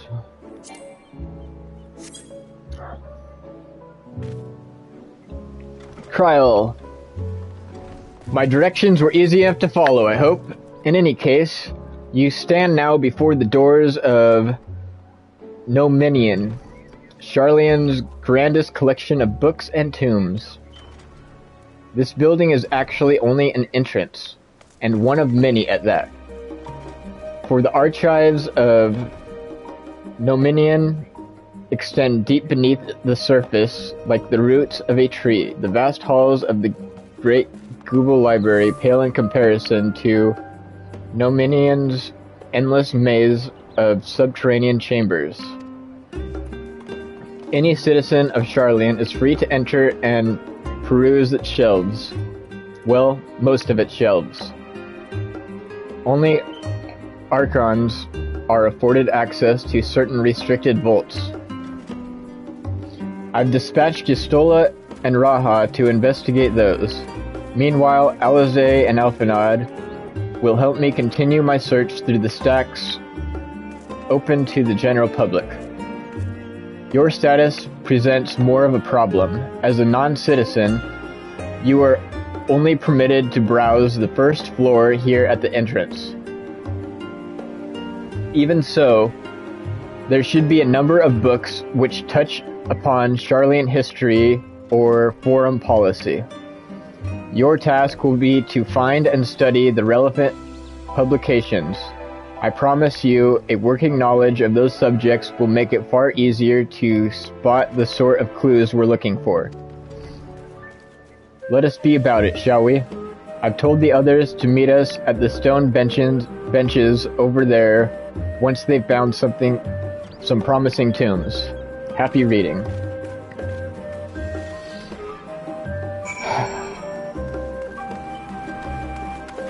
This does not seem like something an adventurer should be doing. But okay. Okay. Brightly colored book. The title of the spine reads, The Story of Sharlayan. Let's read it.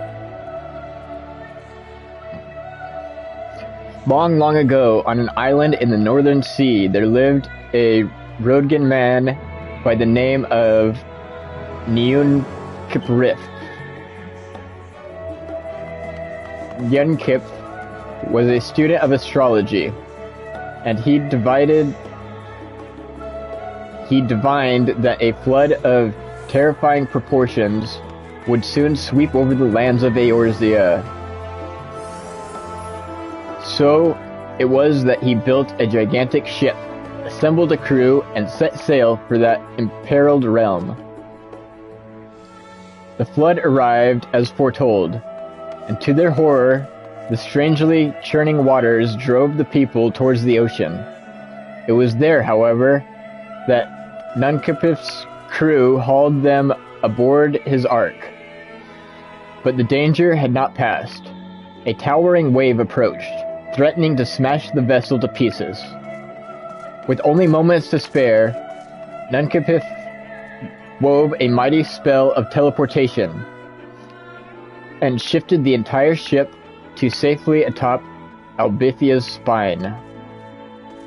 Refugees from the surrounding regions huddled there alongside them, but it was not long before Disputes over the dwindling supply of blood led to violence and bloodshed. Saddened by the sight, Nunkapif gathered to him his crew and his grateful passengers, and abandoned the ark to those reddened peaks. They journeyed to the coast, where they built a new ship, intent upon returning to the northern seas. They landed on the beach of an island, and settled upon that very spot. That settlement prospered and grew, and in time it became the city of Sharlayan. We live in to this day. Okay.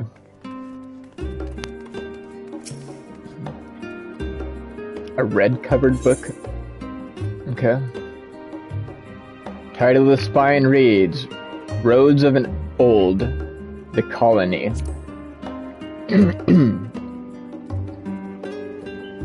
Many years ago, on the banks of Thaliak, in the Devarian hinterlands, a Sharlayan colony once thrived. This settlement was originally established as a mere outpost to study the ethereal sea in the year 1311 of the 6th Astral Era. Scholars dispatched to Eorzea found the facilities wanting, and their demands encouraged a gradual expansion in structures and services. As rumors spread of a growing community of academics, the area was further inundated with Eorzean students hoping to share in the renowned wisdom of the Sharlayans. 50 years later, the Forum passed a motion to recognize what had become a flourishing town as an official Sharlayan colony. Eorzean residents took to calling the colony itself Sharlayan, which led to no small amount of confusion when discussions turned to the subject of the motherland. In response, some Sharlayan inhabitants, if pressed for a name, would simply refer to it as the Emporium. Following the Great Exodus, however, goblins and treasure hunters claimed for themselves a corner of the abandoned colony and gave it yet another name, Idleshire. Idleshire. The following chapters go on to introduce the most prominent features of Idleshire. This book does not appear to contain additional information on the Forum, or cover the history of the Sharlayan motherland in great detail. Okay.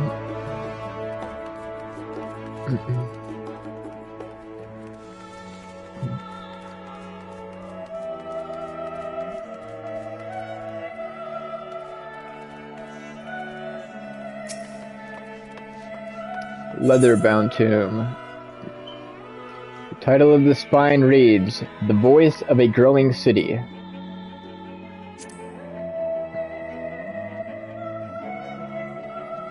In the years which followed the founding of Sharlayan, civic policy and other matters of importance were decided at the Ecclesia, a public forum at which every citizen was eligible to speak. As the city's population grew, however, this format became increasingly impractical. The larger numbers of participants gave rise to even longer debates, resulting in significant delays of vital resolutions. Various measures were introduced in an attempt to curtail protracted discussions, but in the year 201 of the 6th Astral Era, it was ultimately decreed that Sharlayan would transition to a new form of governance. The nation would now be led by a body of 99 members, citizens chosen from amongst their peers, by which a nationwide vote. Thus was the Forum as we know it today conceived and created.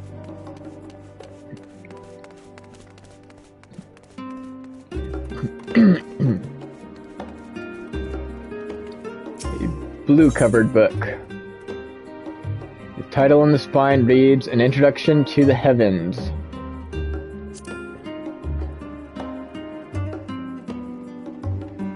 Have you ever gazed at the skies above and contemplated the mysteries contained therein? I speak not of shifting cloud patterns, but of the vastness beyond the sun and the twinkling tapestry of the night. Some think the dome above us to be a finite space. Yet amongst the leading thinkers of our age, one scholar's description of a boundless sea of stars has firmly taken root. Alas, this heavenly sea remains unchangeable, unknowable destination. There are few indeed who can explain in satisfactory detail why our own star is believed to revolve around the sun. It was the technologists of Alag who came closest to understanding the laws which govern that starry abyss. It was they who launched Dalamed and sought to expand beyond our earthbound existence. Having read of their ancient ambitions, I wonder, has your interest in this field of study waxed or waned? What if I were to tell you that the eternal constellations were arranged differently in the distant past? That their positions continue to shift almost imperceptibly, but measurably as we journey into the future? Would it shock you to learn that the stars drift further apart, and many indeed do so forever? Are you eager to learn more? This book is on the wrong subject. Search for works that contain details on the forum and mention the history of Sharlayan. I figured it was wrong. I just wanted to read it. Well-worn manual. So the title on the spine reads, Forever 20 Summers. Okay. My beloved seekers of knowledge, have you ever put learning before your health, and neglected to feed and rest your body as you should? I too once engaged in such foolish practices, but one night, engrossed in philosophical study, I had an epiphany. For all the world's mysteries that drive us to reckless abandon, we have so very few years of life in which to achieve our goals. Thus do I share with you this mantra. I am forever 20 summers young. The number itself is unimportant. You could be 19 or 23 or 40, whichever age you are when you discover this manual, let that be the age you aspire to remain. Though mindful, healthy living, you will extend the time available to spend upon your chosen research. Another day, another moon, another summer, to grasp the greater truths you pursue. In the pages that follow, we will explore the secrets of maintaining one's physical condition from a biological, atheological, and arcane viewpoint. Yes, wrong subject. I know. Clearly.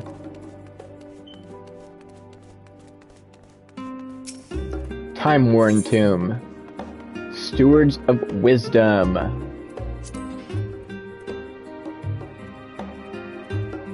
During the chaos of the Sixth Umbral Calamity, Archean Nunkapith, founder of the Sharlayan, bore witness to the madness and savagery of men brought to the brink of despair. Upon raising a settlement on an island in the northern Empty, he instructed his people thus: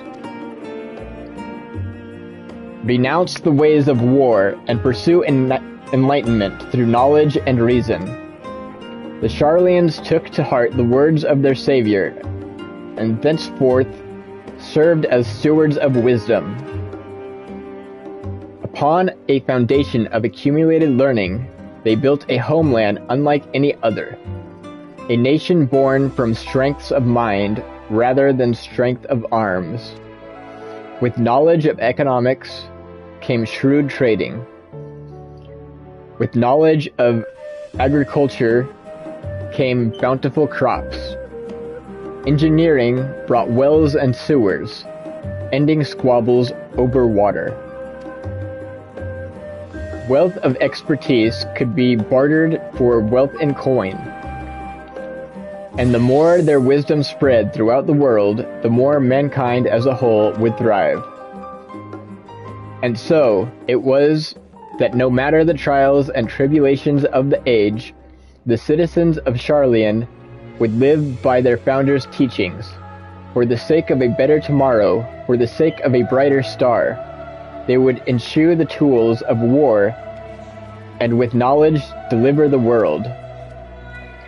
You have gained a fundamental understanding of Sharlayan history and the foundation of the Forum. Head outside to the rendezvous point and await your companions.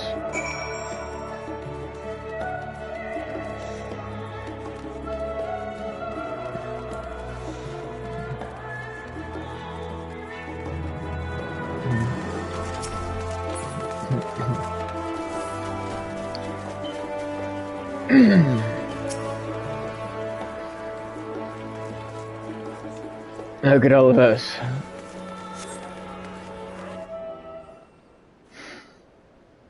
New expansions, or just new patches, are exciting.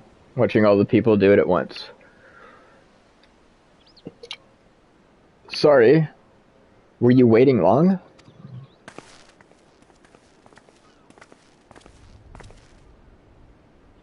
I wanted to make sure I'd borrowed at least a few promising volumes. Alphanod and Kryl should be along shortly. Alright, Elza. What say you, Gratia? Says, I was delayed in a similar fashion. As far as I could see, no titles in the Archon stacks mentioned the final days specifically. So we have no choice but to start with the tangentially relevant tombs. Tangibly relevant tombs. If they are even that. At present, the plan is to skim through as quickly as we dare, and share our discoveries as we make them. It would have been nice to invite everyone to the estate, plenty of comfortable places to read, and a ready supply of hot tea. Oh? I was always quite fond of reading outside. But it's not about the little pleasures, is it? You miss your home. It's been difficult. After our arrival, we managed to speak with one of the family servants and ask how things were. It seems our dear father has instructed the staff that even if Alphanod and I were to return to Sharlayan, we were not to be allowed access across the threshold.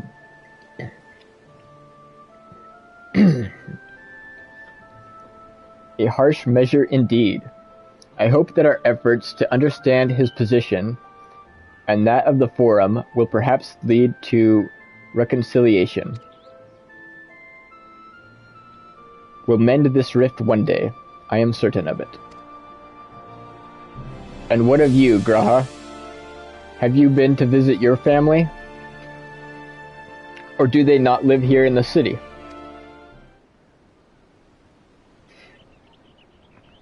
Well, my situation is also somewhat complicated. I was raised in Sharlayan, yes, but I was born rather far away. In the southern reaches of Ilbard, in fact, for generations my people have dwelt in Corvos, the coastal region opposite the island of Thavnir. The Allagans founded a city in the fertile land and by ship brought in subjugated tribes of Makote to serve as laborers. Of course, the massive earthquakes of the Fourth Umbral Calamity brought an end to the Empire's reign, and when the Fifth Calamity froze the seas solid, many of the tribes still living in Corvos braved the journey back to Eorzea. My ancestors, however, chose to remain, that they might prevent the remnants of Allagan technology from being misused. Isn't Corvos under Garlean rule? For the past 50 years, yes. Some semblance of local culture remains, as it is the case for most imperial providences, but Garlemald renamed the region Locus Amanus. When I was a boy, a nearby town came under the jurisdiction of an illustrious imperial family, the nobles of House Darnus.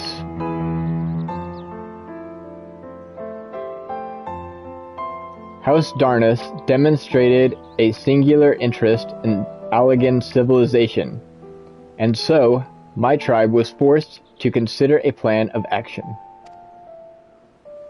For some time already, voices had been raised in favor of abandoning our ancient customs. After all, the Allagan Eye no longer passed to our eldest children as reliably as it once had. Fear of discovery eventually tipped the scales, and the decision was made to bury our ties to the knowledge and traditions of Allag. As the last born child with the Allagan Eye, I was given over to the custody of friends in the students of Baldison, who had me registered as a Sharlayan citizen. I never even considered. Forgive me, it was an unkind question. Even Thancred was taken in by the Archean Louis Soir, was he not? Stories of adopted wives and rescued orphans are more common among Sharlayans than you might think. Yet, regardless of our origins, we are all provided with an equal opportunity to learn, and with sufficient perspicacity, we outsiders can even earn the vaulted title of Archon. 'Tis exactly why I have such love for this country, and why I wish it to remain a nation of which its citizens can be proud. Hear, hear, another good reason to get to the bottom of the Forum's stubbornness, aside from the trifling matter of our impending doom. Excuse us while we try to make some headway in these books, Shinobu. More company should be arriving any moment now.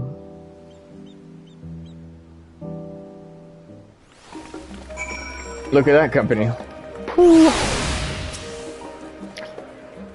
Let's wait.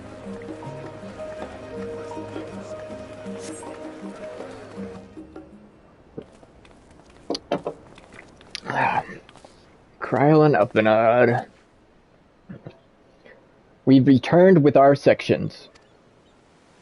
Although I must say, the pickings were quite slim indeed, Mistress Krill has already flicked through every history book devoted to disasters, and more than a few which barely made mention of them. As such, we will be looking into research papers on the Umbral calamities, as well as articles written by prominent forum members.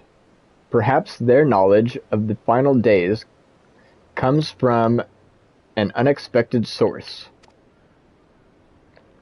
Speaking of which, might I ask you a few questions related to the final days?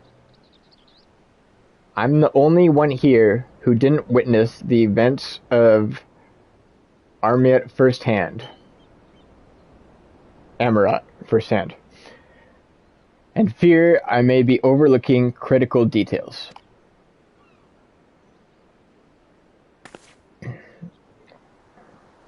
My thanks. Now, where to begin? First things first. What kind of phenomenon did the ancients encounter as the final days drew nigh? A complete disestablishment of creation magics. Primals of unrivaled power were summoned from the ether. Worst kind of phenomenon you can imagine. Destabilization of creation magics. Yes, the unfolding catastrophe wrought havoc on all manner of life.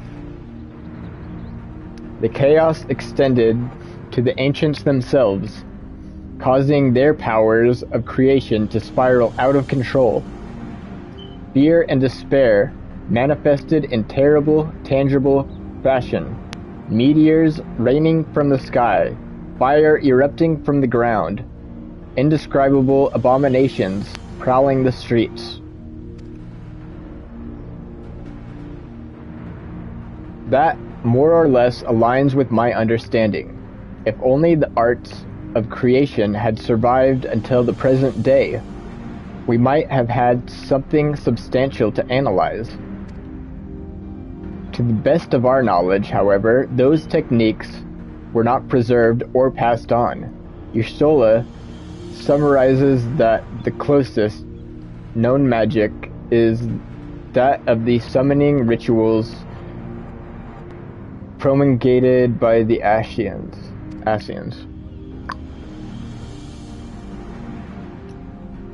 Was there aught else of note whence heralded the approach of the final days? Yeah. See, the entire star was engulfed by disaster all at once. They say it began with a kneeing sound from the land itself. Alphanod, you can answer this one.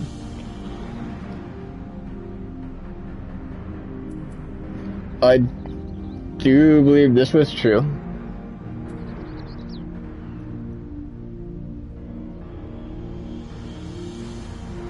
I believe this was true.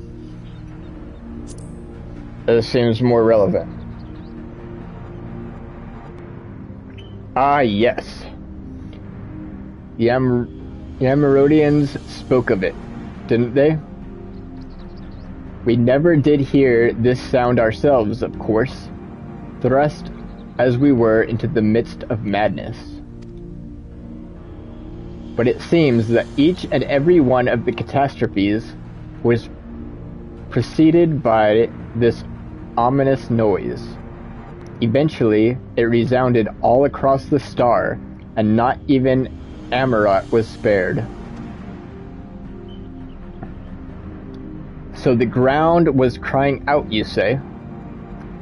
To be considered the harborer of doom, it must have been quite distinctive, and probably quite loud.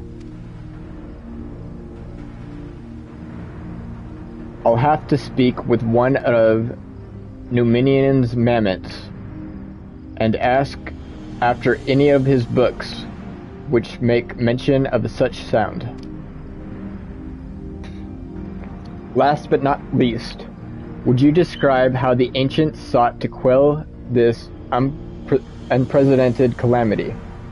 What definitive action did they take?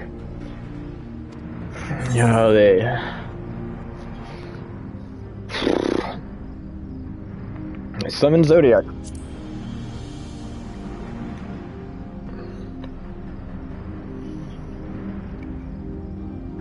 Yes, with Elidibus serving as his heart. So many gave themselves in sacrifice to bring him into being. We do not know exactly how Zodiac brought salvation to the star, only that his godlike will were the laws of nature set aright. Then, once the balance was redressed, the ancients offered up a further sacrifice to heal the ravages of the final days.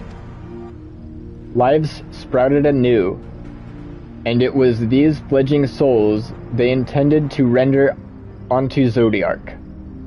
A trade that would have allowed them to resurrect shades of loved ones absorbed by the primal.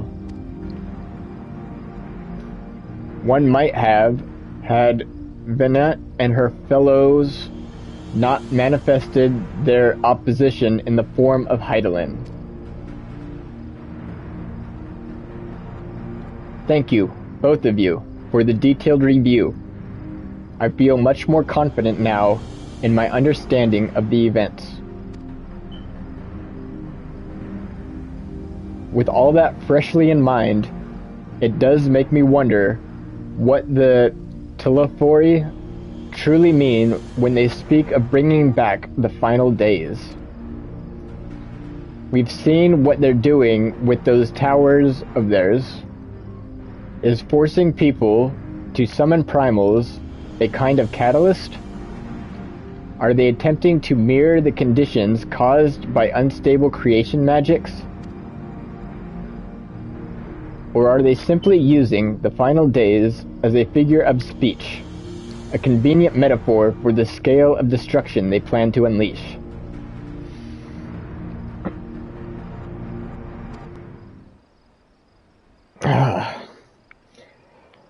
But this is all just pointless conjecture at this stage. Let us return our attention to the forum, shall we? We should keep an eye out for Y'shtola, but 'tis time we begin studying these research papers.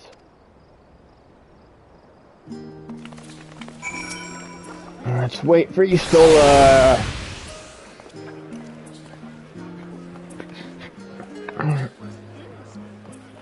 I feel like she's gonna be the most capable of us to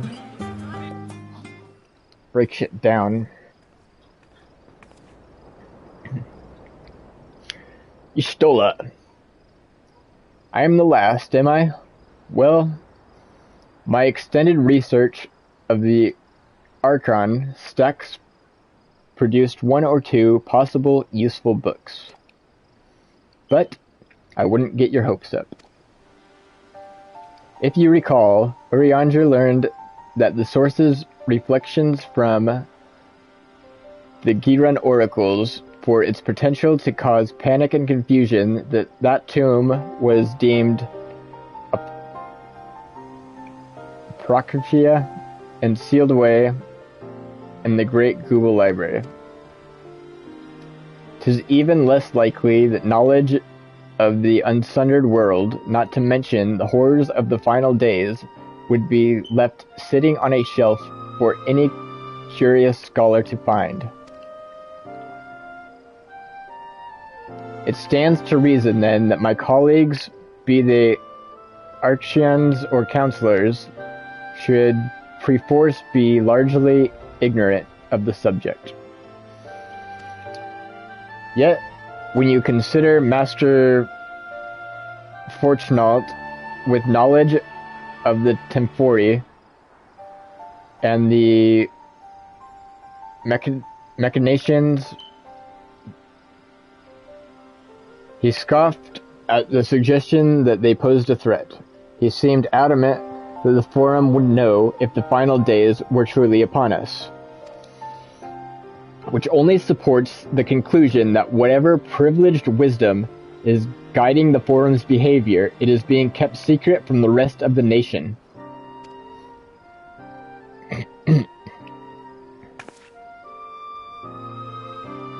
Not that I mean to excuse myself from reading duty. Whether they contain mention of the final days or no, these books could yet hold something of value. You weren't thinking of leaving, were you? There's plenty of work for everyone. Yeah. If Y'shtola can do research, I suppose I can too.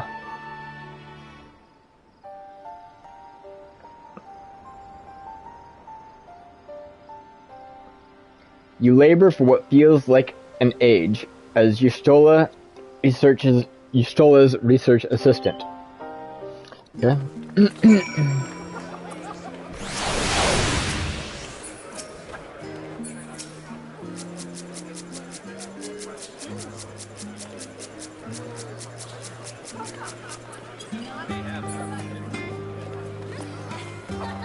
There you are. Cryo. Oh dear, you look exhausted. But what about your studies? Were you able to find any books on the subjects I mentioned? Then the day was well spent. Should you wish to read them again, a mammoth at the reference desks will point you in the right direction. For the moment, though, I suggest you take a well-deserved rest. We might be occupied with our research for quite some time. Oh, excuse me. Alize. Ready for a tea break, Shinobu? I know I am.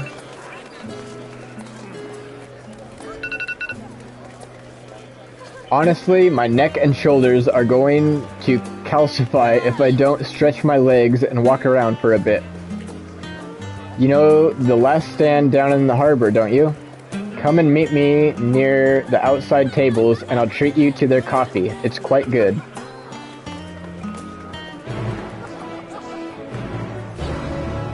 Let's go.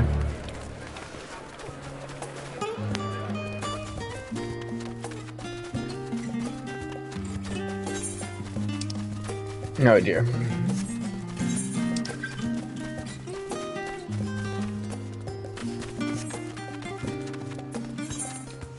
Scholar's Harbor.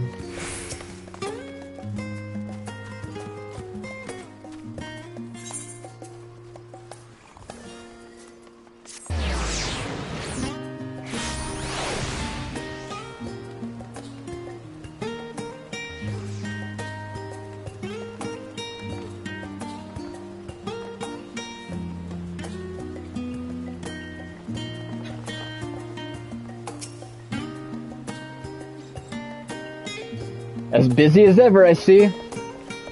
How very Charlian that no other gourmet cafe has sprung up to compete for customers. Actually, this crowd gives me an idea. Before we place an order, why don't we ask a few questions and gauge the mood of the city? I'm interested to hear what the average citizen has to say about the Teleforo. We might even learn something new. Worth a try, don't you think?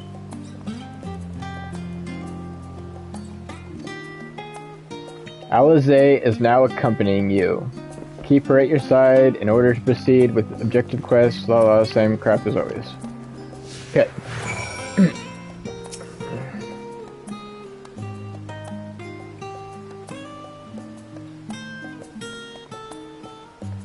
Pyrandiri? What? What is it? Can a man not enjoy a moment of private respite? If you're looking to share a table, then I respectfully request that you look elsewhere. You misunderstand, sir.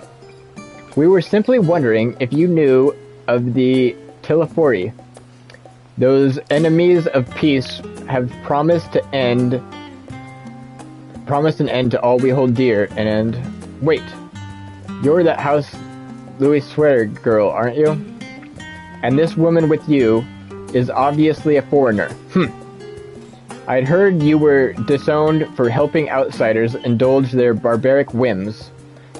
And here you are, giving truth to the rumor.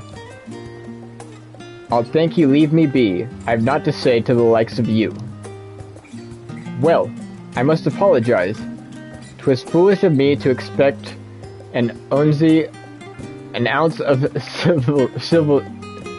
civility from one so enlightened. Come, Shinobu. Yeah.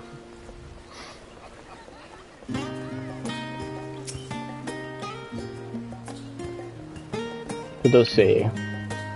Yes, I don't believe I've had the pleasure. Pray excuse the interruption, but we were hoping you might share your thoughts on the Teledorfi and their unconscionable plans. My goodness, if it isn't the young Miss Louis Soir. My apologies. but I work in the offices of the Forum, and a word reached Master Fortunault that I was helping you. I see. We're sorry to have bothered you. Damn!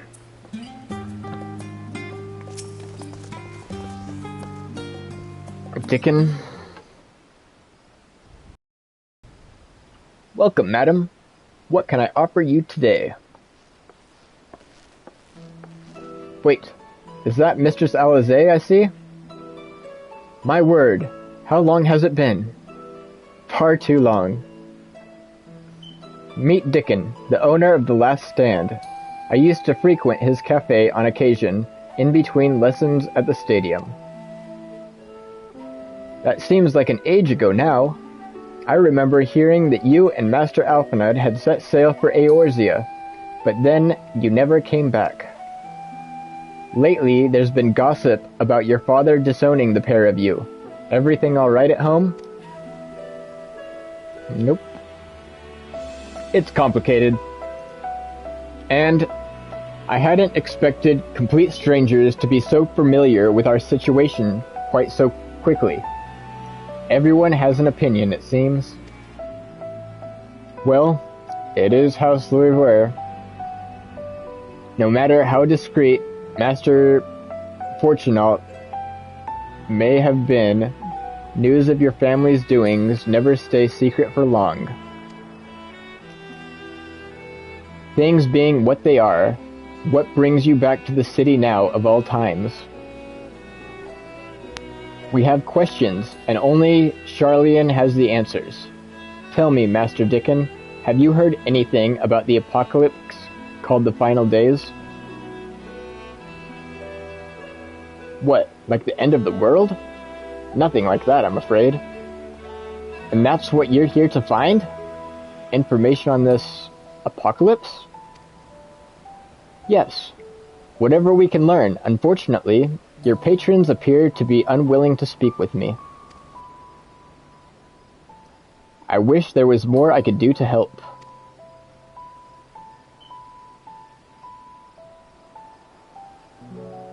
But maybe there is. You're a visitor to Charlian, aren't you?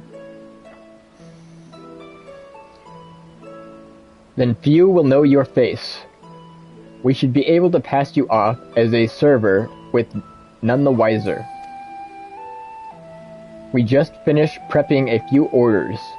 Strike up some friendly conversation while you're setting food down, and you might just get the answers you're looking for. Not a bad idea. I hate to ask, but what do you think? Yeah, why not? You got it. Leave it to Shino. That's the spirit. Pay attention now, and I'll explain where each of these dishes need to go. The tea set is for the chatty group sitting by the water's edge. The omelet is for one of our regulars, a Highlander named by the name of Gissel. She's sitting at an outside table with a friend of hers. Behind them, you should see a Mesquite gentleman. He ordered an oven-baked lobster. Got all that? I'm not sure. If you're not sure, just ask and I'll explain again. Good luck. Okay.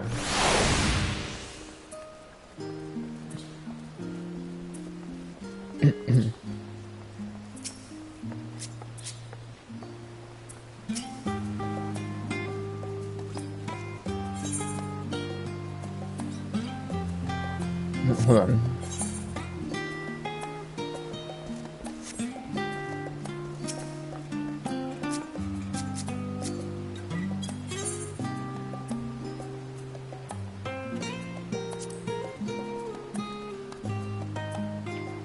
Oh, my tea set. Lovely, thank you. The Telefahu? I'm sorry, I've never heard of them, or their final days. My friends and I are somewhat uninformed when it comes to current events. Now, if you wanted to hear about ritual arcane practices of the 6th astral era, common or esoteric, then I'd be happy to talk your ear off.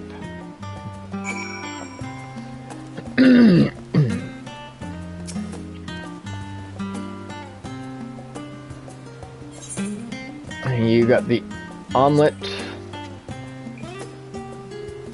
Ah, finally! 2, 4, 6, 8. Let's dig in, no time to waste.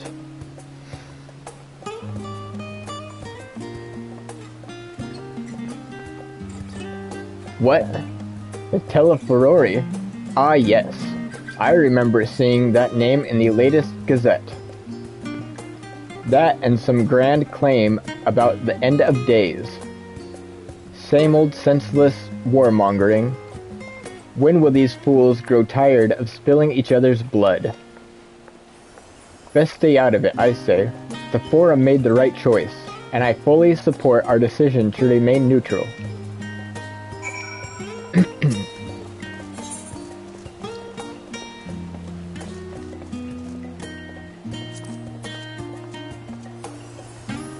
At last, the oven-baked lobster is mine. You have no idea how long I've scribbed and saved and suffered to afford this heavenly dish.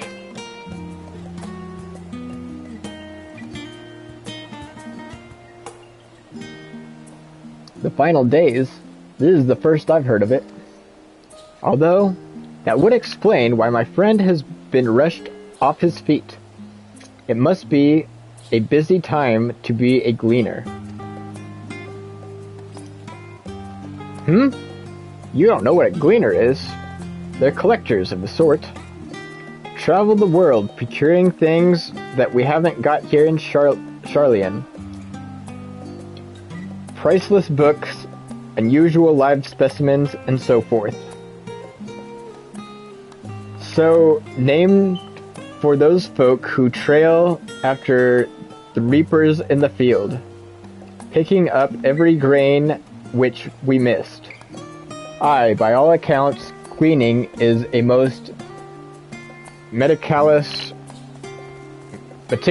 and demanding profession. If these Teleferori make good on their audacious threats, then many uncatalogued rarities could be lost forever. Why else would the gleaners be buzzing about in such a frenzy? Watch the harbor and you'll see what I mean. They're carting loads in from the docks all day. It's never been this hectic before, not like this.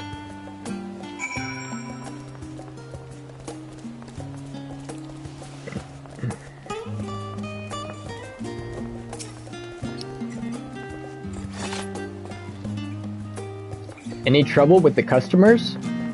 Were you able to get anyone talking? A little bit. Interesting. They seem unaware of the final days, aside from whatever vague news the gazettes are printing. Even Dickon had nothing to offer, and he's the best source of gossip in the city. If the Forum does have secret knowledge, then they've done an impressive job of ensuring no one whispers it in the wrong ear. In any case, thank you for playing the part so well. Here, that cup of coffee I promised.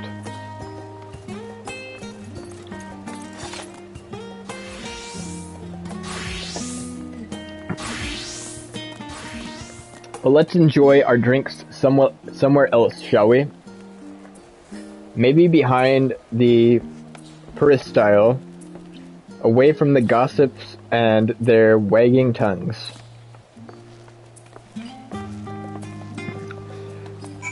Yeah, let's go eat in privacy.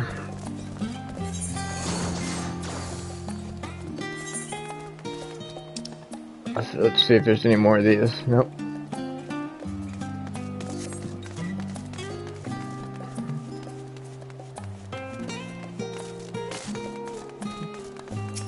Alize. Yes, this should do nicely. Out of the wind and out of sight.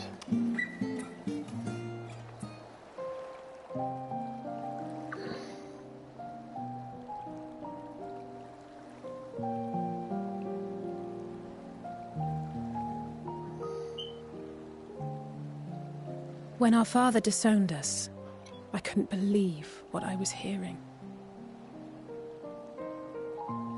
It wasn't until much later that his words began to sink in, that I began to feel the weight of what it meant.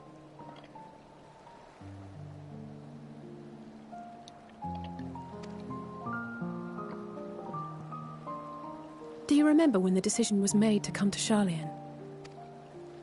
Grahar said that the Forum was determined to keep us in the dark, and that Father's venomous performance was part of that strategy, to keep us at arm's length.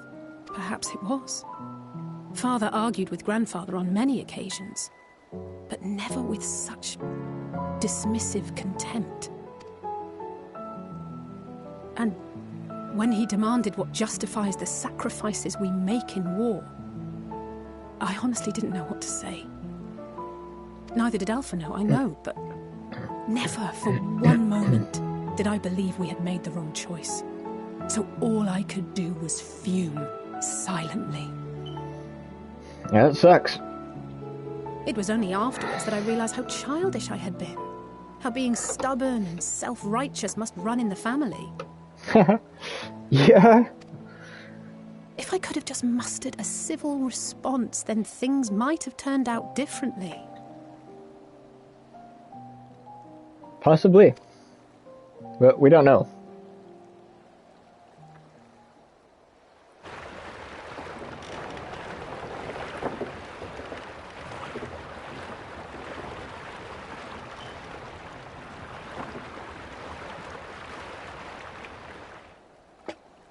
They must be ferrying goods to Labyrinthos.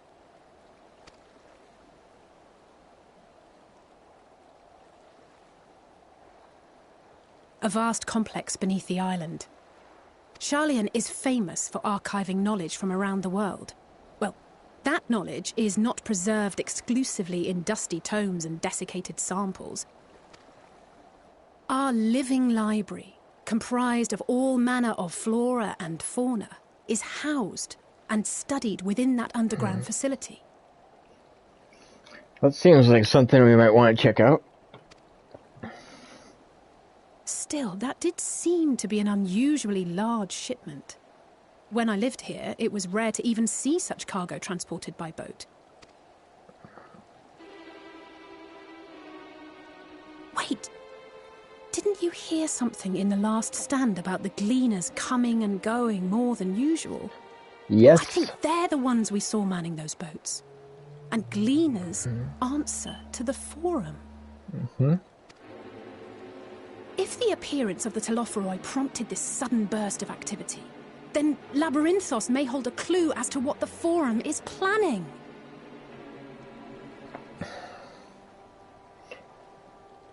Maybe.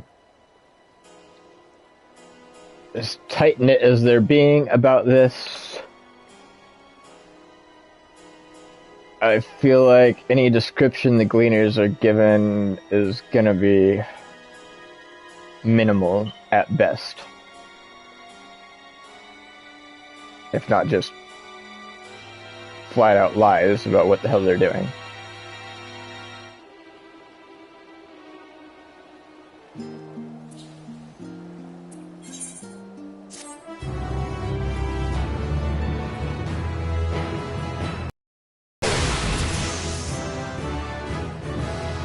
We leveled up.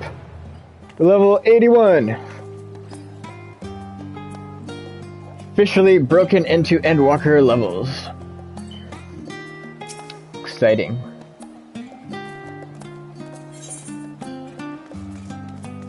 Labyrinthine descent. We should tell the others what we've learned about the Gleaners. Go on ahead to Nomion, and I'll join you in a moment. Master Dickon will want his cups back.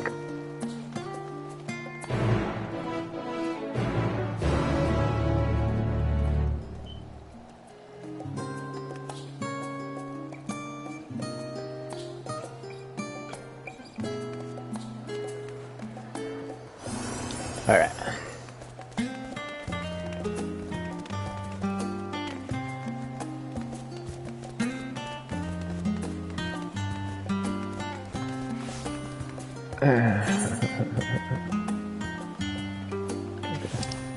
Once again, I need to stop opening my map. That's gonna take a while for me to figure out. Look, I can even do that. That is dope.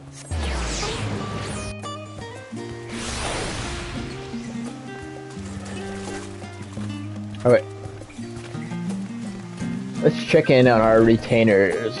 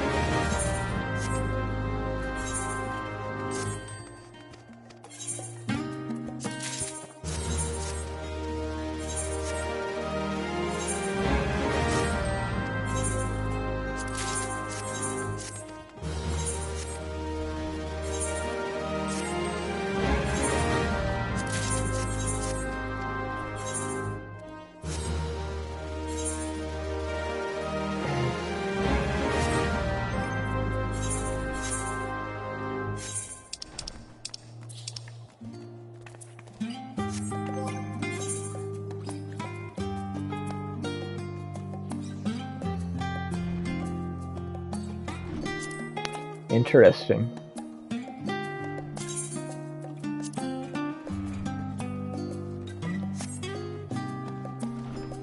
Oh, look at these weapon slots. I'm just noticing this. Oh, that's so nice.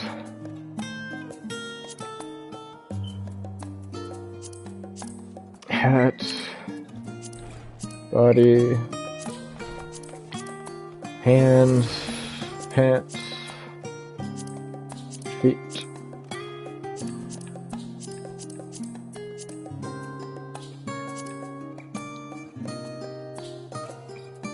The ring's got more space too. That is so needed.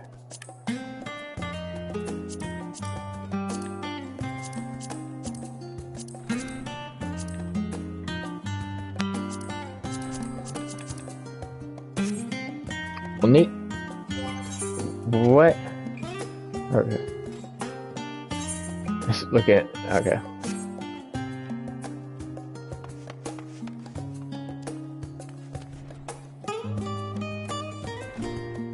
Script exchange here.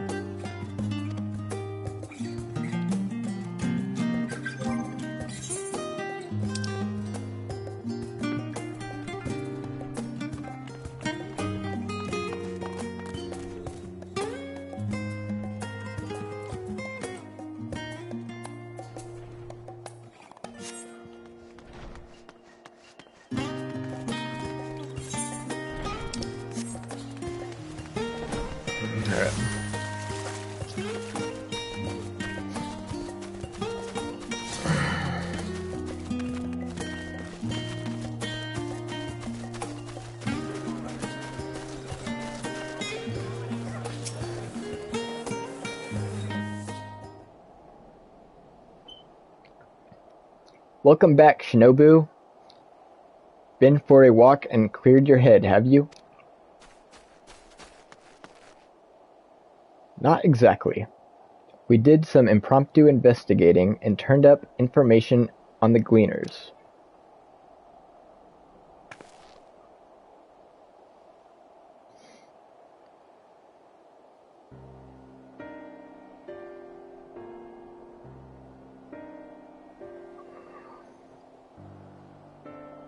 Stola. It makes sense. The Gleaners take their requests directly from institutions and bureaucrats, but as you say, they ultimately answer to the Forum.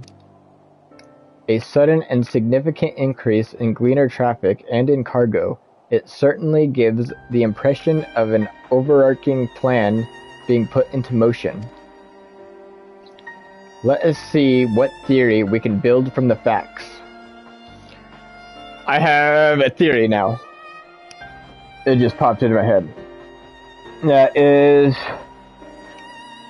what if the reason they think it's not the end of days is because the Sharlayans,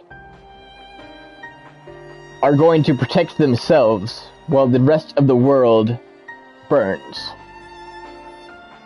So it's not the end of days for everyone. All the Sharlayans are going to be fine. It's the end of the days for everyone else. That's my theory.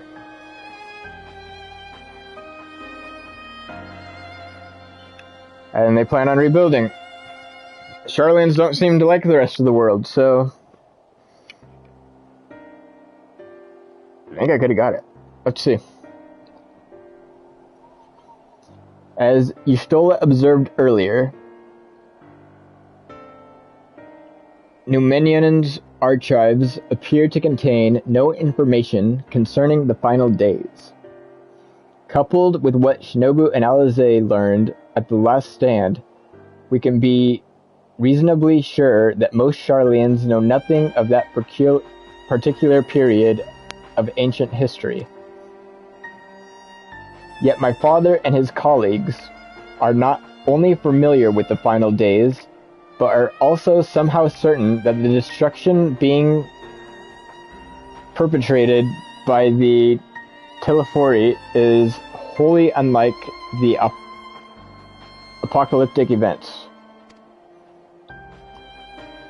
Moreover, the Forum claims to be so occupied by a duty of such pressing importance that they saw fit to unanimously deny Eorzea's request for aid. Yeah, they're building something to protect their city and their people while the rest of us die. And now the Gleaners, official agents of the state, have been mobilized on an unprecedented scale. I do not think it's a stretch to conclude that the Gleaners' recent activities are in service to the Forum's secretive ends.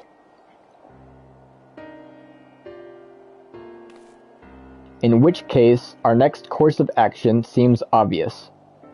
We visit Labyrinthos and assess the situation for ourselves. And if we're lucky, the Gleaners will be far more receptive to our questions. Fine idea. What should we expect down there? Anything would be better than burying my head in another dusty book.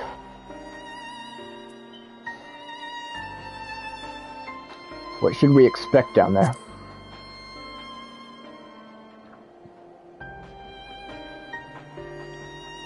Oh, I would hate to spoil the surprise. As for myself, there are a few more subjects I should like to research.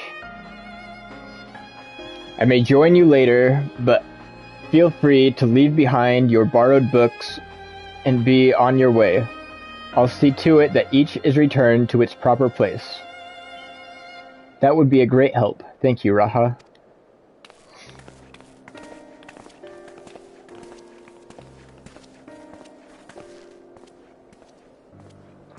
Let us head down the stairs over there.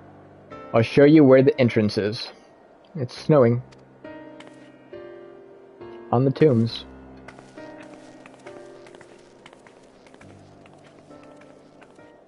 Are we covered? We're covered.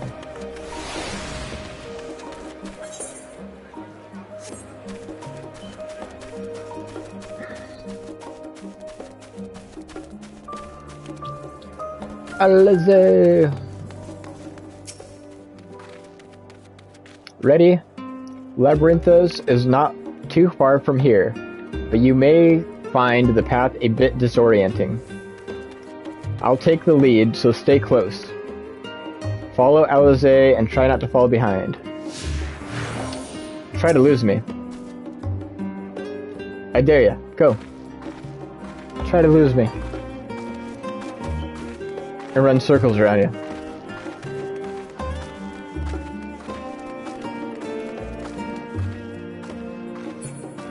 Fall behind. You kidding me?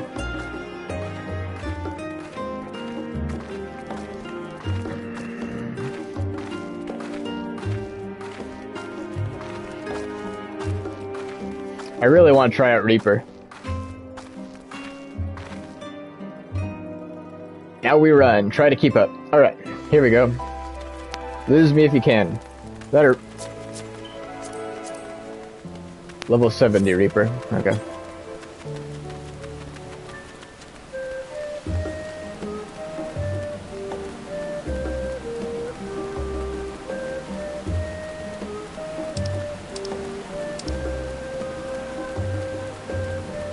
Yeah, I'm not paying attention to her text bubbles too much. Up here. You can't lose me. You don't gotta stop.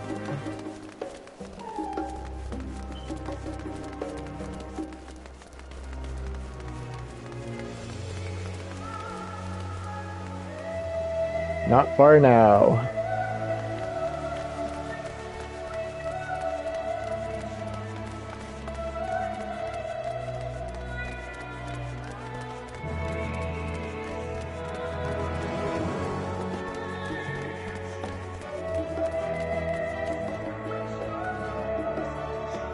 Here we are, through this door and down the stairs. You did remember to attune to the shard back there, didn't you? It will make your life much easier if you need to come back in a hurry. Otherwise, we should keep moving.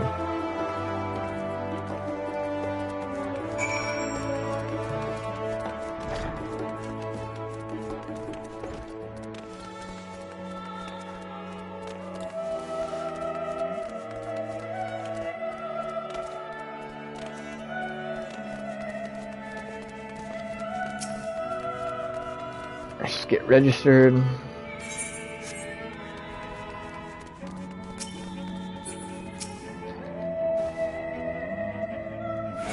We're all here now, yes? I've taken the liberty of securing permissions for our group's descent. Right, everyone onto the lift and down we go.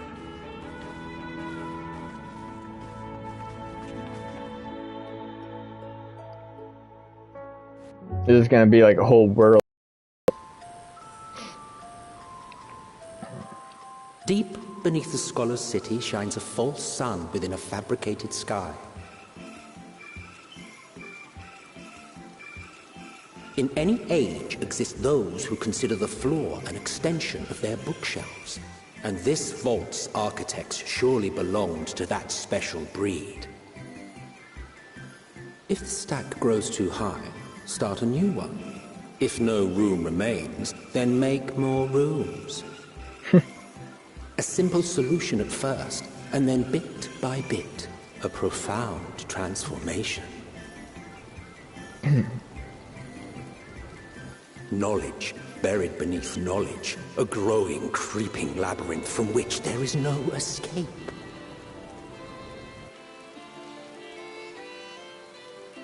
Labyrinthos.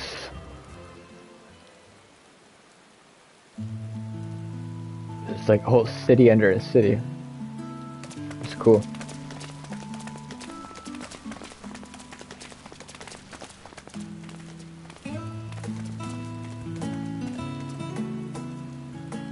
Not what you expected.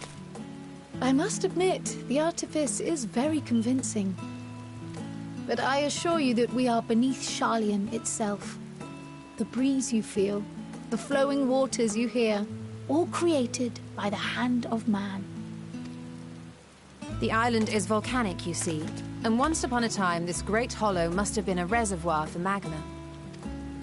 It was discovered at which point it was repurposed as a storage facility for scrolls and samples and such. Renovations have been on no interruption to this day, with the lower levels still undergoing expansion. Aren't those people gleaners?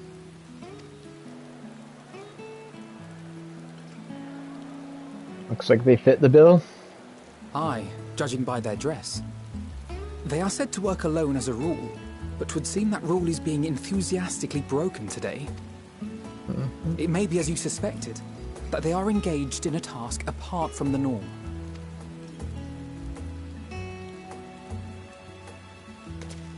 Let's spread out and get some answers then. We can.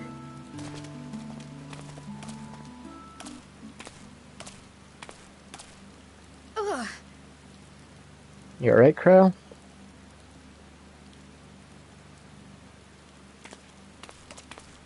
Did you call to me just now? No. How odd.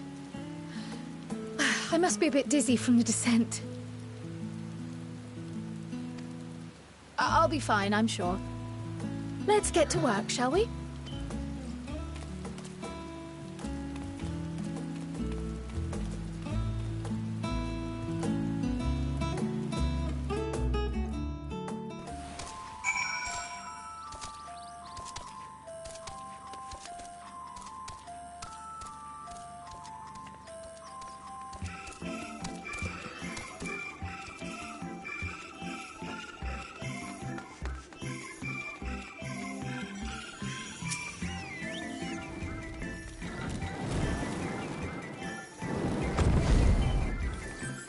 You here to help or give me more headaches? Because you don't have the look of a gleaner, and I'm in no mood for idle chatter. One of my colleagues was so exhausted, he took a tumble and crashed into a pile of crates. Now I have to pack a pack of mammoths running loose. Your exchange with Ernvila has taught you about exhausted gleaners. Okay.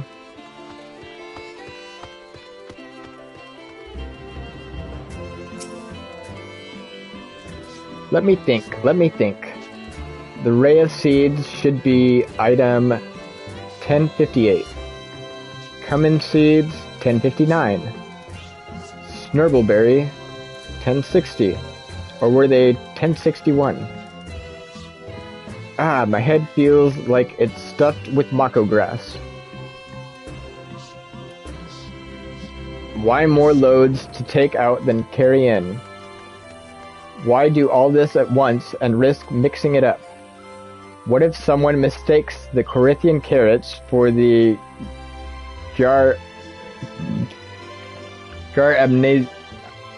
Abnean carrots? What then? Your exchange with Dives has taught you about large shipments coming in and out of Labyrinthos. We already knew that.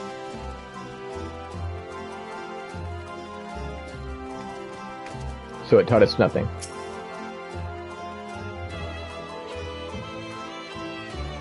You want to know what I'm doing? Hauling books and ore and fauna. If it needs hauling, I haul it. Every decade or so, they take stock at Labyrinthos.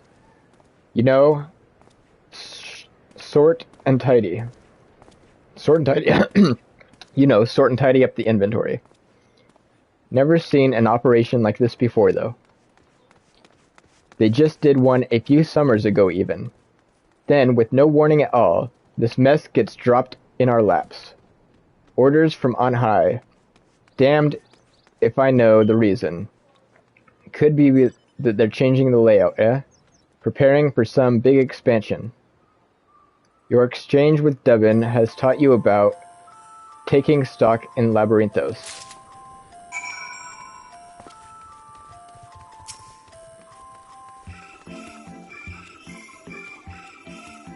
Any luck, Shinobu?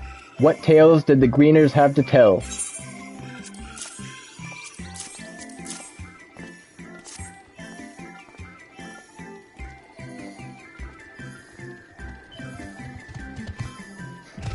So, this grand operation began without warning, and for every item they bring in, they're sending more inventory somewhere else. That would explain the haggard faces I've been seeing. We were right, the Forum is definitely up to something, and they're turning Labyrinthos upside down in the process.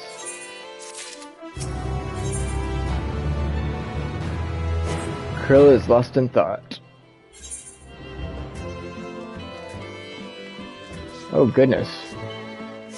Oh goodness. This is a big map. Dude, look at all these Aetherite. 1, 2, 3. Got 3 of them.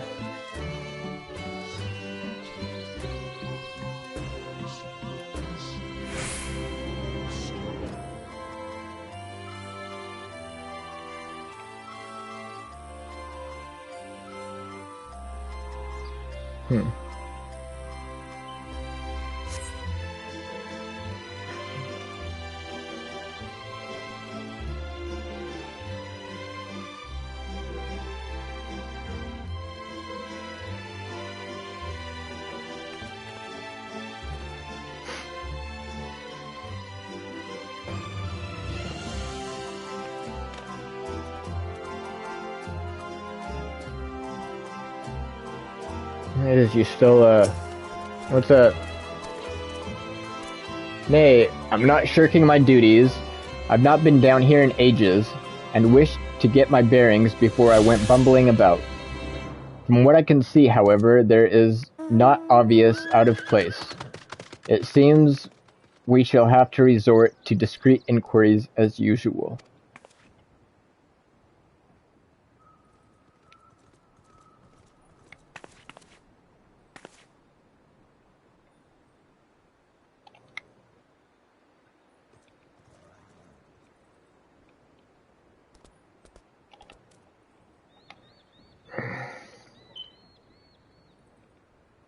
Alright.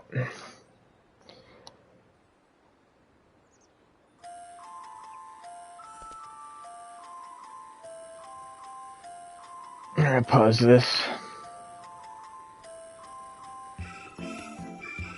Well,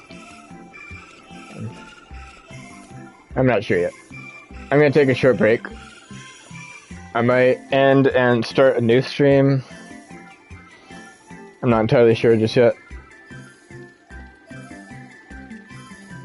A short break.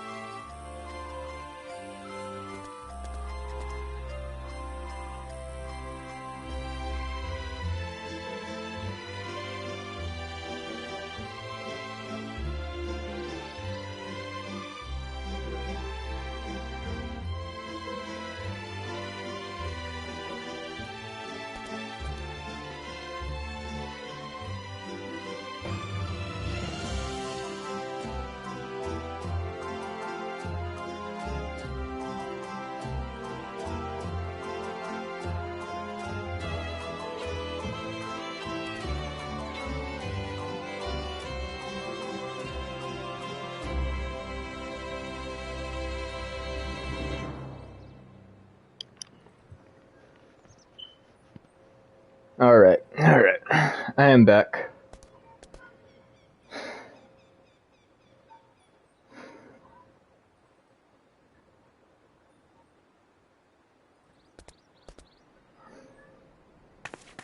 Alright, well...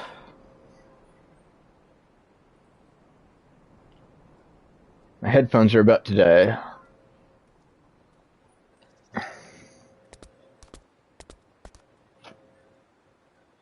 I have other headphones I can use while this charges.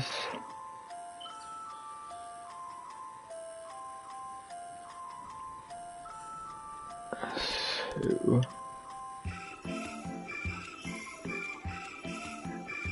yeah, let me grab my other headphones.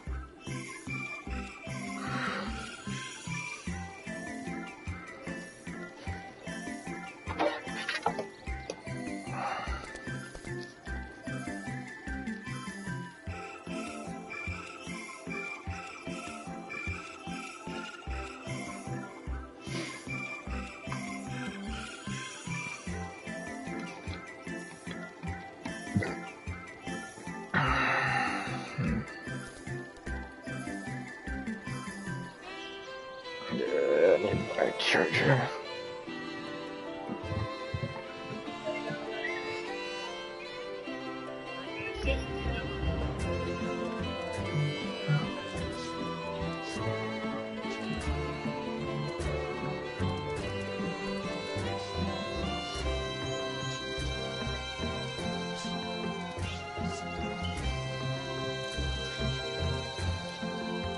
Alright, I'm turning headphones off for a moment while I swap them out.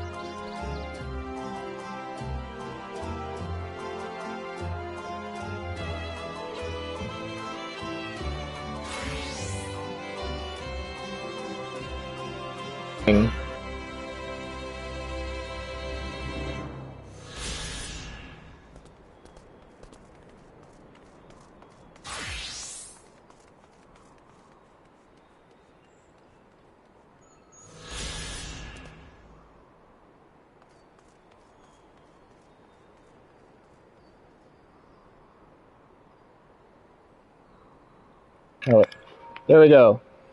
Testing, testing, testing.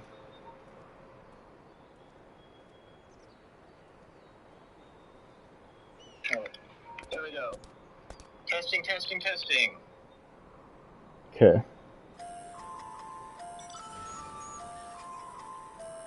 Alright, my other headphones aren't working right now, so...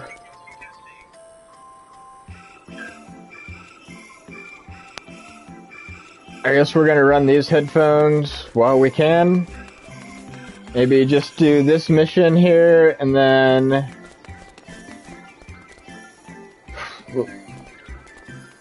just turn the stream off, and I'll do something else while I wait for the headphones to charge.